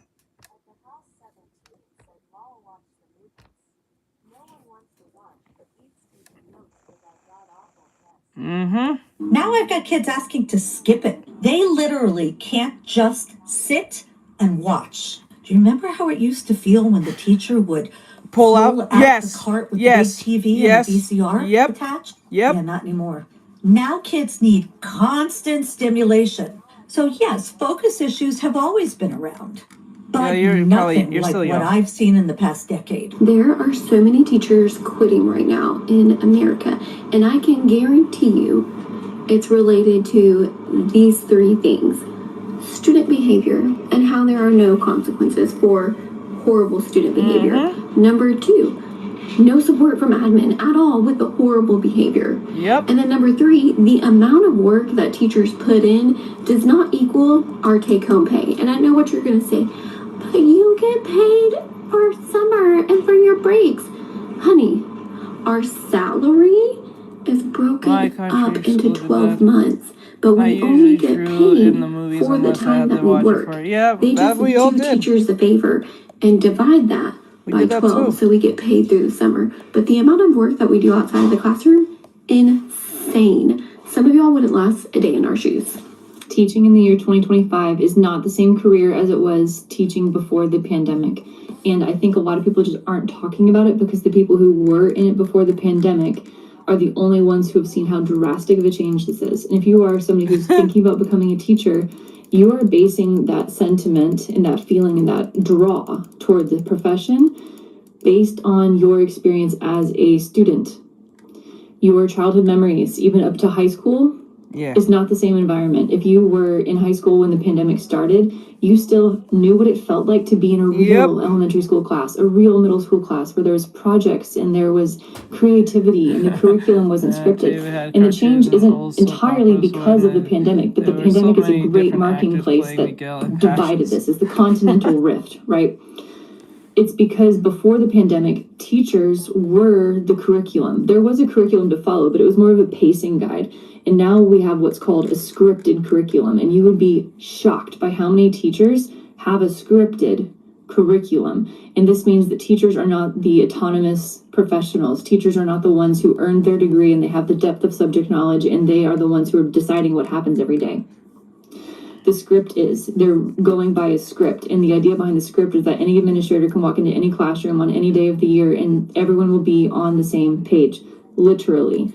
And this, plus all of the additional duties, responsibilities, and things to cry over in teachers' lives, is the reason why so many teachers really have to stick to that script, is because they literally do not have the bandwidth emotionally, intellectually, physically to do the things that they want to do, even if they have been teachers since the 90s, since the 2000s. Teaching is not the same, and it has gone so deeply into this hole that it cannot be the same again. And this is why the shift has happened. But I wasn't.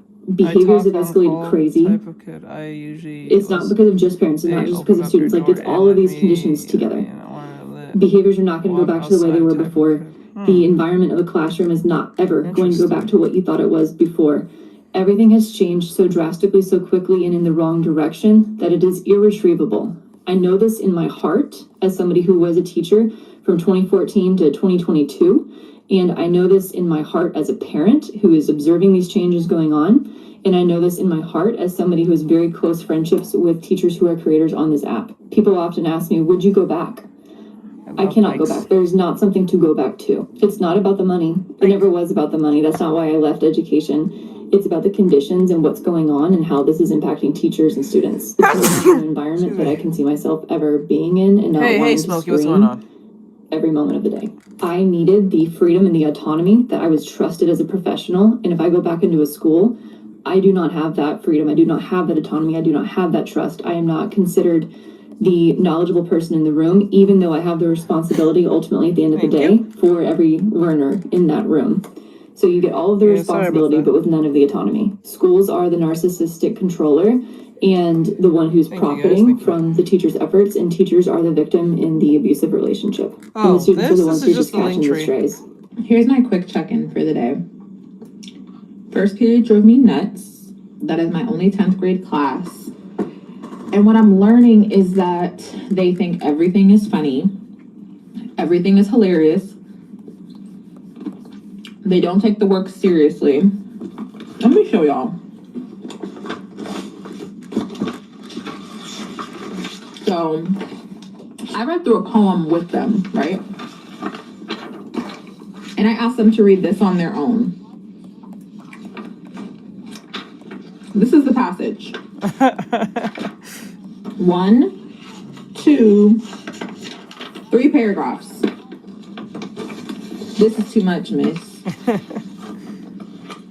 3 paragraphs is too much. And he says it with a smirk and a smile.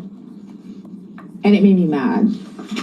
Because what do you mean reading a 3-paragraph passage is too much? That's too hard. How many words is this? 10th graders. Mind you, I remember reading Beowulf in 10th grade. Yeah. Is that not what I was reading in 10th grade? Like, Beowulf. Reading it and trying to comprehend. And they want to complain to me about 3 paragraphs. I think of it now. Like, think of it now.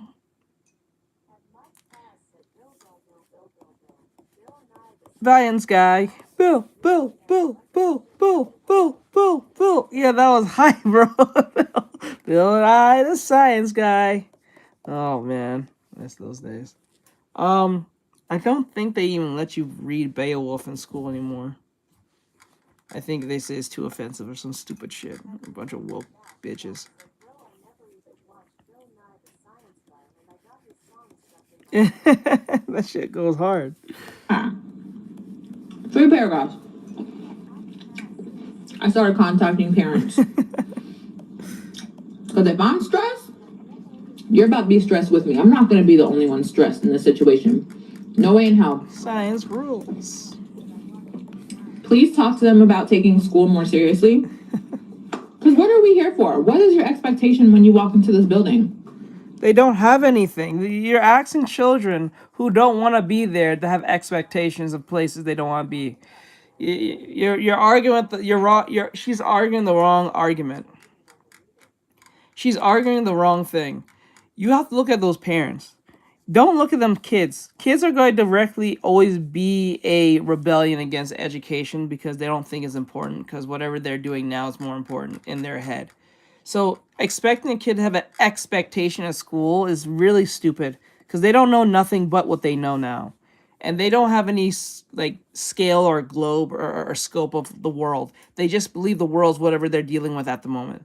They don't know the grand things of this world. So expecting them to have some type of expectation is almost dumb. Like, you have to look at those parents. Fuck them kids. They don't know shit. They're just thinking everything's funny because their parents allow it. Look at the parents.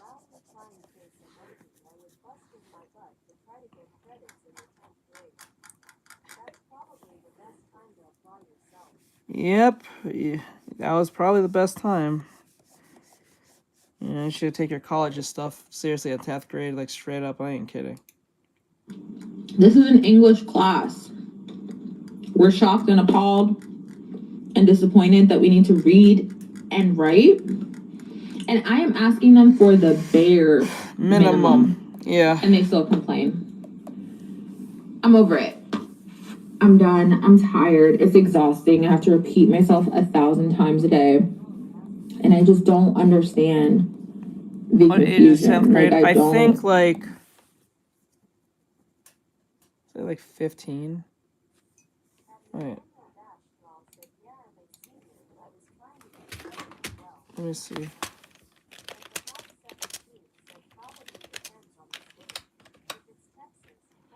Yeah, I was right, 15. They said 9th grade is a typical age progression in high school, and 9th grade is 14 to 15. 10th grade is 15 to 16. I was right, it was 15. 11th grade is 16 to 17. 12th grade is 17 to 18.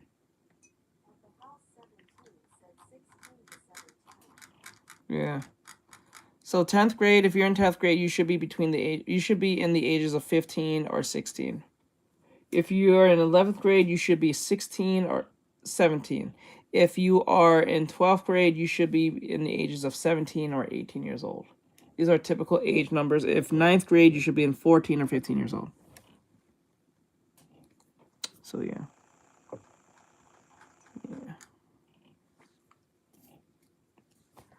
Anyway, let me see. It says here.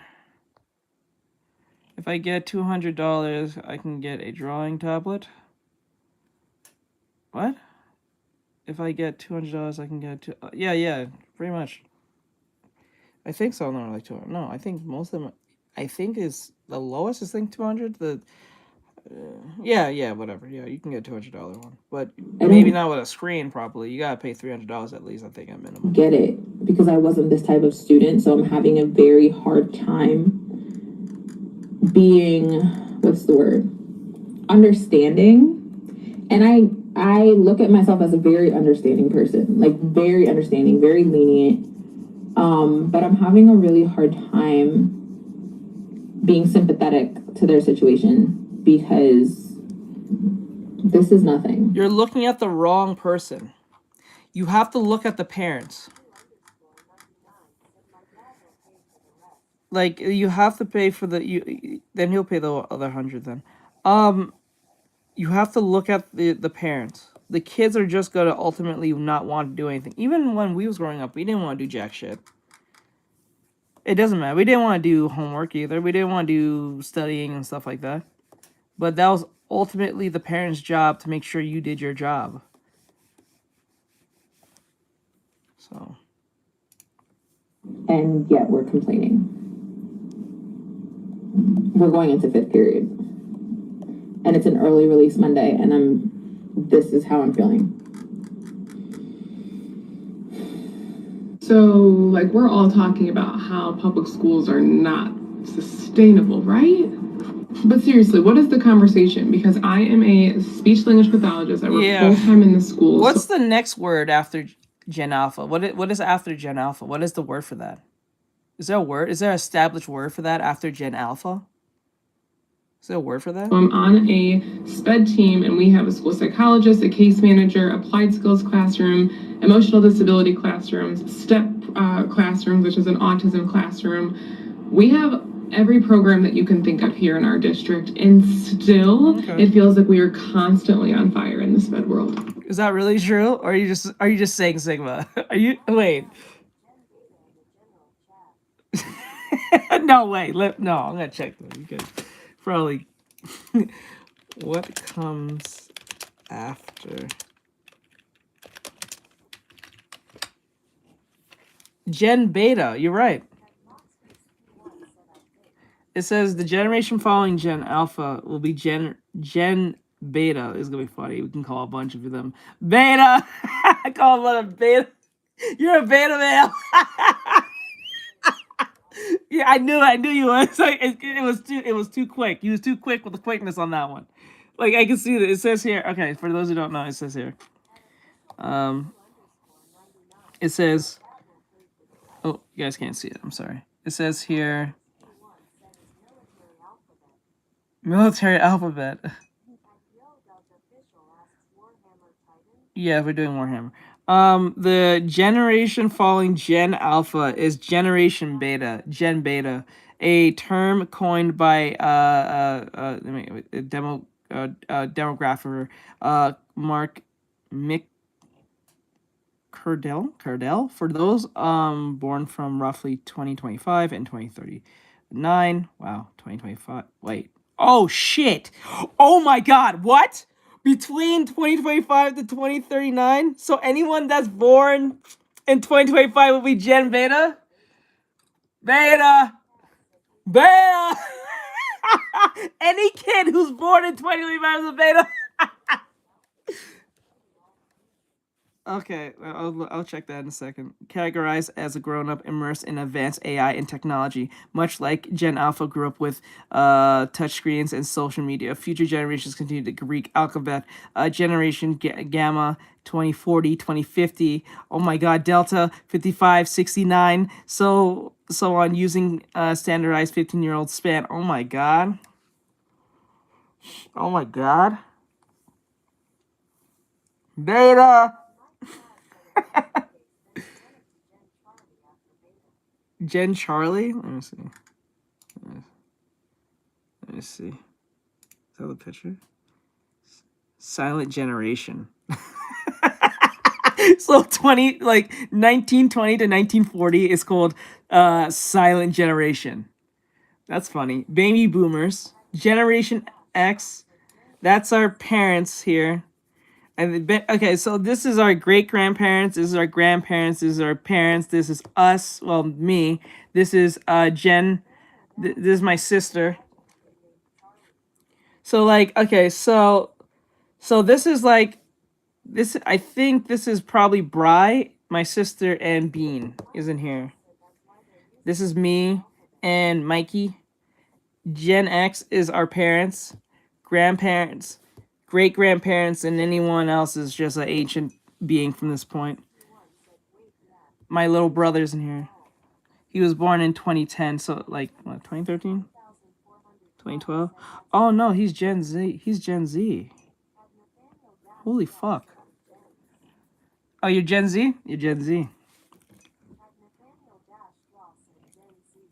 Holy shit. Gen Alpha is between 2020 and 2020. Oh, 2020s are done. Oh, shit. Gen Y. Gen X. Let me see, Gen Y. Yeah, me, you, and Aaron. Yeah, me, you, and Aaron is Gen Y. We're millennials. I was born in 94. My sister's in here. I think Brian and Bean's in here. I think my little brother's at the far end of this or somewhere in here. Yeah, Gen Alpha's over. So Gen Beta just started. Like literally last year. We're in. Yeah, just started. Gen B just literally started. That's fucking crazy, dude. That is fucking crazy, dude. What the hell? Proud Gen Z, gotcha. So you Gen Zs are old now. Gen Z and Gen Alpha are both old now. You guys are old. We're ancient, yes. We're ancient here, but you guys are old now. You guys are not even like a thing anymore. Holy fuck.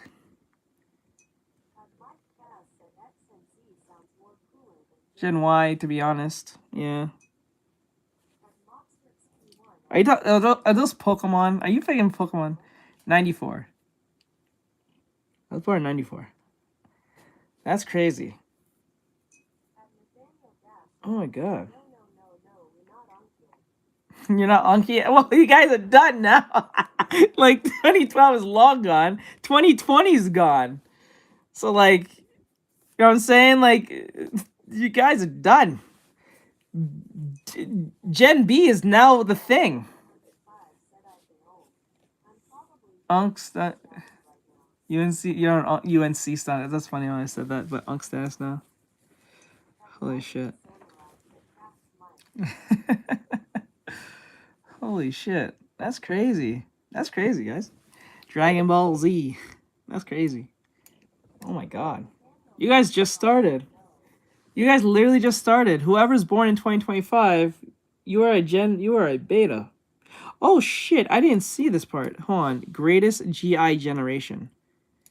What is GI generation? Lost generation.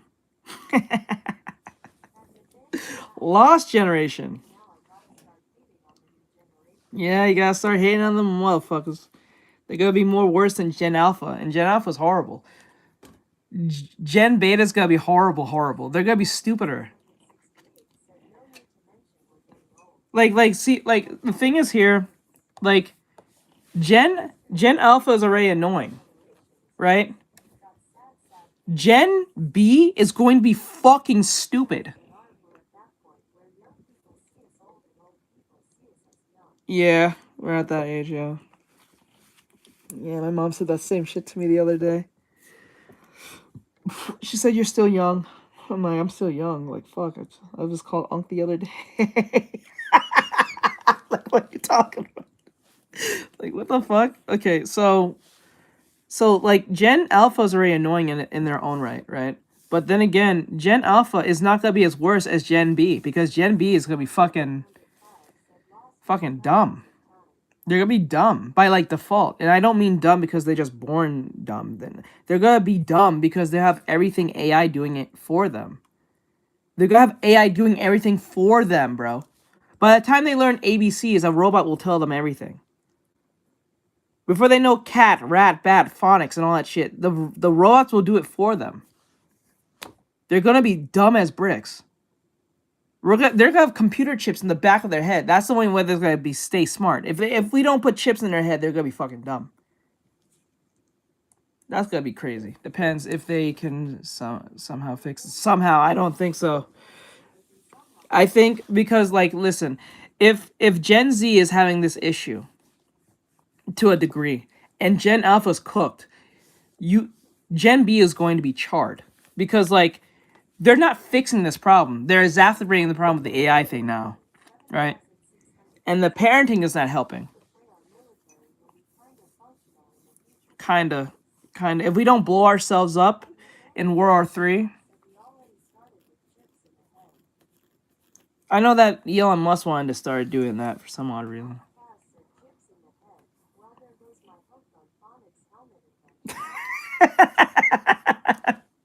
That's funny. But, like, you know, that's the thing. Like, yeah, that's sad. Like, kids are gonna be dumb.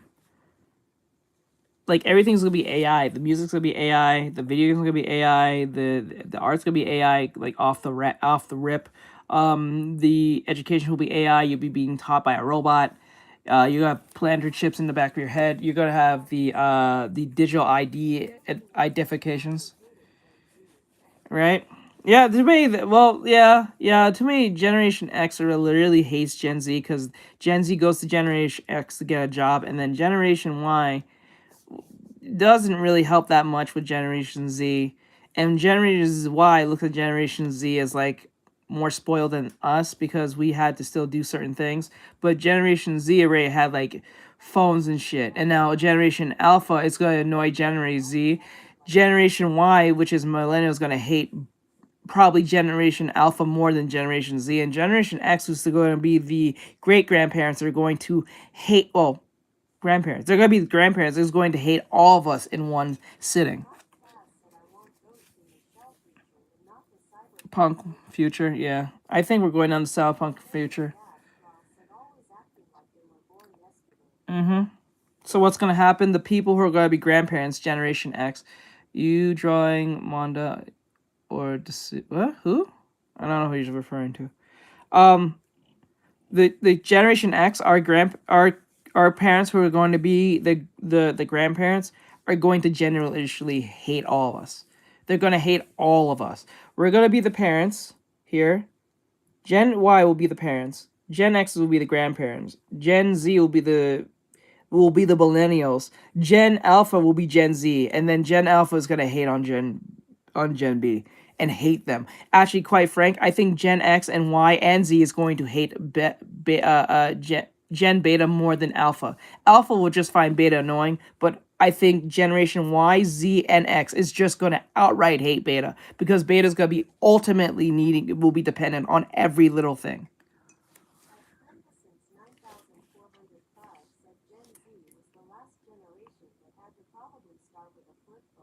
Yeah.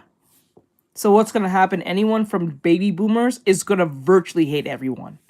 If baby boomers are still alive, which most of them won't, they will hate everyone.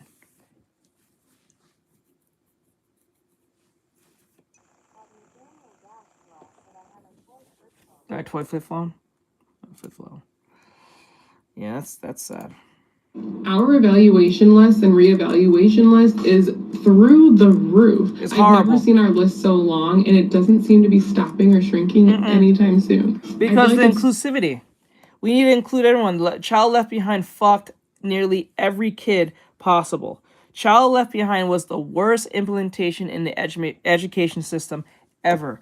Those who grew up with Child Left Behind, you know what I'm talking about. It is the most worst thing ever. And then we have these DEI nonsense that they need to make everything inclusive because no one should be called stupid or considered, it's horrible.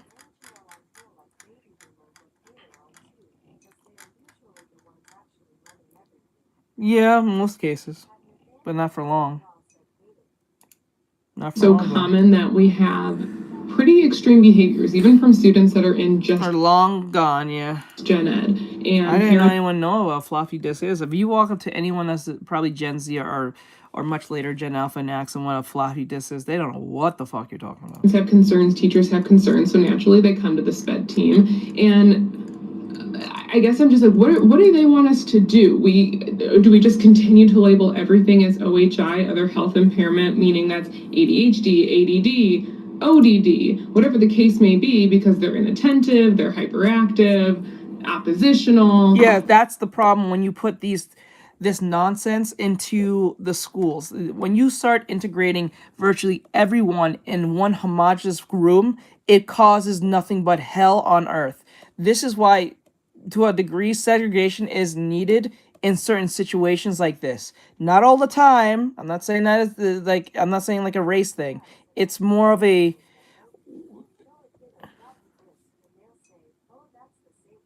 that's the save icon.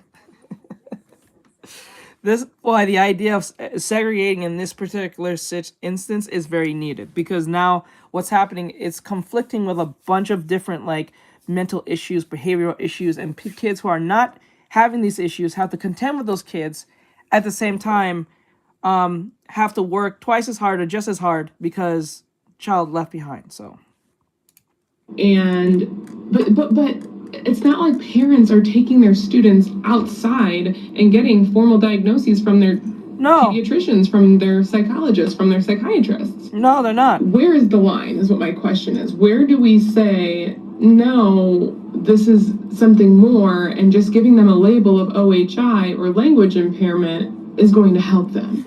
No, lady, you're talking too much sense. When you start talking like this, that's when you're talking a little too much. When you start talking like this, that's when they wanted to say, you know what, Catherine, whatever the fuck your name is, you're talking a little too much, and if you keep talking like this, we may have to terminate you. Sorry, I'm back. Watch out. What up, Red? What up, Scorpion? That's what's gonna happen. When you start talking a little bit too much sense, you're gonna piss off the administration board.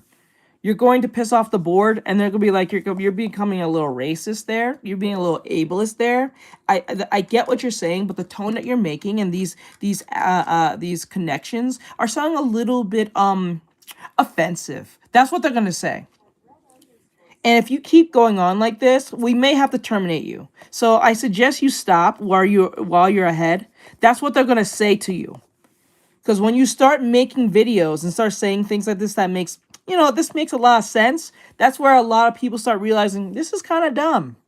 I don't think I want to put my kid in this school. And then when you do that, the funding for the school goes down, and they look at you like you're some type of terrorist when it's their fault that they are not doing what they're supposed to be doing and bringing a bunch of harmful shit into the school that doesn't mean anything, like critical race theory, into the school, and then thinking that everything's gonna be A-okay. And you wonder why the kids are crazy, you want to kill each other, and start shooting up the place. It frustrates me as an SLP because what used to be a true language impairment is now getting confused and the lines are getting blurred, with it being more, in my opinion, a language delay, because the exposure and things that should have been happening before students are entering school aren't happening anymore. Sorry, but you're a little too cost-effective to budget to educate these with skills kids. that are not aligning with the curriculum as they should be. They don't have that school readiness. I'm getting the referral, I'm completing the evaluations, their scores are showing that they're falling below. And yes, I know that scores aren't everything, but it's like, they're falling below. So I just say, no, they don't have a language impairment. It's just like... No, scores are not everything. That is true. But when you really think about it, it's a great indication on where this is going. It may not be the end-all be-all, but it's a good indication that you know what's going on here. Right? Lack of exposure, stay in the classroom, but then they're still not going to catch up. So what is the solution? I feel like as an SLP, my job is to always have solutions. My job is to problem solve, truly. And I feel like The solution is this. Separate the kids with the behavioral problems into behavioral rooms. Separate the kids who have mental problems into the mental issues. Separate the kids who are high-functioning individuals into other rooms and separate them like that. And then go to the parents and say, listen, motherfucker, this is your kid. If you don't stop this bullshit, we're going to call CPS. This is dangerous. That's what they should do, but they're not going to do it because it's education. But if they did do this, a lot of parents will buck up and be like, maybe I don't want to get in trouble and put that on my record. I'm going to help my kid. And then look at the administration board and look closely at what they're putting their money into and say, I noticed that you guys keep on putting a lot of critical race theory nonsense in your in this budget. Why is this important? And a lot of sex ed nonsense that doesn't make no sense, and gender ideology. Why is this important? Because this is not teaching them how to balance a checkbook. This is telling them what gender they are and how confused they fucking are, and they don't know how to balance or do. They can't read. They can't read. But you have books teaching them how to download sex apps. Okay. I hope you lose funding. I hope the schools get shut down. Fuck you. Like, straight up. That's just ass. You're killing the education of these children. They're gonna suffer. And what's gonna happen when they get much older and they can't do certain things and they become the new adults who are making the decisions, you're gonna see why we're gonna be in World War IV real fast. That's crazy. Yeah, slacker class. Pretty good at that. I pat myself I'm with on the you back on when the it comes sex to ed. coming I up feel with like that's ideas. I still feel a very parent's job. creative Yeah, that is and definitely the parent's job. Or that can take a class like how to learn how to cook from. Yes, replace sex ed. Like, they should know what sex is. But, like, then again, replace all that gender nonsense and replace it with how to balance a checkbook, how to do accounting, how to do math, how to do how to pay a bill, how to do this, how to do that, how to do, like something of a value that they can do with their hands, some shit like that. Was never useful. No, most of these kids don't pay attention to that shit. They just want to fuck each other and call it a day. You think they actually care about STDs and shit? I'm not saying that they shouldn't know those things. They should. But then again, also, you know what they should teach young boys, especially if they get a girl pregnant? How much they have to pay. They should add that sex ed. You get a girl pregnant, and then they teach you how much you have to pay as a man of what that girl may take from you at minimum and at max for what you make every month. And then you think to yourself, maybe I shouldn't fuck Becky in school because this bitch is probably stupid and crazy, and she may put me on child support in the next couple of years, and I have to pay that for the rest of my life for the next 22 years or so. They say 18, but it's really 22. But it is what it is. They should teach young boys that. So when you think about, I want to fuck that girl at the party, think twice, because you may have to pay a lot of money and pay that girl a lot of money for a lot of shit. So you better not do that.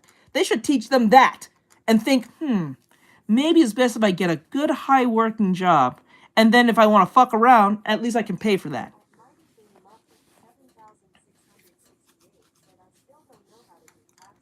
Oh, and teach you how to do taxes. That's a good one too.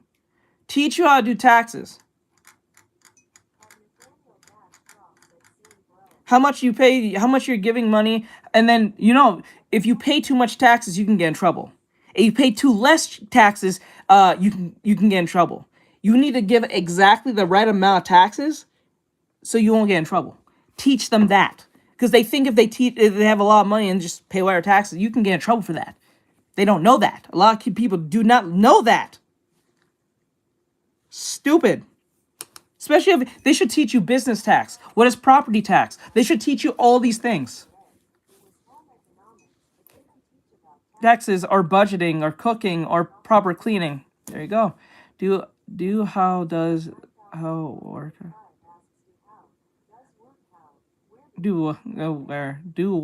should teach you how to get a job, how to do a resume, how to do a resume, what is business tax if you choose to have a business, what is property tax if you have a house. You know all these different taxes, what an HOA is. You need to know what these things are. They should teach you this.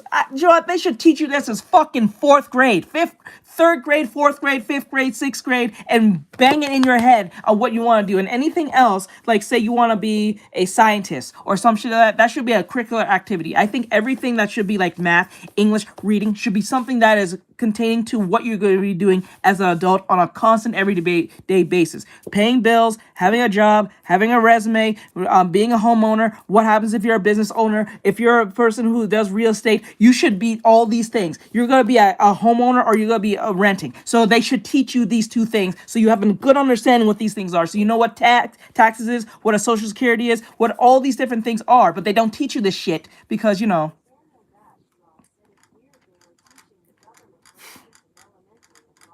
yeah, they teach you that stupid shit that most of you will not do or you care about. But they won't teach you how to balance a checkbook. That's crazy.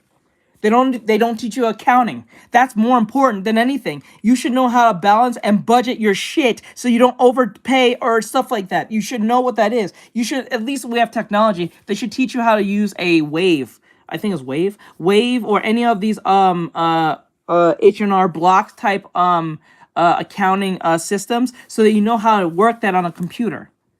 But they won't. They won't teach you. They want you to be 18 and stupid, so when you make mistakes, they can tax you and come after you. That's how they work. That's why. Why do you think they put it at 18? Because most young people are very reckless, and they're still coming out of that high of being 17, 16, high school. So they make a bunch of stupid mistakes, and because their parents can't, their parents can, help them. But most cases, they're not going to listen to parents because they're grown now. So they can do whatever they want, make every stupid decision under the sun. And then when they get caught up, they can't help, ask mom and dad for help. You know what I'm saying? It is what it is. Innovative, and if they have that kind of support system from their parents, if their parents are not crazy or stupid. I had a hard time taking no for an answer, Hello. which I think is a strength of mine. So I don't know. I guess it's just, what are we supposed to do in schools when the lists are so high? We don't have a caseload cap. My numbers are higher and higher every single year. You segregate. That's the first step. Segregate them all. And then make sense of them and organize them based on that segregation. Look at the numbers, who's failing most, and look at who we need to focus on, right? You divide them and you conquer upon the issues that's there. When you push them all as one homogeneous one, that's where this issue comes from. And then because it's a bunch of kids who are interacting with each other who shouldn't, because one is mentally unwell, one's confused about their gender, the other one is just a normal kid, the other one has a bunch of ideology problems and stuff like that. It's a bunch of issues that's conflicting with one and then expecting a kumbaya in the one liberal understanding of that nonsense. That shit's stupid. Even though I'm doing my best to get students off, dismiss them appropriately, it seems like I'm never going to be able to catch up. This rant can go on and on and on because this is the dilemma that's been facing public schools probably since the beginning of time. But it seems like it's only getting worse as the climate of our economy is changing, the expectations of parents and families are changing. I agree with separation students. with issues to be with people with similar issues, but I'm not gonna lie. I feel like if the U.S. did this way, they would somehow twist it. Nah, I don't think so. No, I don't think so, because the Asians do this very thing amongst each other. They conquer and divide based on issues that's going on. Asian countries, I'm saying specifically, not just Asian, not just like Japan and China. They all do this, and they're doing way better than us. We need to start doing that. I think what happens is we have too much of a liberal high mind of everything needs to be homogenized together, and that's what causes too much trouble. We need to learn how to separate and make sense of everything, to a degree.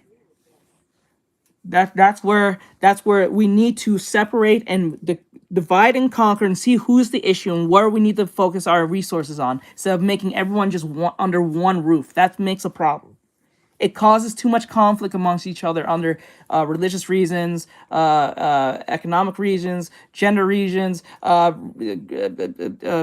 ideological reasons. You know what I'm saying? Political reasons. It's a bunch of things. We need to separate each other based on this particular situation to figure out where's the money's going, who's getting the money, why is this happening. Government, maybe. So that's how it works. That's the only way. It's like imagine this situation.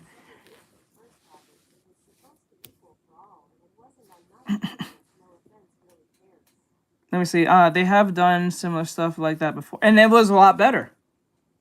Do you know black people within segregation were their marriage rates for black people was at a 80 to 95% clip under Jim Crow? Did you know that? It was at an 80 to 90% clip out of all marriages and households for black people.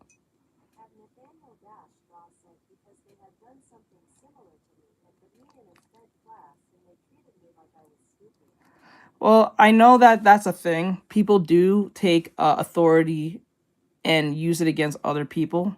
But the problem with this is segregating them, it makes more sense, because at least you know where you sit, right? And if you don't know where you sit, if you don't know where you sit and you're in a homogenized situation, it gives a sense of I won't say ego, but it gives a sense of like entitlement that you belong here when you shouldn't. This is like the child left behind situation. So like every kid who hits a certain level of grade level can be passed anyway to the next grade, even though they don't deserve to be. So what does that say to the kids who tried their ass off, who worked their ass off to go to that same grade? So the kids that's why you have people like the dude who's scamming people. He feels entitled to that money because he doesn't belong to be there in the first place. And you know he's horrible because his own family's not helping him. So you must know he's horrible. I'm using that as a form of example. I'm not saying that's for everything, but you get what I'm saying. So I've seen this happen too many times. So you need to separate them for the time being and make sense of where the money's going. First, we need to know where that money is going. Just like what's going on in Minnesota, we need to know where that money is going. Yes, but then again, see, that's where it caused segregation in itself. Because if you're forcing them to pass, we want to just say they're worthy of whatever we taught them when they didn't learn a thing. This is why we're running into this problem where the majority of these kids can't read. And this is not like third grade, second grade. These are 10th grade individuals. They're going into college and they can't read. We did a video of a woman who's like 26 and she said she can't write or she can't read. She said she can't read without the phone. She can't spell without the phone. And she's in her 20s. Like 25.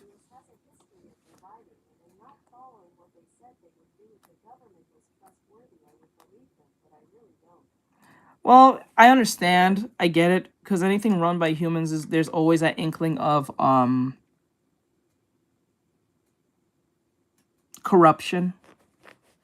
But the way things are going, it's not going great. So we have to try something new. This would screw itself, or doesn't it? It does.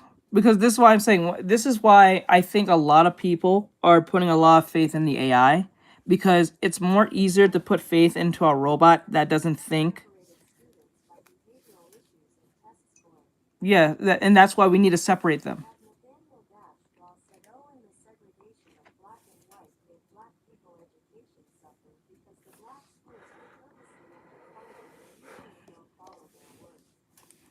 Yeah, well, I was back in Jim Crow era, yes.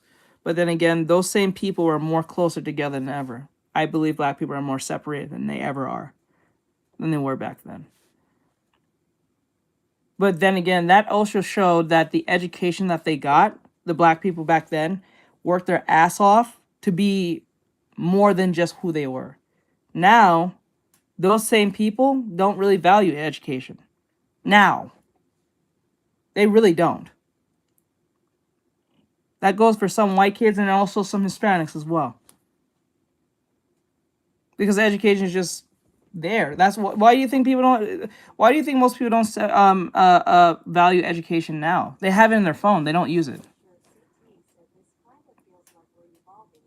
Yeah, we are revolving in reverse. That's what's happening. It's the irony in this is that you have the universe in your hand. It's called the phone, and most of them are stupid.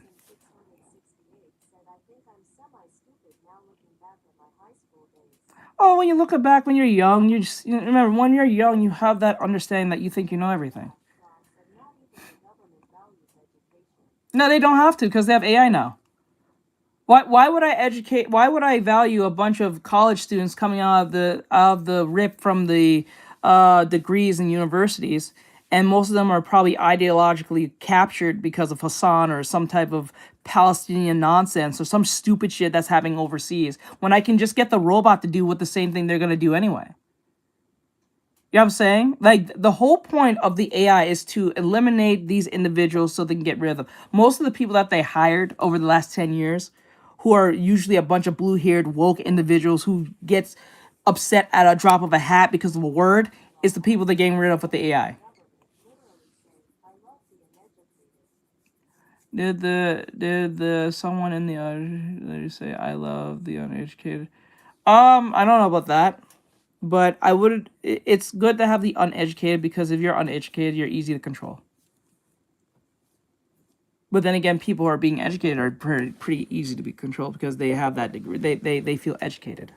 So it kind of works in a weird reverse situation. It's kind of weird. It's a weird duality thing that's happening. It's like I said, it's like you have the universe in your hand. You have all type of, like, imagine dropping a phone, like you guys said, imagine dropping the phone in the hands of someone from the 1900s,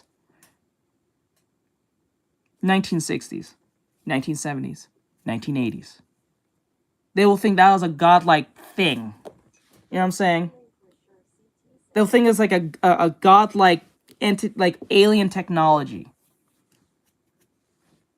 Right?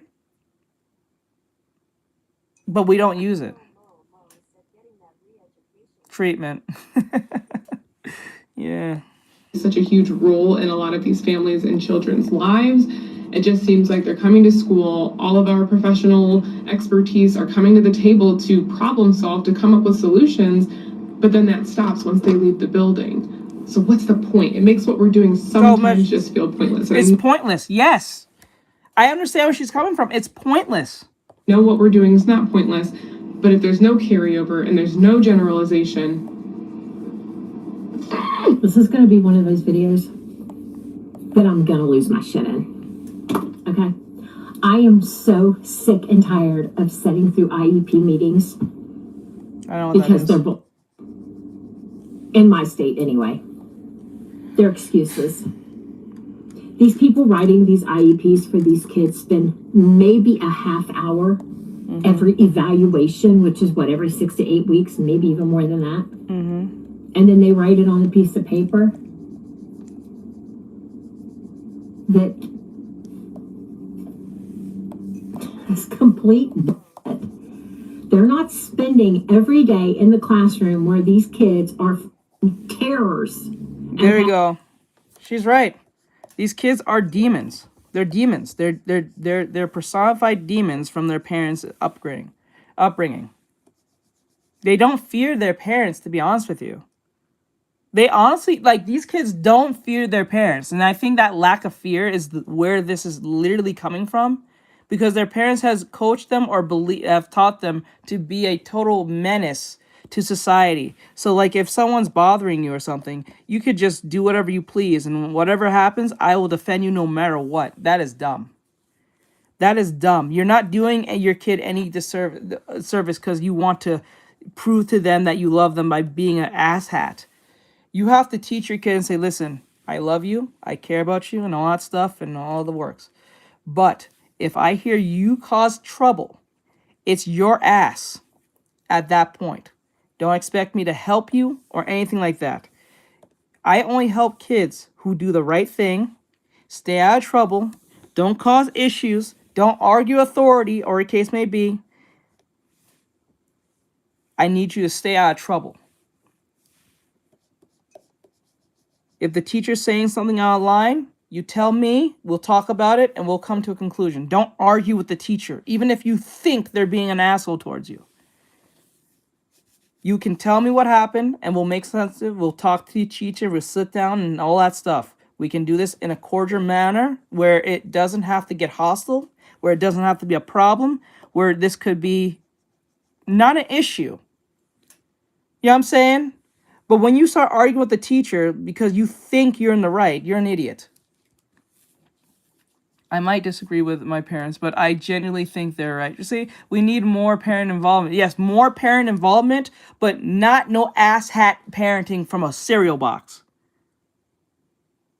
You have to teach your children there are consequences to your actions. It can lead to a death. It can lead to someone getting harmed. It can lead to someone, like, you know what I'm saying? It can lead to bad things. Yeah, my mom always told us, see, you say I'm talking about, Bri? That's what I'm talking about. Like, I love you, I care about you, but if something happens, if the teacher says something to you that is rude, racist, this, that, and third, you tell me, and we will talk about it at school, we'll handle it, X, Y, and Z. Don't argue with the teacher, even if you think you're in the right, even if you were right. Don't say anything. Just do what the teacher says. If you think you was wrongly accused, or whatever case may be, we will talk about it, you tell me when we get home. And we will go to the school. I will talk to your teacher. We'll take to the principal. We'll figure this out. Not you threatening the teacher. Not you saying they're gonna call me up. You don't care. If you tell the teacher that you don't give a fuck about them calling me up from work, I'm punching you in the throat. How dare you? How fucking dare you say that to the teacher? And then it makes me look like shit. And then it makes me look like I'm not doing my job. How dare you? You're losing the TV. You're losing the Xbox. You're losing the computer. You're losing the phone. You can't go outside. You have to read a book, and you have to tell me and what happened in that book. You have to give me a bunch of shit. Not the throat punch. Yes. I remember my dad used to say that. If you don't say, I'm punching you in the fucking throat. Like, you'll tell me that. Like, straight up. We'll talk, not romantic. I love you too. Straight up. I hate how I genuinely don't disagree. You know what I'm saying? That's all. That's how we grew up in the 90s, early 2000s. But now these kids, they say, I don't give a flying fuck what you do or what you tell my parents. Give me my phone. It's my phone. The fuck is wrong with you? It's a phone. Chill. You are not curing cancer today. What the hell? You'll get it at the end of the day. Stupid. I choked my food when you said that throat punch. I remember my dad used to say it to me. You don't always have to be right. Sometimes you don't have to say anything to be right. Sometimes you just have to stay quiet. Let things ride out, and we'll figure it out. My father used to say that to me all the time. You don't always have to prove that you're right, even if you're right. Shit. Okay, let me see. Something cool happened the week I was inactive. Grandma was relearning how to skate again, and she managed to kickflip. Beautiful work. Let's go, Grandma! Let's go, Grandma. She made it through that kickflip. That's crazy. Lucy, my dad did give me a permission to fight back. No, that's the difference. If your father says, I remember my dad said this. He's like, I don't want you getting in a fight, but if you know you didn't start it, you can defend yourself, but don't overdo it. Defend yourself. If you get in trouble, we'll explain to me what happened and we'll make sense of it. But don't get bullied or anything. If you defend yourself, you defend yourself. But don't go outright fighting people because you feel like you're right. You know what I'm saying? I understand that to a degree. You shouldn't let people bully you around. You shouldn't let your kids get bullied. And you should tell your kids to defend yourself if you feel like you're in threat mode. I understand that. But if you're out here just fighting people because they said something mean to you, you're getting your ass kicked. You're about to get your ass kicked by that kid, you're getting beaten by me. I'm gonna beat your ass when you get home. Because there's no reason for someone saying, call you a name, call you a this, call you that, and that makes you chimp out. Fuck out of here. Do not do this. I don't care what they called you. I don't care if they called you a PDF file. Do not fight anyone under the words of something. You're not going to die for someone's words. You know what I'm saying? That's stupid. You're an idiot. You're not going to die because someone called you a name. They call you dumb, stupid. They called you a slur or some shit. No. You're not dying. That's not going to suck. No. We're not doing this. Oh my gosh. Yeah. Grandma, the kid is bullying me. Can I borrow your golden dangle? Oh my god, nostalgia. I feel like Art is telling us off and I'll have to go to my room. No, man. It is what it is, bro. Okay? These kids are spitting, they're hitting, they're kicking, they're hurting their friends consistently. Yeah. But because the IEP meeting went well, mom's all happy about it. Yeah, there you go. Kid's still You changed the diagnosis to autism. Well, big deal. The mom said he's pooping his pants, and they literally looked at her and said, and then I think sometimes these parents will do that. They'll try to get a very insane diagnosis so they don't have to talk to their kid. They don't have to discipline the child. I think they do that sometimes just to avoid any form of responsibility for their kids' actions, so they can do what they want. And plus, they probably get money from the government too. I think the government gives them money as well if the kid behaves out of line. I think you get money for that, if I remember right. I could be wrong on that. You guys can probably correct me on that if I'm wrong. Yeah, I'm not gonna lie, I had a flashback. I blame the media in general too. That too. oh, welcome to have an autistic kid. That's what they do. And then we live in a time where being autistic is cool. That's a cool thing. I don't think most people is okay being autistic. It's not like they choose to. You know what I'm saying? But we make it in more of a characteristic trait, like something cool to be. It's not technically cool. It's just a thing that kind of happens. But too many people are self-diagnosing themselves on TikTok saying that they have it or they have some form of it or some small form of it. They didn't really get a real doctor's diagnosis on it. They just say it because they think it's cool and they think they'll be getting some type of attention-seeking shit. I'm not saying that all people are doing this, but there are a good portion of people who are doing that shit. And it's not funny. It's not cute. It makes you look crazy and stupid. That shit's wild. Don't do that. It makes people who are actually autistic look at you like crazy. What the fuck? What's genuinely annoying? In some schools, even getting in trouble, markers is in trouble doesn't work. Actually went through that once, and I agree on the autism thing. I'm actually diagnosed. See, people who are actually diagnosed can really tell if you're autistic or not. People who are just saying it because they don't want to be, they want to be cool, or they think it's cute, or it makes them seem special. No, bro, stop doing that. That's not cute. That is wild. I'm actually going to bed. It's cool to have a change of piece with drawing. Very nice work and armor. Thank you. Good night, everybody. Later, Momo. If you need any help on the art stuff, please let me know, dude. Making exceptions. Send me a message if you need anything. Kids. But thank you for becoming a student. Nowhere in life if we continue to walk on eggshells and reward them for their bad behavior. Yep.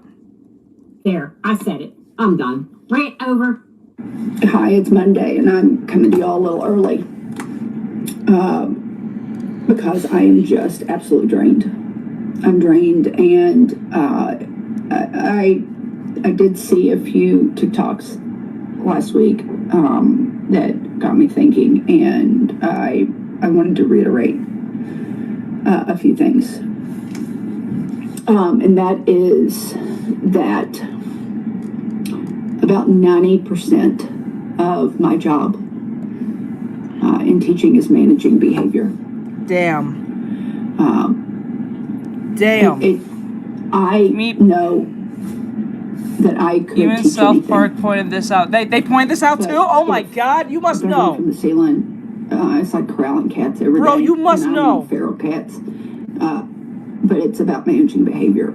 And I would like to reiterate that I do feel like it has everything to do with the fact that the parenting problem. Kids used to be more social. They used to be over at friends' house. They would play outside all day with the neighbors' kids. They would be in and out of their homes. And I don't know about you all, but when I was brought up, Let's go. I should have followed me. the village disciplined the kids. I'm drunk. Right? Okay. My parents' I'm friends drunk out of nowhere. disciplined us. He drew his bullets. He wrote too They held perfectly. He's same not standards. You know, they would tell us what we could and could not do, and I say that. This lady is really trying to walk the wire. She's trying to tread that wire. She wants to say what she really wants to say, but she don't want to lose her job because she's probably at the school right now. Because the things that adults deem to be socially normal for kids are no longer there. Like, meaning we hold that expectation, but the kids can't adhere to it because it's not been ingrained in their souls. Right? Okay. It's not been ingrained in their souls.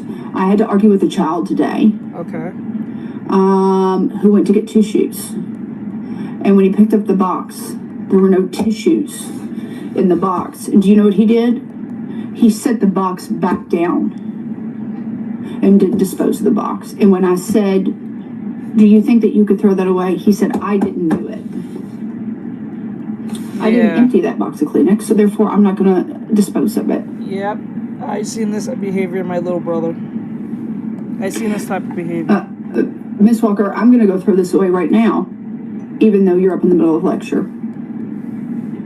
Even though that's not... Sit down. I'm doing something. And what's happening is that I'm now spending my waking days parenting over and over and over social norms. I believe hey, when this kid says, hey, can I have your orange? Because you're not going to eat it. I subbed. Thank you for the sub. And you allow him to, that doesn't mean to Let's chuck go, it as hard as you can and hit him in the head with it. And I just want you all to think about the last time you had a 14-year-old that you occupied without a phone all day learning something. And I want you to take that 14-year-old and I want you to multiply it by 32 at 8:30 in the morning or 2:30, whatever. Some of my smartest students are going to fail my class this semester. These are students who are incredibly engaged. They listen, they engage in conversation, they ask questions. However, they're not doing the work. No, I've had direct conversations with these students saying, what's going on? What can I help you with?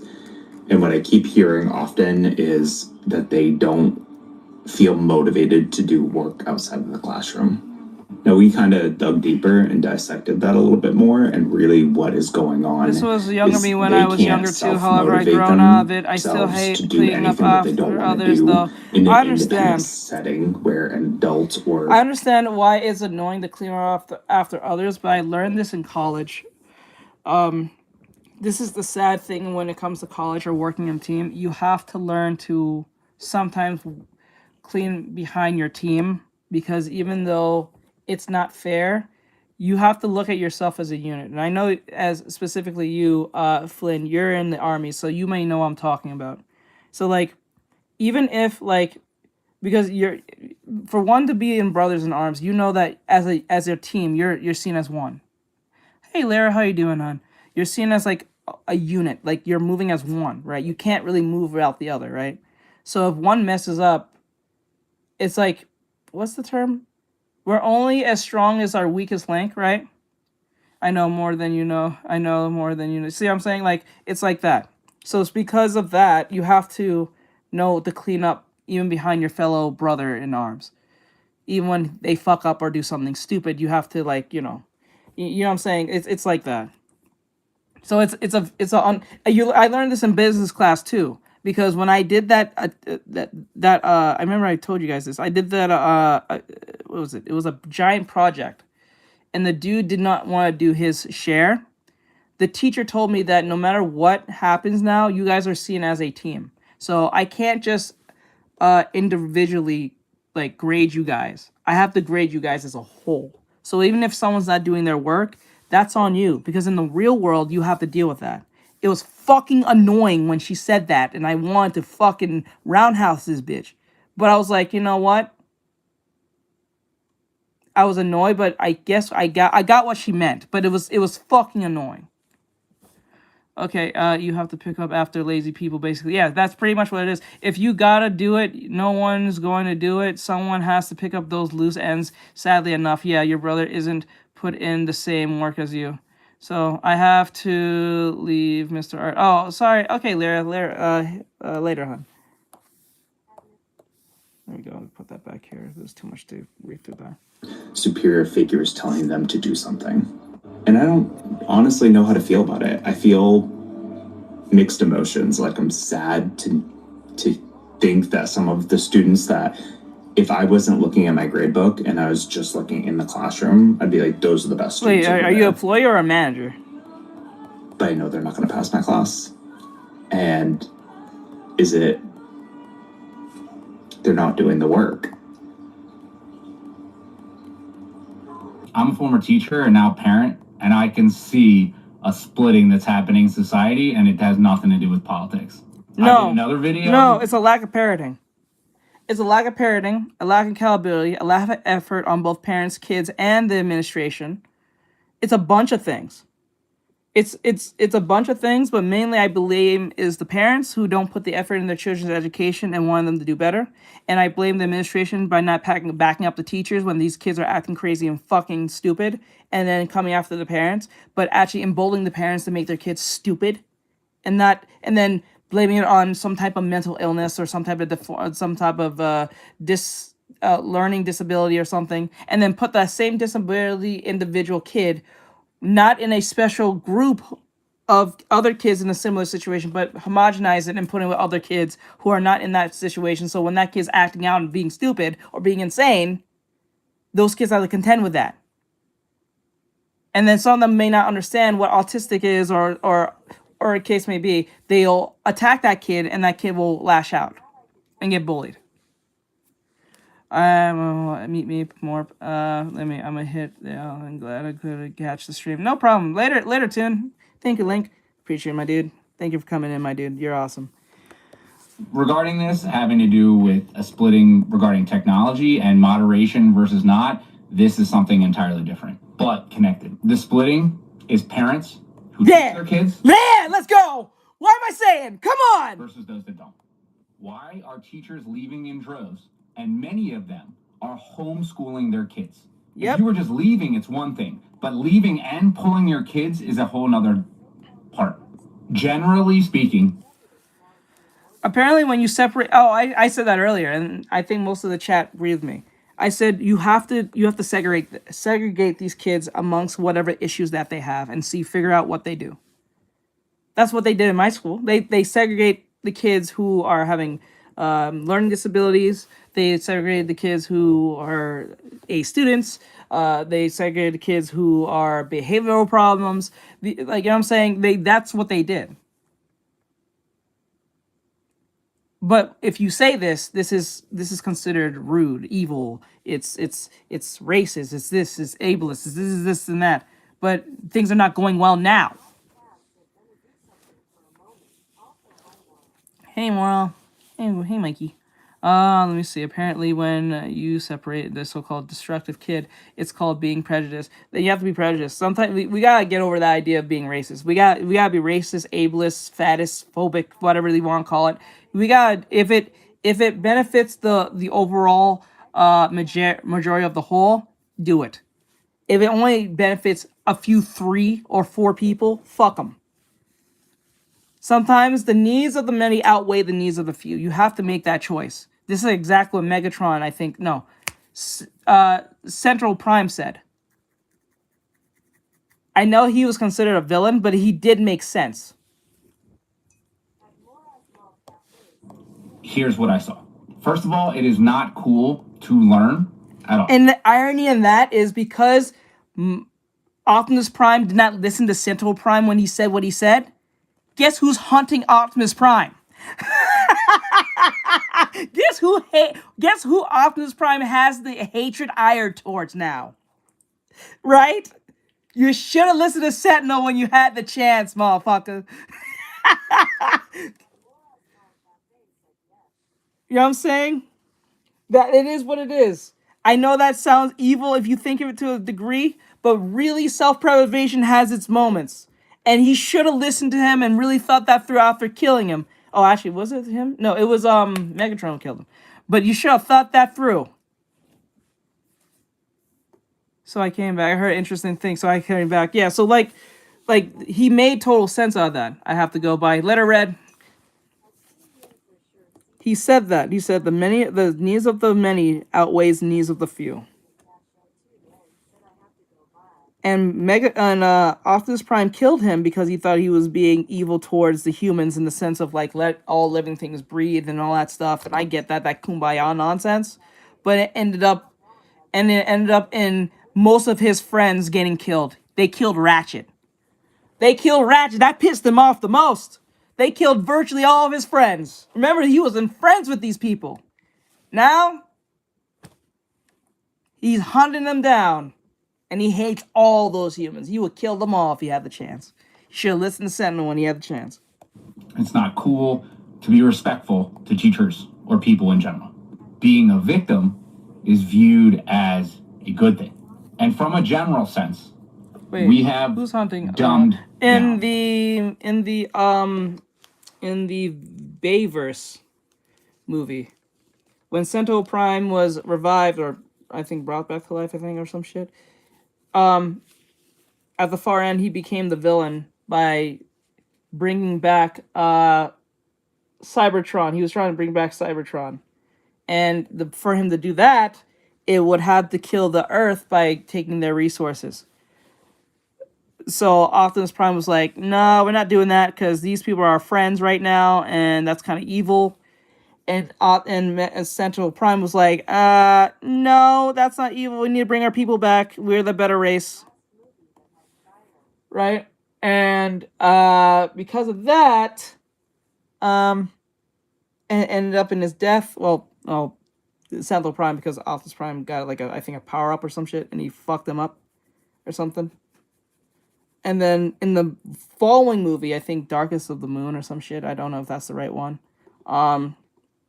with Mark Wahlberg, Optimus Prime and all his friends are either dead or being hunted by the government. When he should have listened to Sentinel Prime. And Sentinel Prime said, they will kill you. You're being friends with them now, but they will kill you at the end of this. I'm telling you now, they're going to fear you. And he didn't listen to him. He killed them, and they killed Ratchet.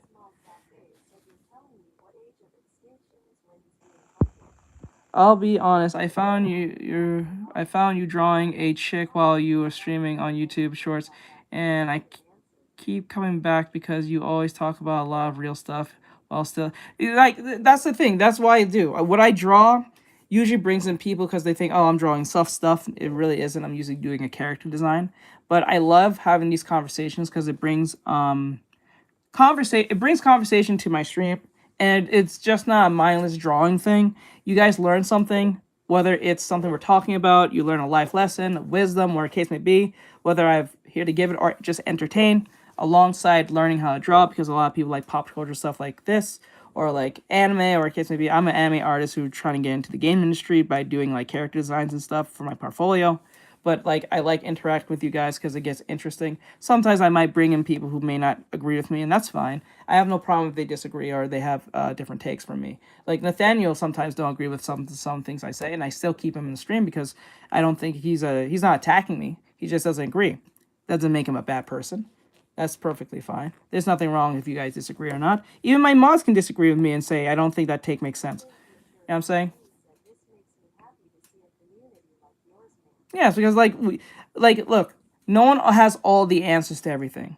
But if you at least give your opinion, I don't see any problem with that, right? But if you try to force your opinion on people, that's a whole different ball game. You know what I'm saying? No problem. Yay, let's go.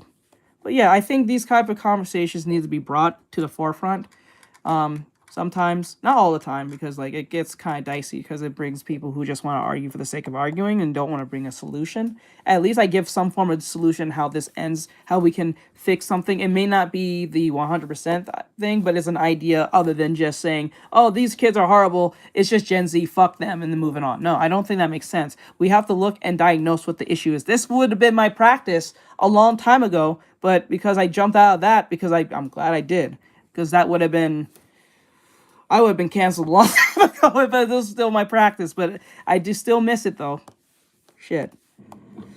Schools.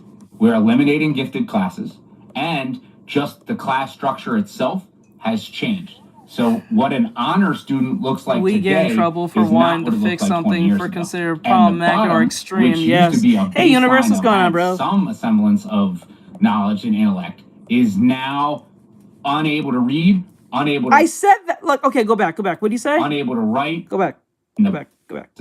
And just the class structure itself has changed. So what an honor student looks like today is not what it looked like 20 years ago. And the bottom, which used to be a baseline of had some semblance of knowledge and intellect, is now unable to read, unable to write, unable to think. And the school systems are passing these kids along, regardless. That's what happens with Child Left Behind. They're fucking the kids in long run because you're bringing kids who are not ready to be at this grade, and then when things get worse, they're gonna be more dumber as they go because you're just pushing them and saying they're ready. It's like taking someone who's a level 2, and because they just got a 60% of getting out of the dungeon, they can go to level 5 or something. They can go to a level 5 dungeon when they're not ready at level 2. They just barely passed level 2, but you put them on level 5 dungeon.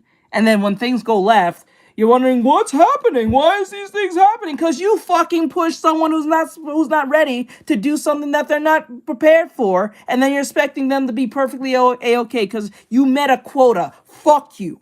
You know what I'm saying? That is crazy and evil. That is evil to do to someone. Now, what teachers see is the dumbing down of society. Correct. The bringing everyone down. Yep. And so you might be the parent who's saying like, but I teach my kid, so they're going to be okay. All right. Because if the school is now moving everything downward towards the bottom and having to deal with these bottom, is your kid being challenged, being pushed? Nope. Because what I've seen is that it now no longer is good to push through hard. If a kid complains and they're like, no, this is too hard. You pass them. They'll pass them.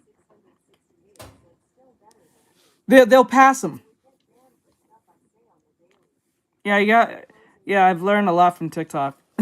All my times, I learn my stuff from TikTok.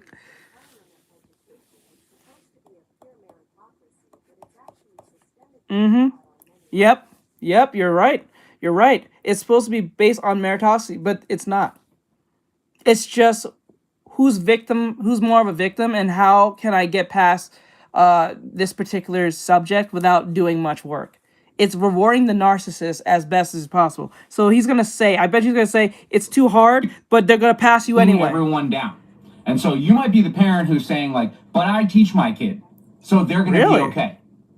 Never heard that one before. Because if the school is now all right, moving later, everything Nathaniel, later, bro. towards the bottom and having to deal with dude. these bottom, is your kid being challenged, being pushed?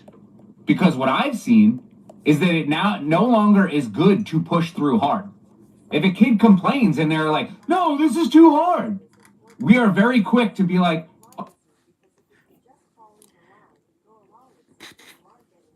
okay, consistency is important, but so is non-complacency. Because if you just fall into line and go along with something, you aren't getting anywhere. True. But there are ways and places to get around that, though. all right, well, here's a way of making it easier. That's not how we grow. And it should be teachers who know this. But it doesn't help that they're not getting the support to push the upper level kids up higher. And because they're so busy with dealing with the bottom that they can't deal with the top. So then there's this split.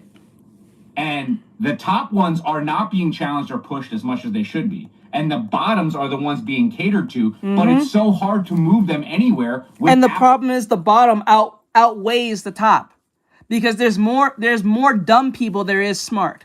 There are more crazy people than they're insane. Oh, well, that's probably debatable. But there's more people who are self-diagnosing themselves than people who are not doing that. Because they know if they self-diagnose or at least do that shit, they can get some type of accolade for being that thing. You know what I'm saying? There's more crazy, stupid people more than smart people. Or people with common sense, that is.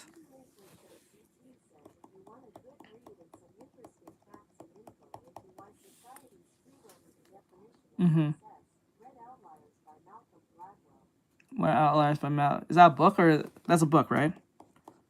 I have to listen to that one. Maybe there's another book. I'll probably have to read it. Absolutely zero support from home. And that's why that's what it all comes down to.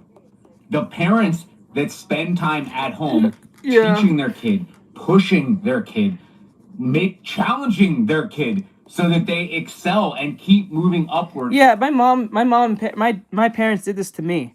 My mom would push me to do shit I didn't want to do. Like, she would push me to like get more tutoring, do more after school activities and stuff like that. And I would say, well, I don't want to do that. I don't feel like doing it. And she's like, it's better for you. You have to do it. You have to do it because it'll help you in the long run.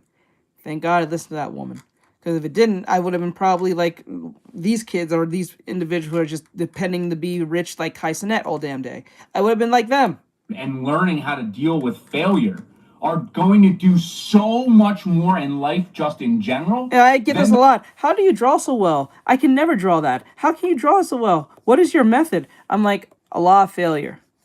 Constant amount of failure. I fail all the time drawing. And I mean a lot. Years of doing it. Guy acted this sheet. Yeah, I hate it too. I hate it very much. The ones who are continued to be like, it's okay. It's okay to be offended. It's okay that you can't read. It's okay that you can't do it. We're just going to push you along. We're just going to push you along. Yep, they're going to push you along. That's it. You're okay. With this, it's a total lack of emotional intelligence, which is why a kid tries something, fails, and they give up. I'm stupid. Yep, I'm stupid. My little brother does the same shit. He likes drawing. He likes watching me draw. He's seen my artwork, and then when he starts drawing his FNAF shit, all of a sudden he starts having a mental breakdown because the drawing doesn't look exactly what he wants it to be, and he starts having I don't know, some type of some type of mental issue. It's not like he's frustrated. He's doing the shit where he's hitting himself and shit like that. When I say little brother, I'm talking my girlfriend's brother. I refer to him as my little brother. He's gonna be my brother-in-law once I marry this chick. But I'm saying to myself, like, when he does this every time, it's fucking annoying. Like, I don't understand why he does that. What does hitting yourself have to do with, like, because you're frustrated because the drawing is not on par, it's not on lock. And too many of these kids are exposed to this. If it's not off rip, it's not good. Guess what? Birthday actually affect your potential reading. Really? How so? Can you send me that one? Like how so? That shit is crazy to me. I'm like, dude, it's a drawing. It's a sketch. Don't take the... And this is why I look at those morons who come in my stream and say, oh, you're drawing her naked? Why are you drawing her naked, bro? What is this? Bro, you see no fucking face, hair, eyes, nose, fingernails. You don't even see a fucking elbow. But for some odd reason, because you saw a little tits that resembles tits, you call this naked. You are mentally unstable. That's just wild. And I think what's happening here is because this is also goes back to the phone. Because, like, a lot of people are exposed to people who are, like, doing good off the first rip. Like, okay, so, like, let's do an example. You know those videos where people, like, do cool, like, tricks where they're throwing, like, a ball into a bowl, or they're throwing a bunch of, like, pencils into a bowl, and, like, and they show, like, montage of that, or they trick shot, like, a pen into a very far distance of a bowl and it got in. Those people who are watching those montages, they don't realize those people was on stream doing that over and over again, and when they got a good one, they clip that and put it into the video. So what happens is you see thousands of times people. I've seen them. They're on TikTok right now. They'll be sitting from a stairwell or something, or from a stairs, and throw a ball onto, like, a book and stuff, and it bounces back into the thing, and they'll be like, yeah, right, and then they'll clip that, put it into the montage of shit that they've done, and then people might think, oh my god, they're so good. Young people look at this and they're so good on the first try. That's crazy. No, that's like the 7th other try on the live stream that you didn't watch. That's where a lot of young people are exposed to this idea that everyone who's doing it got it on the first time, and then when I do it, it's never working. It's a fucking lie. Majority of people are doing it from constant failure. It's just you're not seeing the failure. You're just seeing the best highlights from that failure. That's the problem. And that's where a lot of kids are exposed to this. It didn't work on the first try. It must be me. I have to be mentally something wrong with me. No, kid, you're a human being. Stop being a fucking perfect person. No one's perfect. The fuck? Like, what the hell? I'll never know this. Fixed mindset, closed mindset. Correct. Not having the mental capacity to understand that it's okay to fail.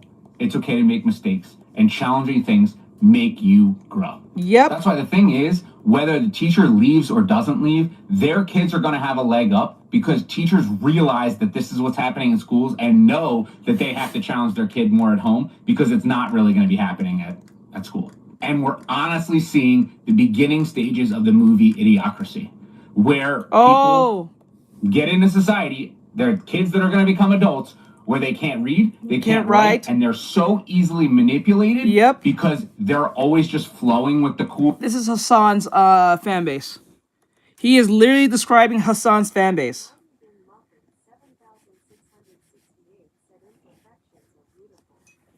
Like that, he is describing Hassan's. Put him in top. Put him to the stop motion. See how far he gets. Right.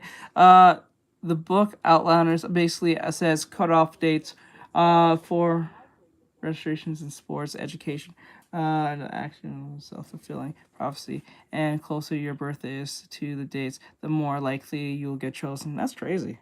Never heard that one before. Cool thing, and they're like, tell me what to do. Tell me what to do. Okay, I guess everyone else is doing this, so I'll just do it. There's absolutely no critical thinking, and that's how you end up with, wait, Gatorade is better because it has electrolytes. Come on, bruh. You should know that. And the thing is, that's moving towards the majority.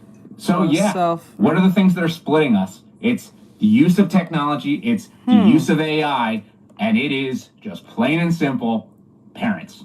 And yes, Gotcha. the kids who only have one parent or divorced parents definitely are going to have an even tougher time with this. No, bro. It's cool to be a single mom. Nothing's wrong with being a single parent. You're being rude to the single parent. That's fine. That's fine. Nothing's wrong. You're saying something really evil. You're single out single parents. Nothing's wrong being a single parent. Really? Mm-hmm. Bro said something that I say all the time, but once you say it, oh God, you hate single moms, you hate single parents. Why you hate them so much? Like, well, trust me, majority of those single parents will not pick to be. You need two parents. You need two parents because two parents will help you out more longer than one that has one. Now, if one can do well, that's great. Just imagine you have two then. It's like let's put it this way: if your mother is a nurse or some type of person who makes good money, right? And she took care of you and all that stuff, or your father. That's great. And they did their best. That's great. But imagine you had two parents on that thing. Imagine. It has nothing to do about she's lovely. It's about if your mother had to choose between being a single parent and having a man that's worth a damn, she will pick that. Because you make more money that way anyway. Do you know when you get married, you get what do you call it? Tax breaks, I think?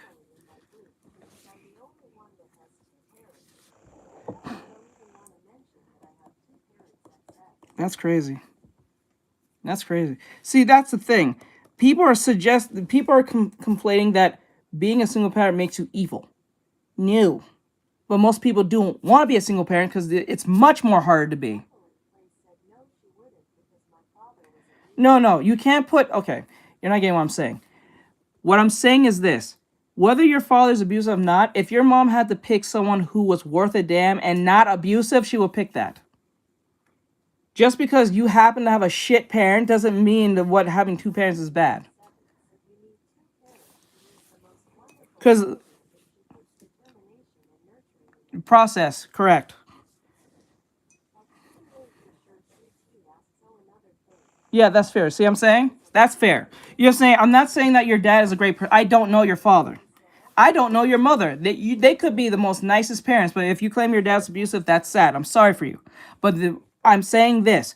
If your mom had a choice to pick a man that was not abusive, good looking, nice, kind, attentive, all that shit, and then also make money alongside what money she makes, she would pick that in a heartbeat. And with you in it. Tell me I'm lying. Who would pick to be single parent on rip and make less when they can make double with someone who they care about, love them, and have children with? You know what I'm saying? That's what I'm saying. I don't know your parents. I don't know your life. I don't know your family. But in most generosity, for self-preservation, most people will pick that over being a single parent. You know what I'm saying? I have friends who are single parents, and all of them say, I wish I did not have children with the person I originally had because they was not ready. Because either that person was abusive, that person was stupid, or that person was off cliff. You know what I'm saying? Yeah, that too. But yeah, I'm sorry for you, Jacqueline, that your dad is like that. I'm sorry about that, hon. I give you prayers to you and to your mom. She's trying to do her best. I'm not saying she's not, but I'm saying if she had a choice, she would pick that. If it was literally a snap of a finger, she would have you. She probably would fix the man that she had children with you, which is your father, and be not abusive and all that stuff. Yeah. I would not want that. If I had a daughter or son, I will make sure and make it my mission to make sure they had a mother that loved them and want to be there for them and work alongside me so we can make double the money. And then they have a cushion in their life. They have opportunities. They have the great education, everything under the sun. Who wouldn't want that? Why the fuck would you pick to be a single parent to make life harder? Do you know how hard it is to take care of a kid? Do you know how hard it is to be single and just pay rent? Imagine having a kid and paying rent and you're all alone and you have a shit job. You know what I'm saying? Well, I don't know my bio dad. I'm just saying to you in general. You don't have to give your whole life story. I'm just saying most people would pick a two-parent household than one.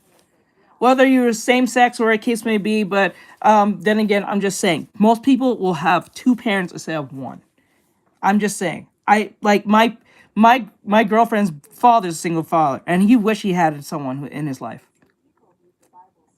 Yes, they really do. Because that's a really hard thing to overcome given the school systems. So we are moving towards the haves and has-nots, but it's you have good parents or you don't. And because all this is going on, being a good parent is actually becoming easier, not harder. But that is if that parent has emotional intelligence. There it is, and that's where it is. If your mom and dad have emotional intelligence, they're better off for you. They could be a janitor, but if they have emotional intelligence and they're both smart, you'll have a good life. Now, you will struggle. Not saying being a janitor is no. I'm saying you'll struggle, yes, financially. But if your parents have integrity, they have meritocracy through their work, they have discipline, they have understanding how life is and what's important in life, and care about their kids, care about themselves, care about their family, care about having God in their life, stuff like that, they will have a better. Do you have a better upbringing than being in a mansion and being absolutely spoiled? You know what I'm saying? Yeah, careful. You're talking taboo. 2 parents in the household is crazy. Yeah, nowadays that's called offensive. That's evil to the feminists these days. And knows what's going on with schools to be able to realize that they're going to be the ones that have to challenge their kids. Yep. And that's just my thoughts of the day. This is my 13th year teaching high school and my 10th year teaching AP Lit, my 2nd year teaching AP Seminar. And I've noticed a troubling trend with my students. What I'm saying can get me in trouble. I'm not even gonna lie to you. With a huge spike. What I'm saying can get me in trouble. I'm not even gonna lie to you. But it's funny. The funny thing why I don't fear saying it is because for some weird reason, YouTube is way more lax compared to TikTok. Hey, it's what we do. It's what we do here. We entertain and bring some life lessons to this. Because this was going to be my practice. This therapy was going to be my practice. I was going to be a psychologist. I was going to be a doctor. But I jumped out of that at the right nick of time. Fucking glad I did. Because if I didn't, I would have been I would have lost my license a long time ago. Like, I'm not going to adhere to these lies that they tell these kids. Right after COVID, that I can't not talk about it anymore. The trend is that teenagers, kids in general, are significantly less able to critically think or solve problems on their own without help. I've got examples. For example, they will type in, I've noticed this a lot in AP Seminar, they will type in one long, complicated search phrase, and when they don't immediately on the first page of results see exactly what they're looking for, they give up. And they come to me and they, instead of saying, how can I search better or what am I doing wrong, they go immediately to, well, there's no articles on my topic, so I need to pick a new topic. Wow. Like immediately giving up after one try of typing a question into a research database that is so complicated. I had the same problem with my cousin. He will give up virtually on anything. As soon as there was some type of doorway or doorstop to something, he'll give up off rip. That shit was so weird to me. Once I get enough subs and go live, I might do. Yes. I hope you do. I'm championing you on that, bro. You better do it. I hope you do. I hope you do. And conditional and convoluted that there's no way anybody would come up with results for it. Another example is this happens daily, literally daily in all of my classes. Asking a question that is clearly and blatantly addressed in the step-by-step instructions for whatever it is they're doing. Mm-hmm. And then when I point out, oh, that's in the instructions, they still follow that up with, yeah, but you could just tell me, right? Oh my God. Related to that last example, if I give them an assignment with said step-by-step instructions, like my writing revision assignment, that is 8 very simple steps. No, that would be crazy. Every single time we do it, over 50% of my AP students miss one or more of the steps. This problem has gotten so severe that I have stopped regrading written revisions if all 8 of the steps are not followed. And these are not big steps. I'm talking like step 1 is copy and paste the essay from AP Classroom onto a Google Doc. That's step 1 by itself. Step 2 is color code the essay and I give them the key. Like these are very simple steps. These are not convoluted steps. I've started returning them and I won't regrade them until they can complete all. I have a motivation. Let's go. Well, you have a motivation issue. Seems minor and silly, but I think it's related. Try to keep it small. I would. If you have a motivation issue, don't make it too big. I think that's where a lot of people mess up too. They tend to make the motivation too big, and then it gets out of reach. I would keep it small. Make it little small, like little motivational things. Like say for today's motivation, I'm going to make a YouTube account. That's it. That's it. Tomorrow's motivation, I'll find a logo.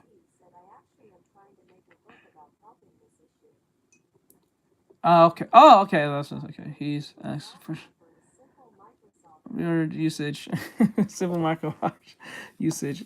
I see. But like that's what I'll do. Like keep it small. The more smaller it is, the more likely they're obtainable. And then because once you get these small little things out of the way, you made one big move.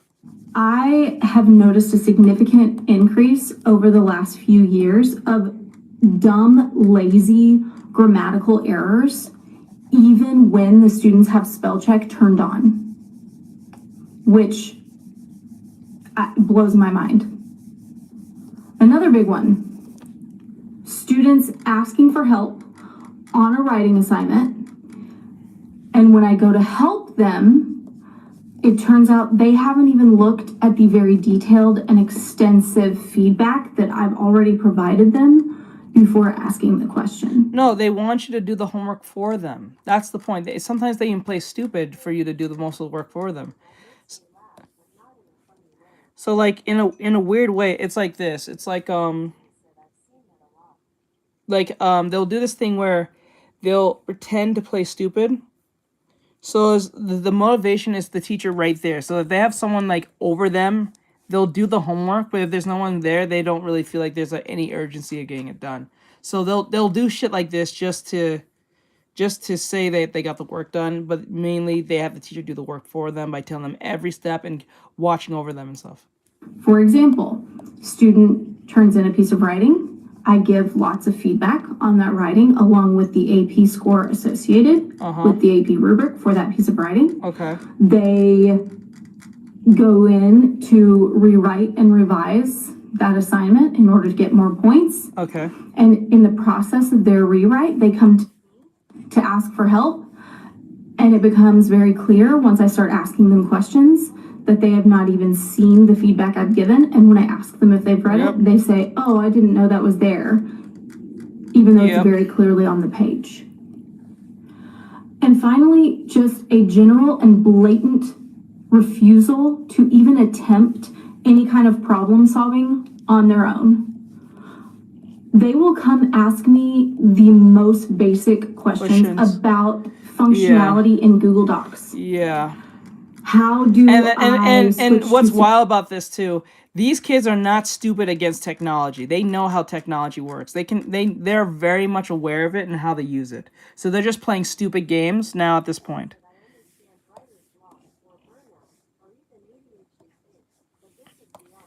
Yeah, it's beyond lazy. You'd be surprised. Like, it's crazy. Like, they're just playing games now at this point. You're just fucking with me. There's no way you can't get past this. This should be in your literal end field of things.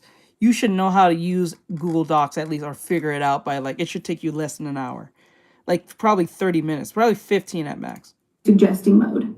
Even though that's clearly outlined with pictures in step-by-step instructions that I've given them. Con R's in the making. It's also a really simple Google question. Like pulling up Google and quickly saying how to switch to suggesting mode in Google Docs, or how to highlight text in Google Docs. Like something so banal is impossible for them to figure out on their own.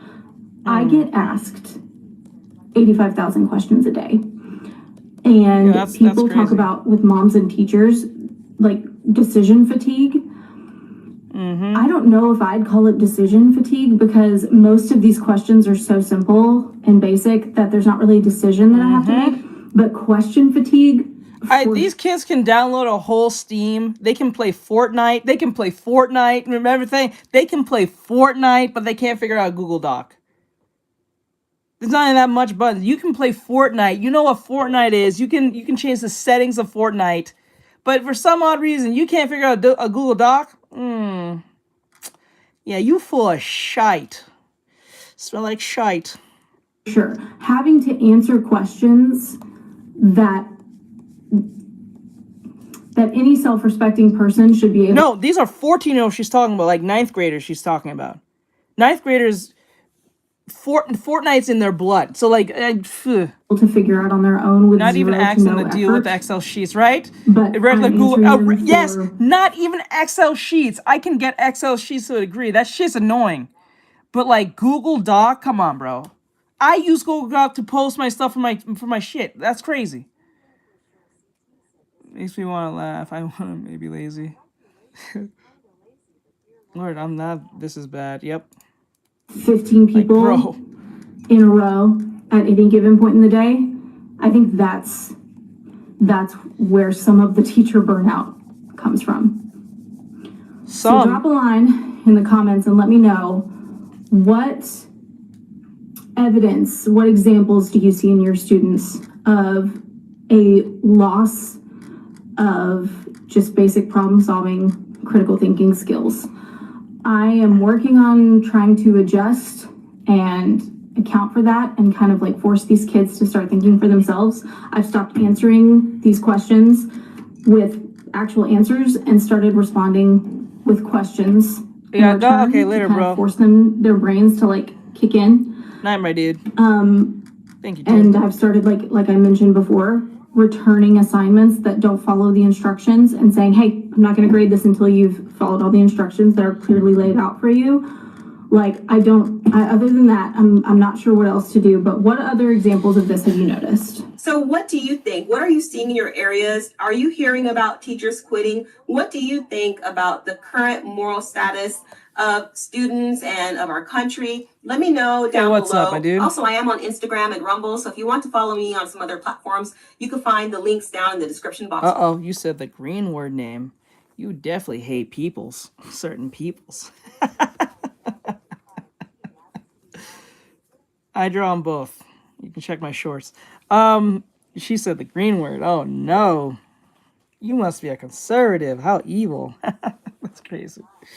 Oh god. Below. Let me know again, like I said, what your thoughts are, and I hope to catch you in the next video. Take care. Oh, it's done. It's done, it's done, it's done. Yeah, teachers are, it's done. That's crazy. After 14 years, that's crazy. I feel bad for these kids. I feel bad for these kids because their parents are not doing shit. So guys, okay, Maury just posted this. This is literally 36 minutes ago. I have not seen this. You can see it. It's right here. 36 minutes ago, this was just posted. It says Gen Z has no survivor skills. Now, this may be the more later Gen Z individuals, not the ones who started being Gen Z and had some influence from millennials. I think they're talking about late Gen Z, specifically late Gen Z. I think that mostly when we are referring to like them not having any type of skills, I think this is Gen Z, like the back end Gen Z, who are more influential towards Gen Alpha and hated by early Gen Z, and then also hated by Gen for millennials, not the ones who are like really, really early and who had millennials influencing them. So if you fall into this category, we may not be talking about you. If you fall into this category, if you know you don't, then you have nothing to worry about.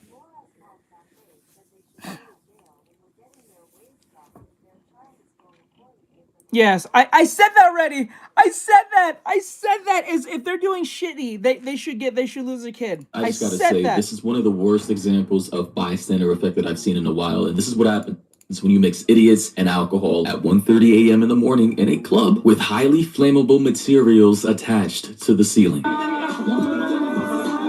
What the fuck? Is that fire? They think it's cute.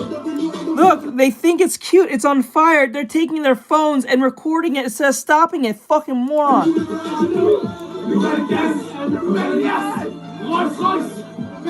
And this incident, with all these retards literally celebrating and recording, the ceiling on fire ended up killing 47 people. 47 individuals, ranging from like 18 up on over to, I believe, 30 years old. Out of pocket for that shit. Ladies and gentlemen, I just gotta say, if you're in a club with styrofoam attached to the ceiling and the ceiling starts igniting into flames of falling fire, why the ever-living fuck would you just stand there, dance, record with your phone, start jumping up and down like this is totally normal, like this can't kill you? Like, I am genuinely amazed at the negative levels of IQ that I'm seeing in this video. Everybody in this video who was jumping down and recording has absolute zero survival skills and have displayed insurmountable levels of stupidity that I just cannot comprehend. I just don't get it. And I just want to read this headline here that says about 40 people were killed and 115 injured in fire at bar in Swiss. They killed, oh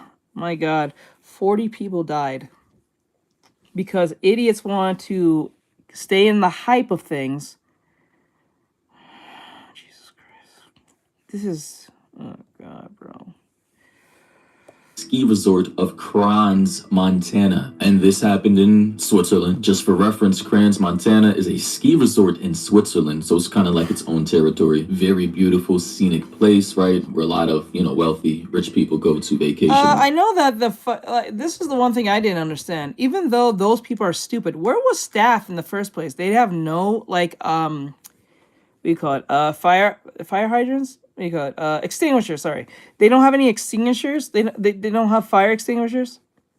No one pulled out a fire extinguisher when it was happening? Everyone was like recording it. Where was staff? What the fuck? Party and whatnot. However, according to this article, they say about 40 people are believed to have been killed and 115 injured after a fire tore through a crowded bar during a New Year's Eve party in the Swiss ski resort of Crans, Montana. Swiss police confirmed several dozen partygoers were dead. The victims could not be immediately identified because of the severity of their burns, the ministry said. It confirmed arson was not responsible with the blaze thought to be the result of an accident. And in the next segment, I'm going to show you guys exactly what started the fire. The club owner or promoter is entirely to be blamed for this. For some reason, there was styrofoam, I believe, soundproofing on the roof or the ceiling, the ceiling of the club, while some bottle girls were carrying some sparklers while serving drinks. And yeah, everything went to shit after that. As you can see here, it's an image of people holding up some champagne or whatever wine with sparklers attached to the bottles. Okay. Massive correction. I thought these were bottle girls. I guess not. Here we have some other club attendees holding up the champagne as well with the sparklers attached. And as you can see, the styrofoam ceiling, typically people use this to soundproof their spaces, their recording studios, etc. I don't know if there's a room above the base floor where people are partying that they don't want noise to transfer to. And based off of some info I'm seeing here from someone who knows a little more about the story, they say that, and TLDR, because this was a pretty long read, they basically said that this club was in the basement of a building, which would basically explain the soundproofing on the ceiling. As you can see here is the place where people were partying. This is in the basement of, I don't know who owns this place, but clearly it's not safe. And they're using the soundproofing to make sure that whoever lives above or whatever facility is above the club isn't going to be as exposed to the loud music as it would be without the soundproofing. Additionally, I saw this image here someone posted of them reducing the size of the staircase during their work, during renovations. Here, as you can see, is the staircase before renovations and the staircase after, right? So definitely a little smaller, as you can see here. So essentially, this is how the club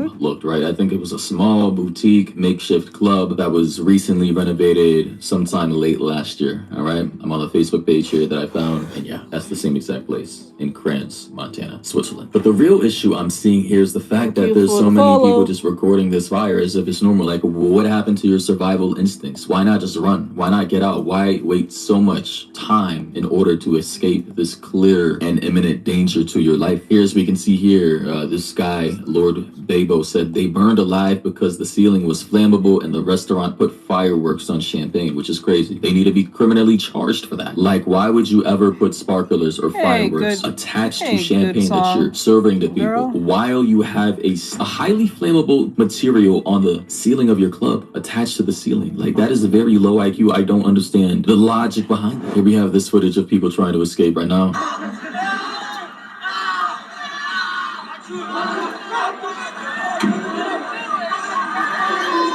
Most of y'all kind of deserve it. I'm not even gonna lie to you. I'm like I understand no one deserves to die, but most of you who didn't stop it, you deserve to die.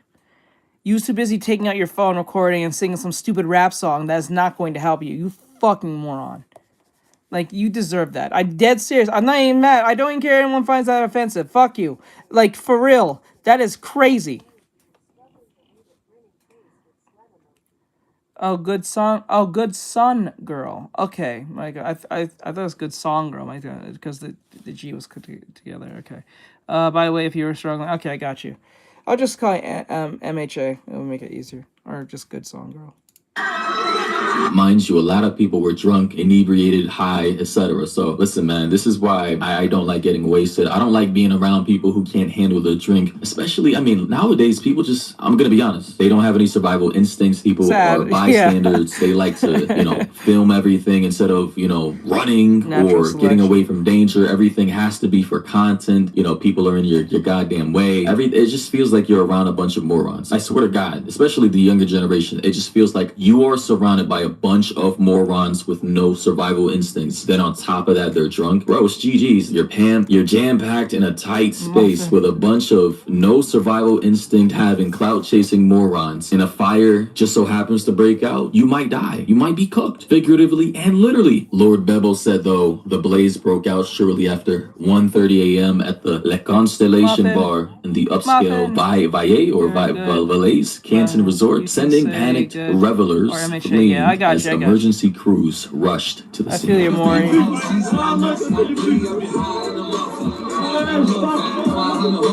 Now I gotta pause because of the music, of course, but as you can see, there's literally fire everywhere. Well, in front of this guy, at least filming. And what is he doing? Just singing and what? Filming?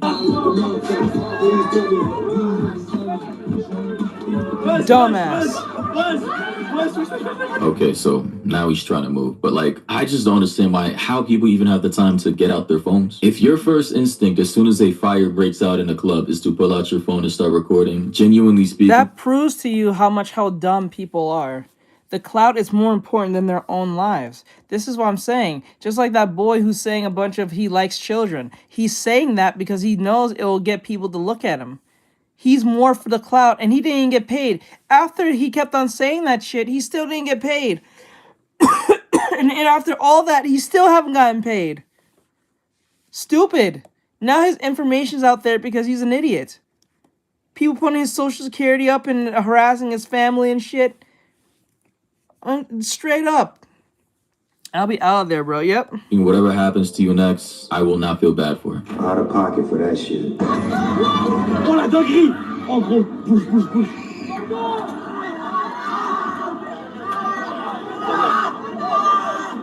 Fucking crazy, man. And again in this video, Lord Bebo said, insanity, many celebrated the fire that killed them. The party guests danced, partied, and sang at the fire. They thought it's a show. Many of them died. WTF. Listen, man, trying to rationalize or comprehend why people do the things that they do in this day and age, it'll just drive you mad. It'll make you crazy, genuinely speaking.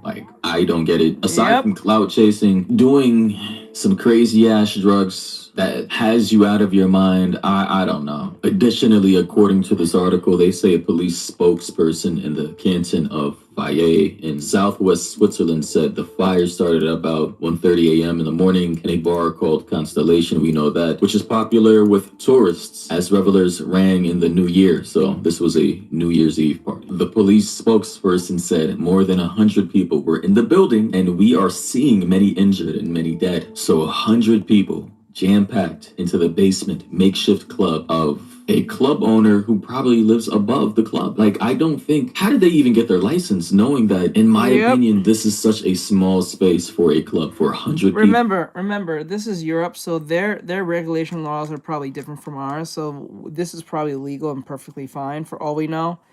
Their regulations may be different, so we'll never truly know unless you just do a lot of research, but then again, you know what I'm saying? Yep. Stupid. Maybe 40 max, but 100 people. I would say 60, 80 is pushing it. But 100 people in such a small space, that is crazy. And mind you guys, this is, I believe, one of the only ways people were able to get out. Are you serious? Correct me if I'm wrong. This is one of the only exits and it's so narrow. And now people in the comments are saying, imagine the bar you're in catching fire. If I remember right, I think most clubs are, here in America, I think there has to be at least 3 doorways into the club. The front door, the back door, and there's another emergency one. If that's the only one, we're fucked. Whatever they're taking, I'm not taking it. See, Bry's smart as a fucking cookie. He's smart as shit. See, that's crazy. Instead of leaving, you pull out your phone and record it. They would rather sit and record than to seek safety. Unreal. Literally. The 45 to 60 seconds they wasted trying to record this fire could have been used to just running away and getting outside of the building. I genuinely don't know. The craziest part is no one had a fire extinguisher. When there was any form of fire, no one saw that, like, the staff didn't see the fire extinguisher. Like, no one, like, what the fuck? What is wrong with you? A firefighter said, absolutely horrifying, terrible, terrible accident. It hurts as a firefighter to see how irresponsible these bar owners have been, allowing multiple open flames with that kind of. That's crazy. It's insane. It is. It really is. How did they get their club / bar in license? A burning drug and fire filled with pool of probably underage, uncertified strangers to get out? What the fuck? That and alcohol. Alcohol is flammable, so like shit. That's crazy. That is crazy. Okay, we got one last video we'll do, and then we'll jump out of here because it's 10. Let me see. It was the one with Rakai, I think, and then we'll jump out. Let me see. Rakai. It was Rakai. It was Rakai.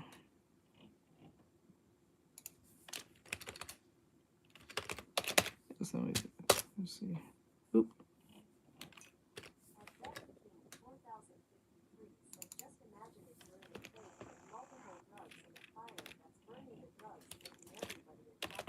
Right? That's even worse. Oh.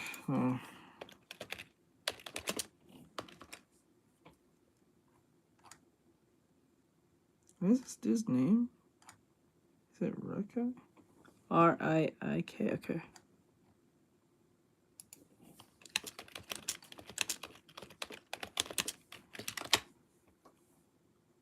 It was this one. This streamer went from being nominated for the Best Breakout Streamer at the Streamer Awards to being banned on Twitch all within a month. And as of right now, he's one of the most confusing cases of a dude who's been given a massive opportunity but is completely squandering it for nothing. Because who in their right mind would do this to someone while live for thousands of people? No, we should get this to somebody. Have a beautiful day. You too. That's for you. Are you serious? Yeah. Oh, yeah. Thank you so much. God bless you. Yep. Did you already pay for him? Yeah, I did. Oh, thank you. All right, have a good day. God bless you. All right, bye. You piece of shit! Oh my god! Do you see what he just did? So he walked up to... He's in Walmart. It looks like Walmart. Yeah, he's in Walmart. And then he sees the first thing is the flowers. He turns to the lady who's passing and gives her the flowers. You have to take that to the front desk to go pay for that. She asked, did you pay for this? He said no. He said yes. So he ran off, knowing that he paid. He just walked in, picked this up, gave it to this lady, walked up. As she's walking, leaving, she's gonna get in trouble. People think she's stealing. He's running fast, piece of shit. Why? But that moment inspired a poorly landed joke at the Streamer Awards. Question. Yo. What's the coolest thing you've ever stolen? Don't yo. answer the test! Hey, yo. Don't answer it! Don't answer it! Take his mic! Well, that joke becomes relevant to his crash out later on in this video, but this is the Twitch streamer by the name of Rakai, a 17-year-old kid who gained popularity by being known as Kai Cenat's son and being a graduate of the Streamer University. But it's safe to say that Rakai has made quite a name for himself during his relatively short streaming career, as he's heavily associated to the streaming group AMP and their leader Kai Cenat. So even though he's been posting on YouTube since 2016, he didn't break into the streaming scene until the very end of 2023. But just as fast as he blew up, Rakai landed himself in hot water for multiple incidents and reportedly ended up getting himself banned from Twitch for 2 years, which is crazy if that's actually real, because originally he was supposed to be banned for like 2 weeks. And obviously since then there's been nonstop speculation about what actually led to the ban and if the consequences were fair or not. No one, not even Rakai himself, seems to be able to agree on what the final straw was or how long the ban actually was going to last. I'll draw things that you have a hard time drawing. According to some sources, it's possible that this is a Twitch error and Rakai can actually get his channel back next week. Who knows what will happen, but as of right now, it says 2 years. You know, because you gotta love how vague the Twitch bans are. You have some creators that probably don't deserve a permanent ban, who are just banned forever, and you have others who maybe do deserve a longer ban, but suddenly they just did that quick revive and they're back like nothing ever happened. And what Twitch's role is when they allow underage kids to stream themselves breaking the law and they're not paying for. I'm going to. As I mentioned previously, last he broke night into the streaming scene by going viral for claiming that he was Kai Cenat's son, and he was intimidating his chaotic style of content. I don't think anyone would more than like a couple brain cells believe it was actually true, but Kai ended up bringing him onto his stream via a Discord call. That's awesome, King. I'm gonna be honest real quick. Yeah, you're a deadbeat father. I'm gonna keep up. You're a deadbeat. You just now see me like that. You're not his son. There it is. Remember what I told you guys? This dude was 15. He somehow got into Kai's circle enough to do an interview with him. He accused him for being his dad. We all know this is not his kid. But then again, this kid accused this man of being his son. And guess what happens right after this? Yeah, you are my dad. Right. Okay, so I guess because Kai was involved, these clips went viral. And Kai made the decision to capitalize on this moment and invited Rakai to... And he capitalized on the moment and invited Rakai into the stream team. That is crazy as shit. Now, not only that, you just exacerbated the stereotype of black people from that point. You just capitalized on a kid who's probably not going to take this seriously anymore. And then a lot of kids who are seeing this who's like, you know, I'm going to do that same shit too. What the fuck? To participate in the Mafiathon 2, which is a 30-day live subathon hosted by Kai and Amp back in November of 2024, just a year after Rakai started streaming. And this obviously made his career, but Rakai was still streaming in front of a computer and had yet to cross the threshold into IRL streaming, so I guess you could say that he was limited in the amount of trouble he could actually get into. Because, you know, screaming and fake beefing, they're pretty standard when it comes to streamers for these days, especially during an event like Mafiathon, so Rakai quickly gained a pretty loyal fan base. But what also helped is I'm assuming he's the same age as the average Amp fan, so he's likely more relatable to them. But it doesn't seem like Rakai wasted any of the opportunities, and he kept actually creating content on every platform he could. Also, he was cementing himself as a core member of the group and growing his viewer base. He was also asked to move into a house owned by Kai with some other streamers, so at this point in time, it seemed like he was on a fast track to success. He continued to collaborate with other huge creators and had an insanely viral moment when he was recording a song with Plaqueboy Max, and spontaneously did this dance to it. And as with most things nowadays, the dance became a TikTok trend, and this led to them recording a song and filming a music video. And this song did very well, so after that, Rakai broke into the mainstream streaming culture and social media in general. Also to the point where NFL players were doing his dance as a touchdown celebrations, so, you know, all of this buzz and attention led him to being nominated for the Breakout Streamer of the Year by QTC Cinderella in her 2025 Streamer Awards, which would be an insane end to the year. The dude was about to be on a generational run. Well, I guess not if he had anything to do with it, because you got banned.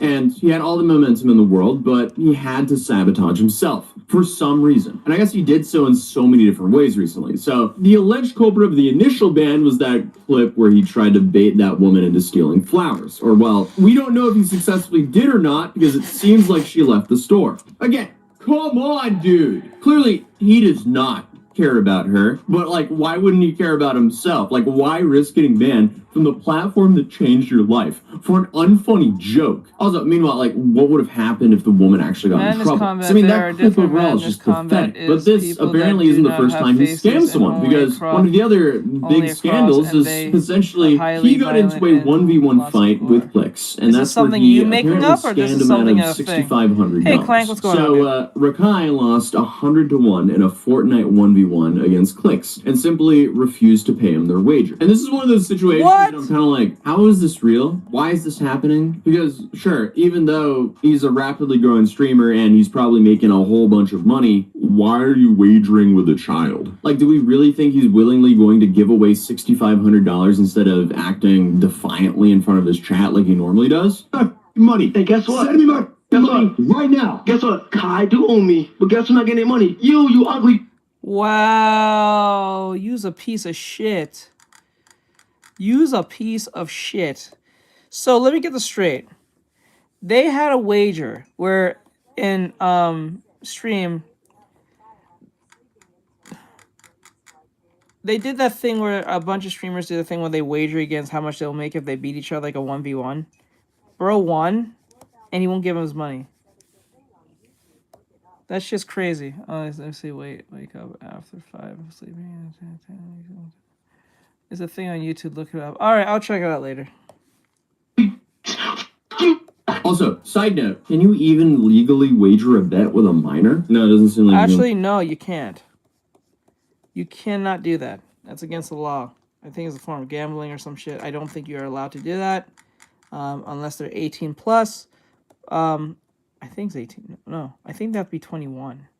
I don't think 18 is the right number now. But no, no, you're not allowed to do that. That's against the law.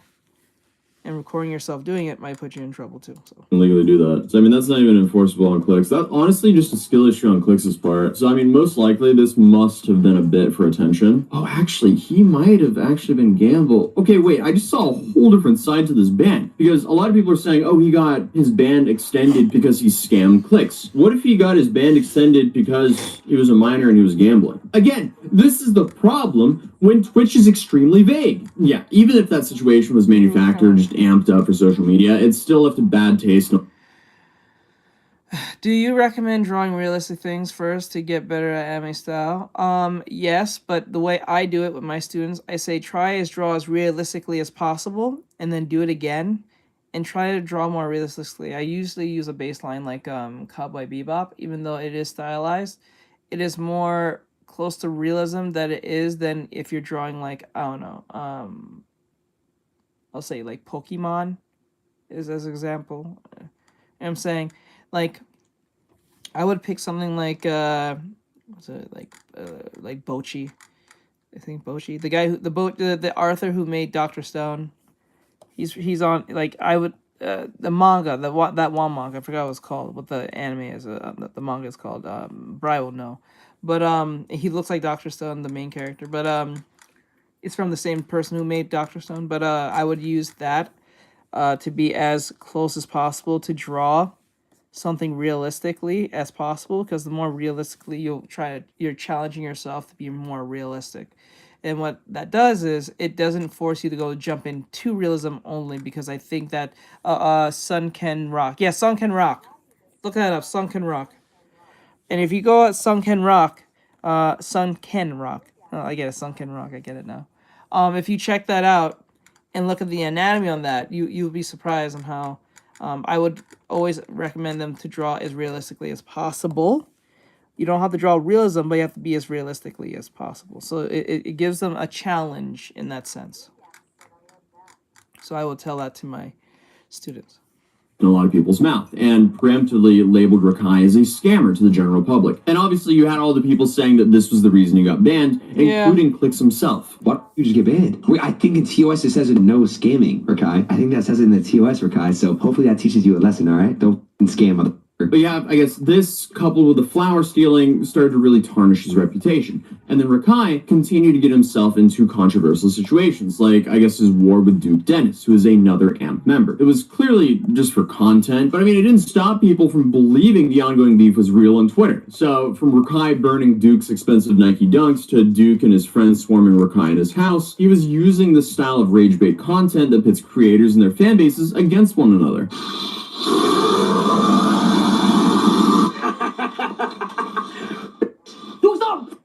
Bro, you just happen to have that? What the fuck? See, this is exactly why a lot of kids don't want to be a doctor. They want to do shit like this. They don't want to be a doctor. Like, think to yourself, why would you want to be a doctor when you can be this? That's what a lot of kids will do. Oh, and Gantz, right. Gantz. Also, Madness Combat video that I would recommend, because I watched Madness Combat for about 3 months, and I maybe more, unless I'll say making bridges go down. I get that a lot. A lot of people say that. I want to either be a dentist or a doctor. I'll go doctor, but then again, that's more time. But if you're a dentist, you'll be a specialist. But then again, it's like, I don't know. It's weird. I'll go doctor. What a fascinating use of free will. But then again, you might have a lot of student loans though, so that's a thing if you go down the medical route. So, who the fuck carries around a flamethrower? I don't know. I really don't know. I want to be a 911 dispatcher or actor.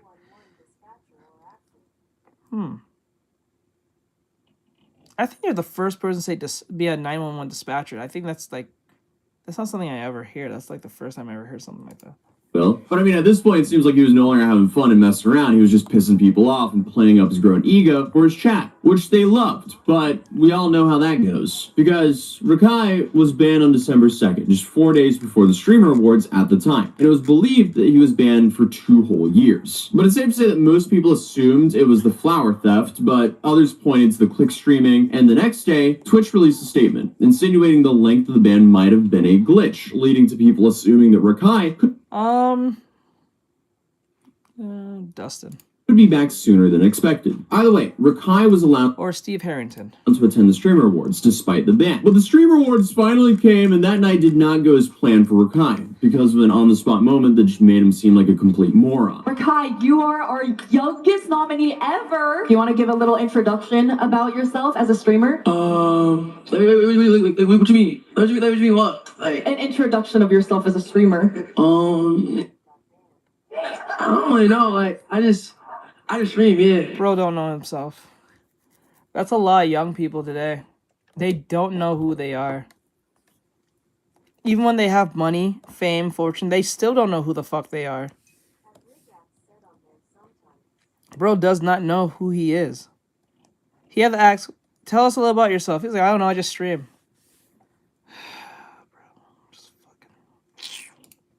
But I guess the worst moments stem from the moment from QTC Cinderella's comments towards him during the awards. What's the coolest thing you've ever stolen?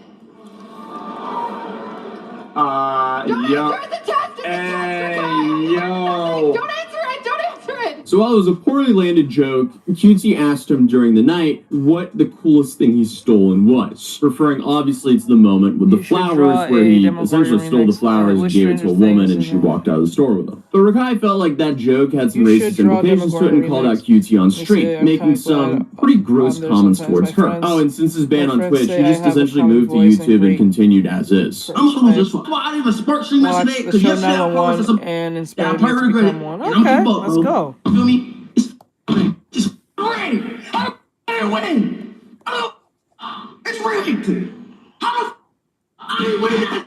That just proves to me that you don't deserve it. You just proved them why you don't deserve it. You just, in one sitting, you just prove that you don't deserve it. Like, what the fuck?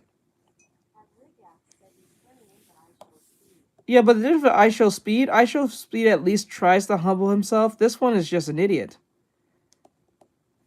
This one's just a moron. Like, I like, what the fuck? Like, bro, you just proved why they didn't pick you. If that any moment, this is it. You're an idiot. You should have been more humble. He's like, you know what, guys? I didn't win. It's alright. It's cool. But we'll come back bigger, stronger than ever next year. Bro, that would probably make a lot of people just be on his side instantly. But when you do shit like this, like a tantrum child, fuck you. Brain, yeah. There's like, what is he, like 19, I think? 18?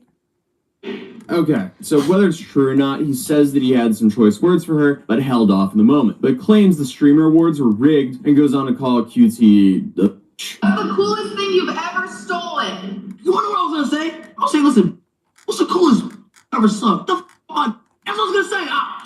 Chat, Lord, I was gonna say that in her face, bro, and for everybody.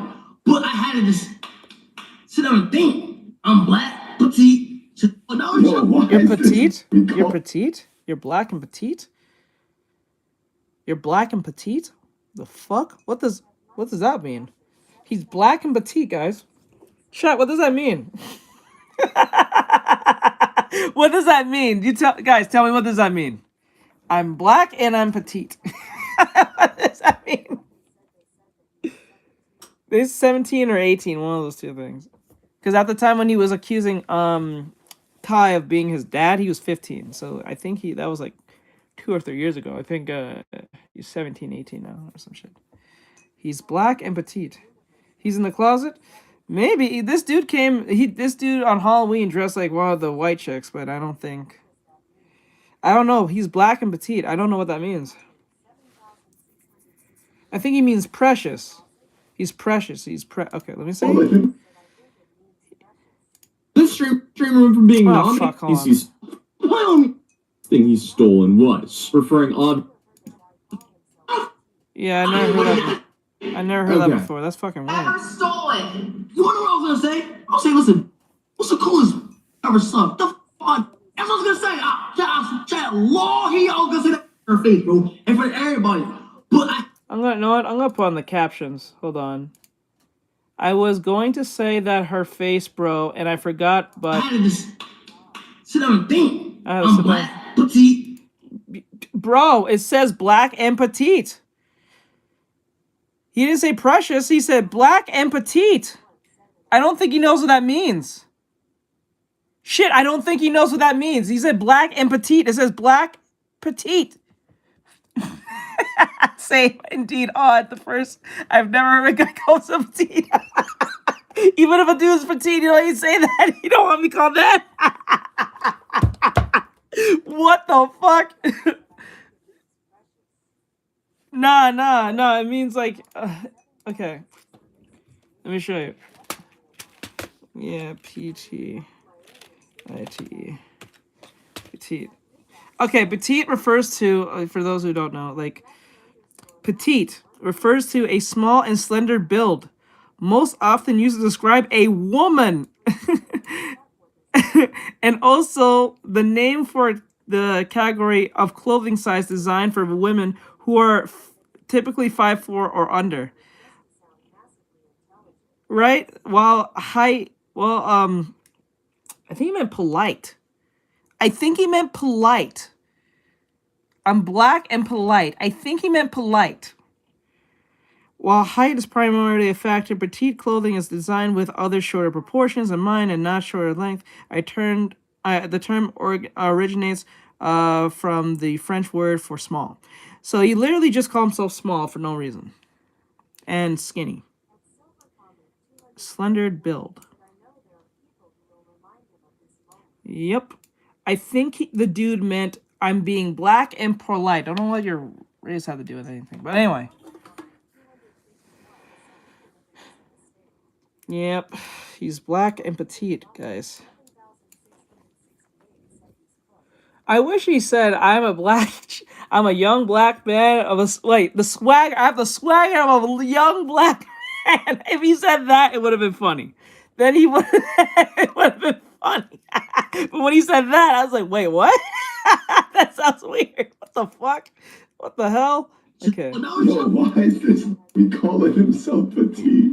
Yeah. I'm not saying he's right at all. One, you should not be calling no girl that you know is he's literally a child. He's an immature child. There's no maturity in his bones at all. Yeah, I mean, it's safe to say this did not go over well. Even Rakai's own friends were coming out saying they didn't agree with his comments towards QT. And these comments even allegedly led Rakai's mom to step in and tell him to pack his bags because she was bringing him home for those comments. I'm so confused. Like, did you really tell that woman that? Are you losing your mind? The one thing Ooh, your mom had to step in and she called you on stream and she take you home? That's embarrassing. Oh, man.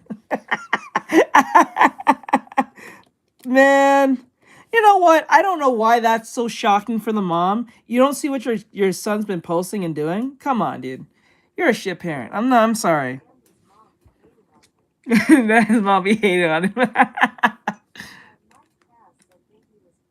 Swinging. Yeah, I think he meant petite. I think he meant polite, not petite. But he's talking too fast. I don't know if I said that because she said what she said. Regardless of the fact that is not how you carry yourself. That is not how you talk to women. First of all, I raised you way better than that. So guess what? coming home because you think you're grown. I'm booking your flight tomorrow. I mean, hey, fair. If you're a teenager and you can't act like an adult, do you deserve the adult freedoms yet? But that also becomes his own debate because he can definitely sustain the cost of his own living. But now from his parents' basement and getting the Clover Boys to record videos of themselves begging his mom to allow him to come back and talking about how great he actually is. All right, do the 3, 2, 1. Hey, Maj. Are you serious? You use it, yeah. Oh my god. So let me get this straight. You're asking one of your teammates to literally like beg for you to come back? Jeez, oh my god, bro, what the fuck? That. Yes, you know you love me like cook food. I ain't gonna lie, right now I'm going through a lot right now, and I feel like I need Ricardo to just be by my side at this moment because, you know what I'm saying? Like, for me, I feel like the pressure is higher than ever. I just need to be next to my brother. This is so is better cringe. than everything right now. I feel like we just need to be together. This is cringe. You are asking another, I don't want to say grown man, but you're 18. He's a grown man. You're a grown man asking another grown man to beg your mom to let you go back to the place that you was kicked, well, not kicked, you was asked to leave because you was being an idiot.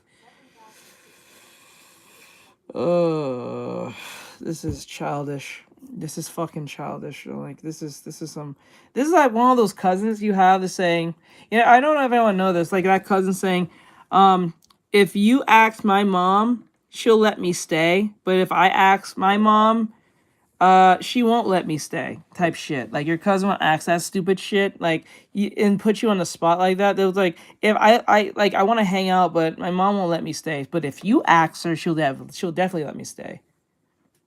That's fucking, you just put me on the spot of shit. Like, I don't want to do any of that. Yeah, I have fun and hang out with you, but that shit just made me mad. I don't want to hang out with you now, you fucking piece of shit. Why have to do all that? No, you ask your mom. What the fuck? That was me. That was you. I would have hate you. I would have hated the shit out of you. Like, they'll do. I had a cousin who did that shit. That shit pissed me off. I'm like, if you ask my mom, then she'll let me stay. If I ask her, she's gonna not let me stay. She won't let me do anything. I'm like, I see why. That shit pissed me off. Please, Mom, please. And then if I say no, he'll do some bullshit. Sometimes I want it alone, and I'll be like, yo, bro, I swear, that shit will piss me off. And then when I say nah, or I don't really feel like doing that, they'll make you feel bad and like, fuck you. My friends are like that back in 4th grade.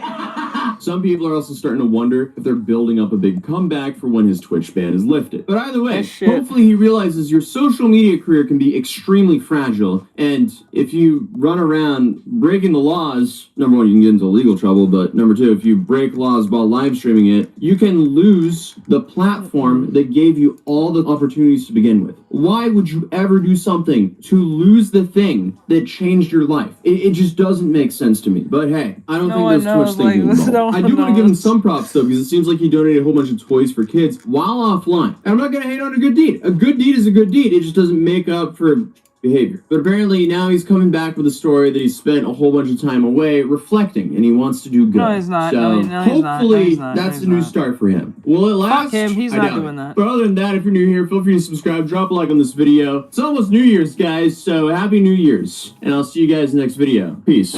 All right, buds. Okay, boys, ladies. It is that time where I have to depart from y'all. It is 10:33. I'm going to let you guys go.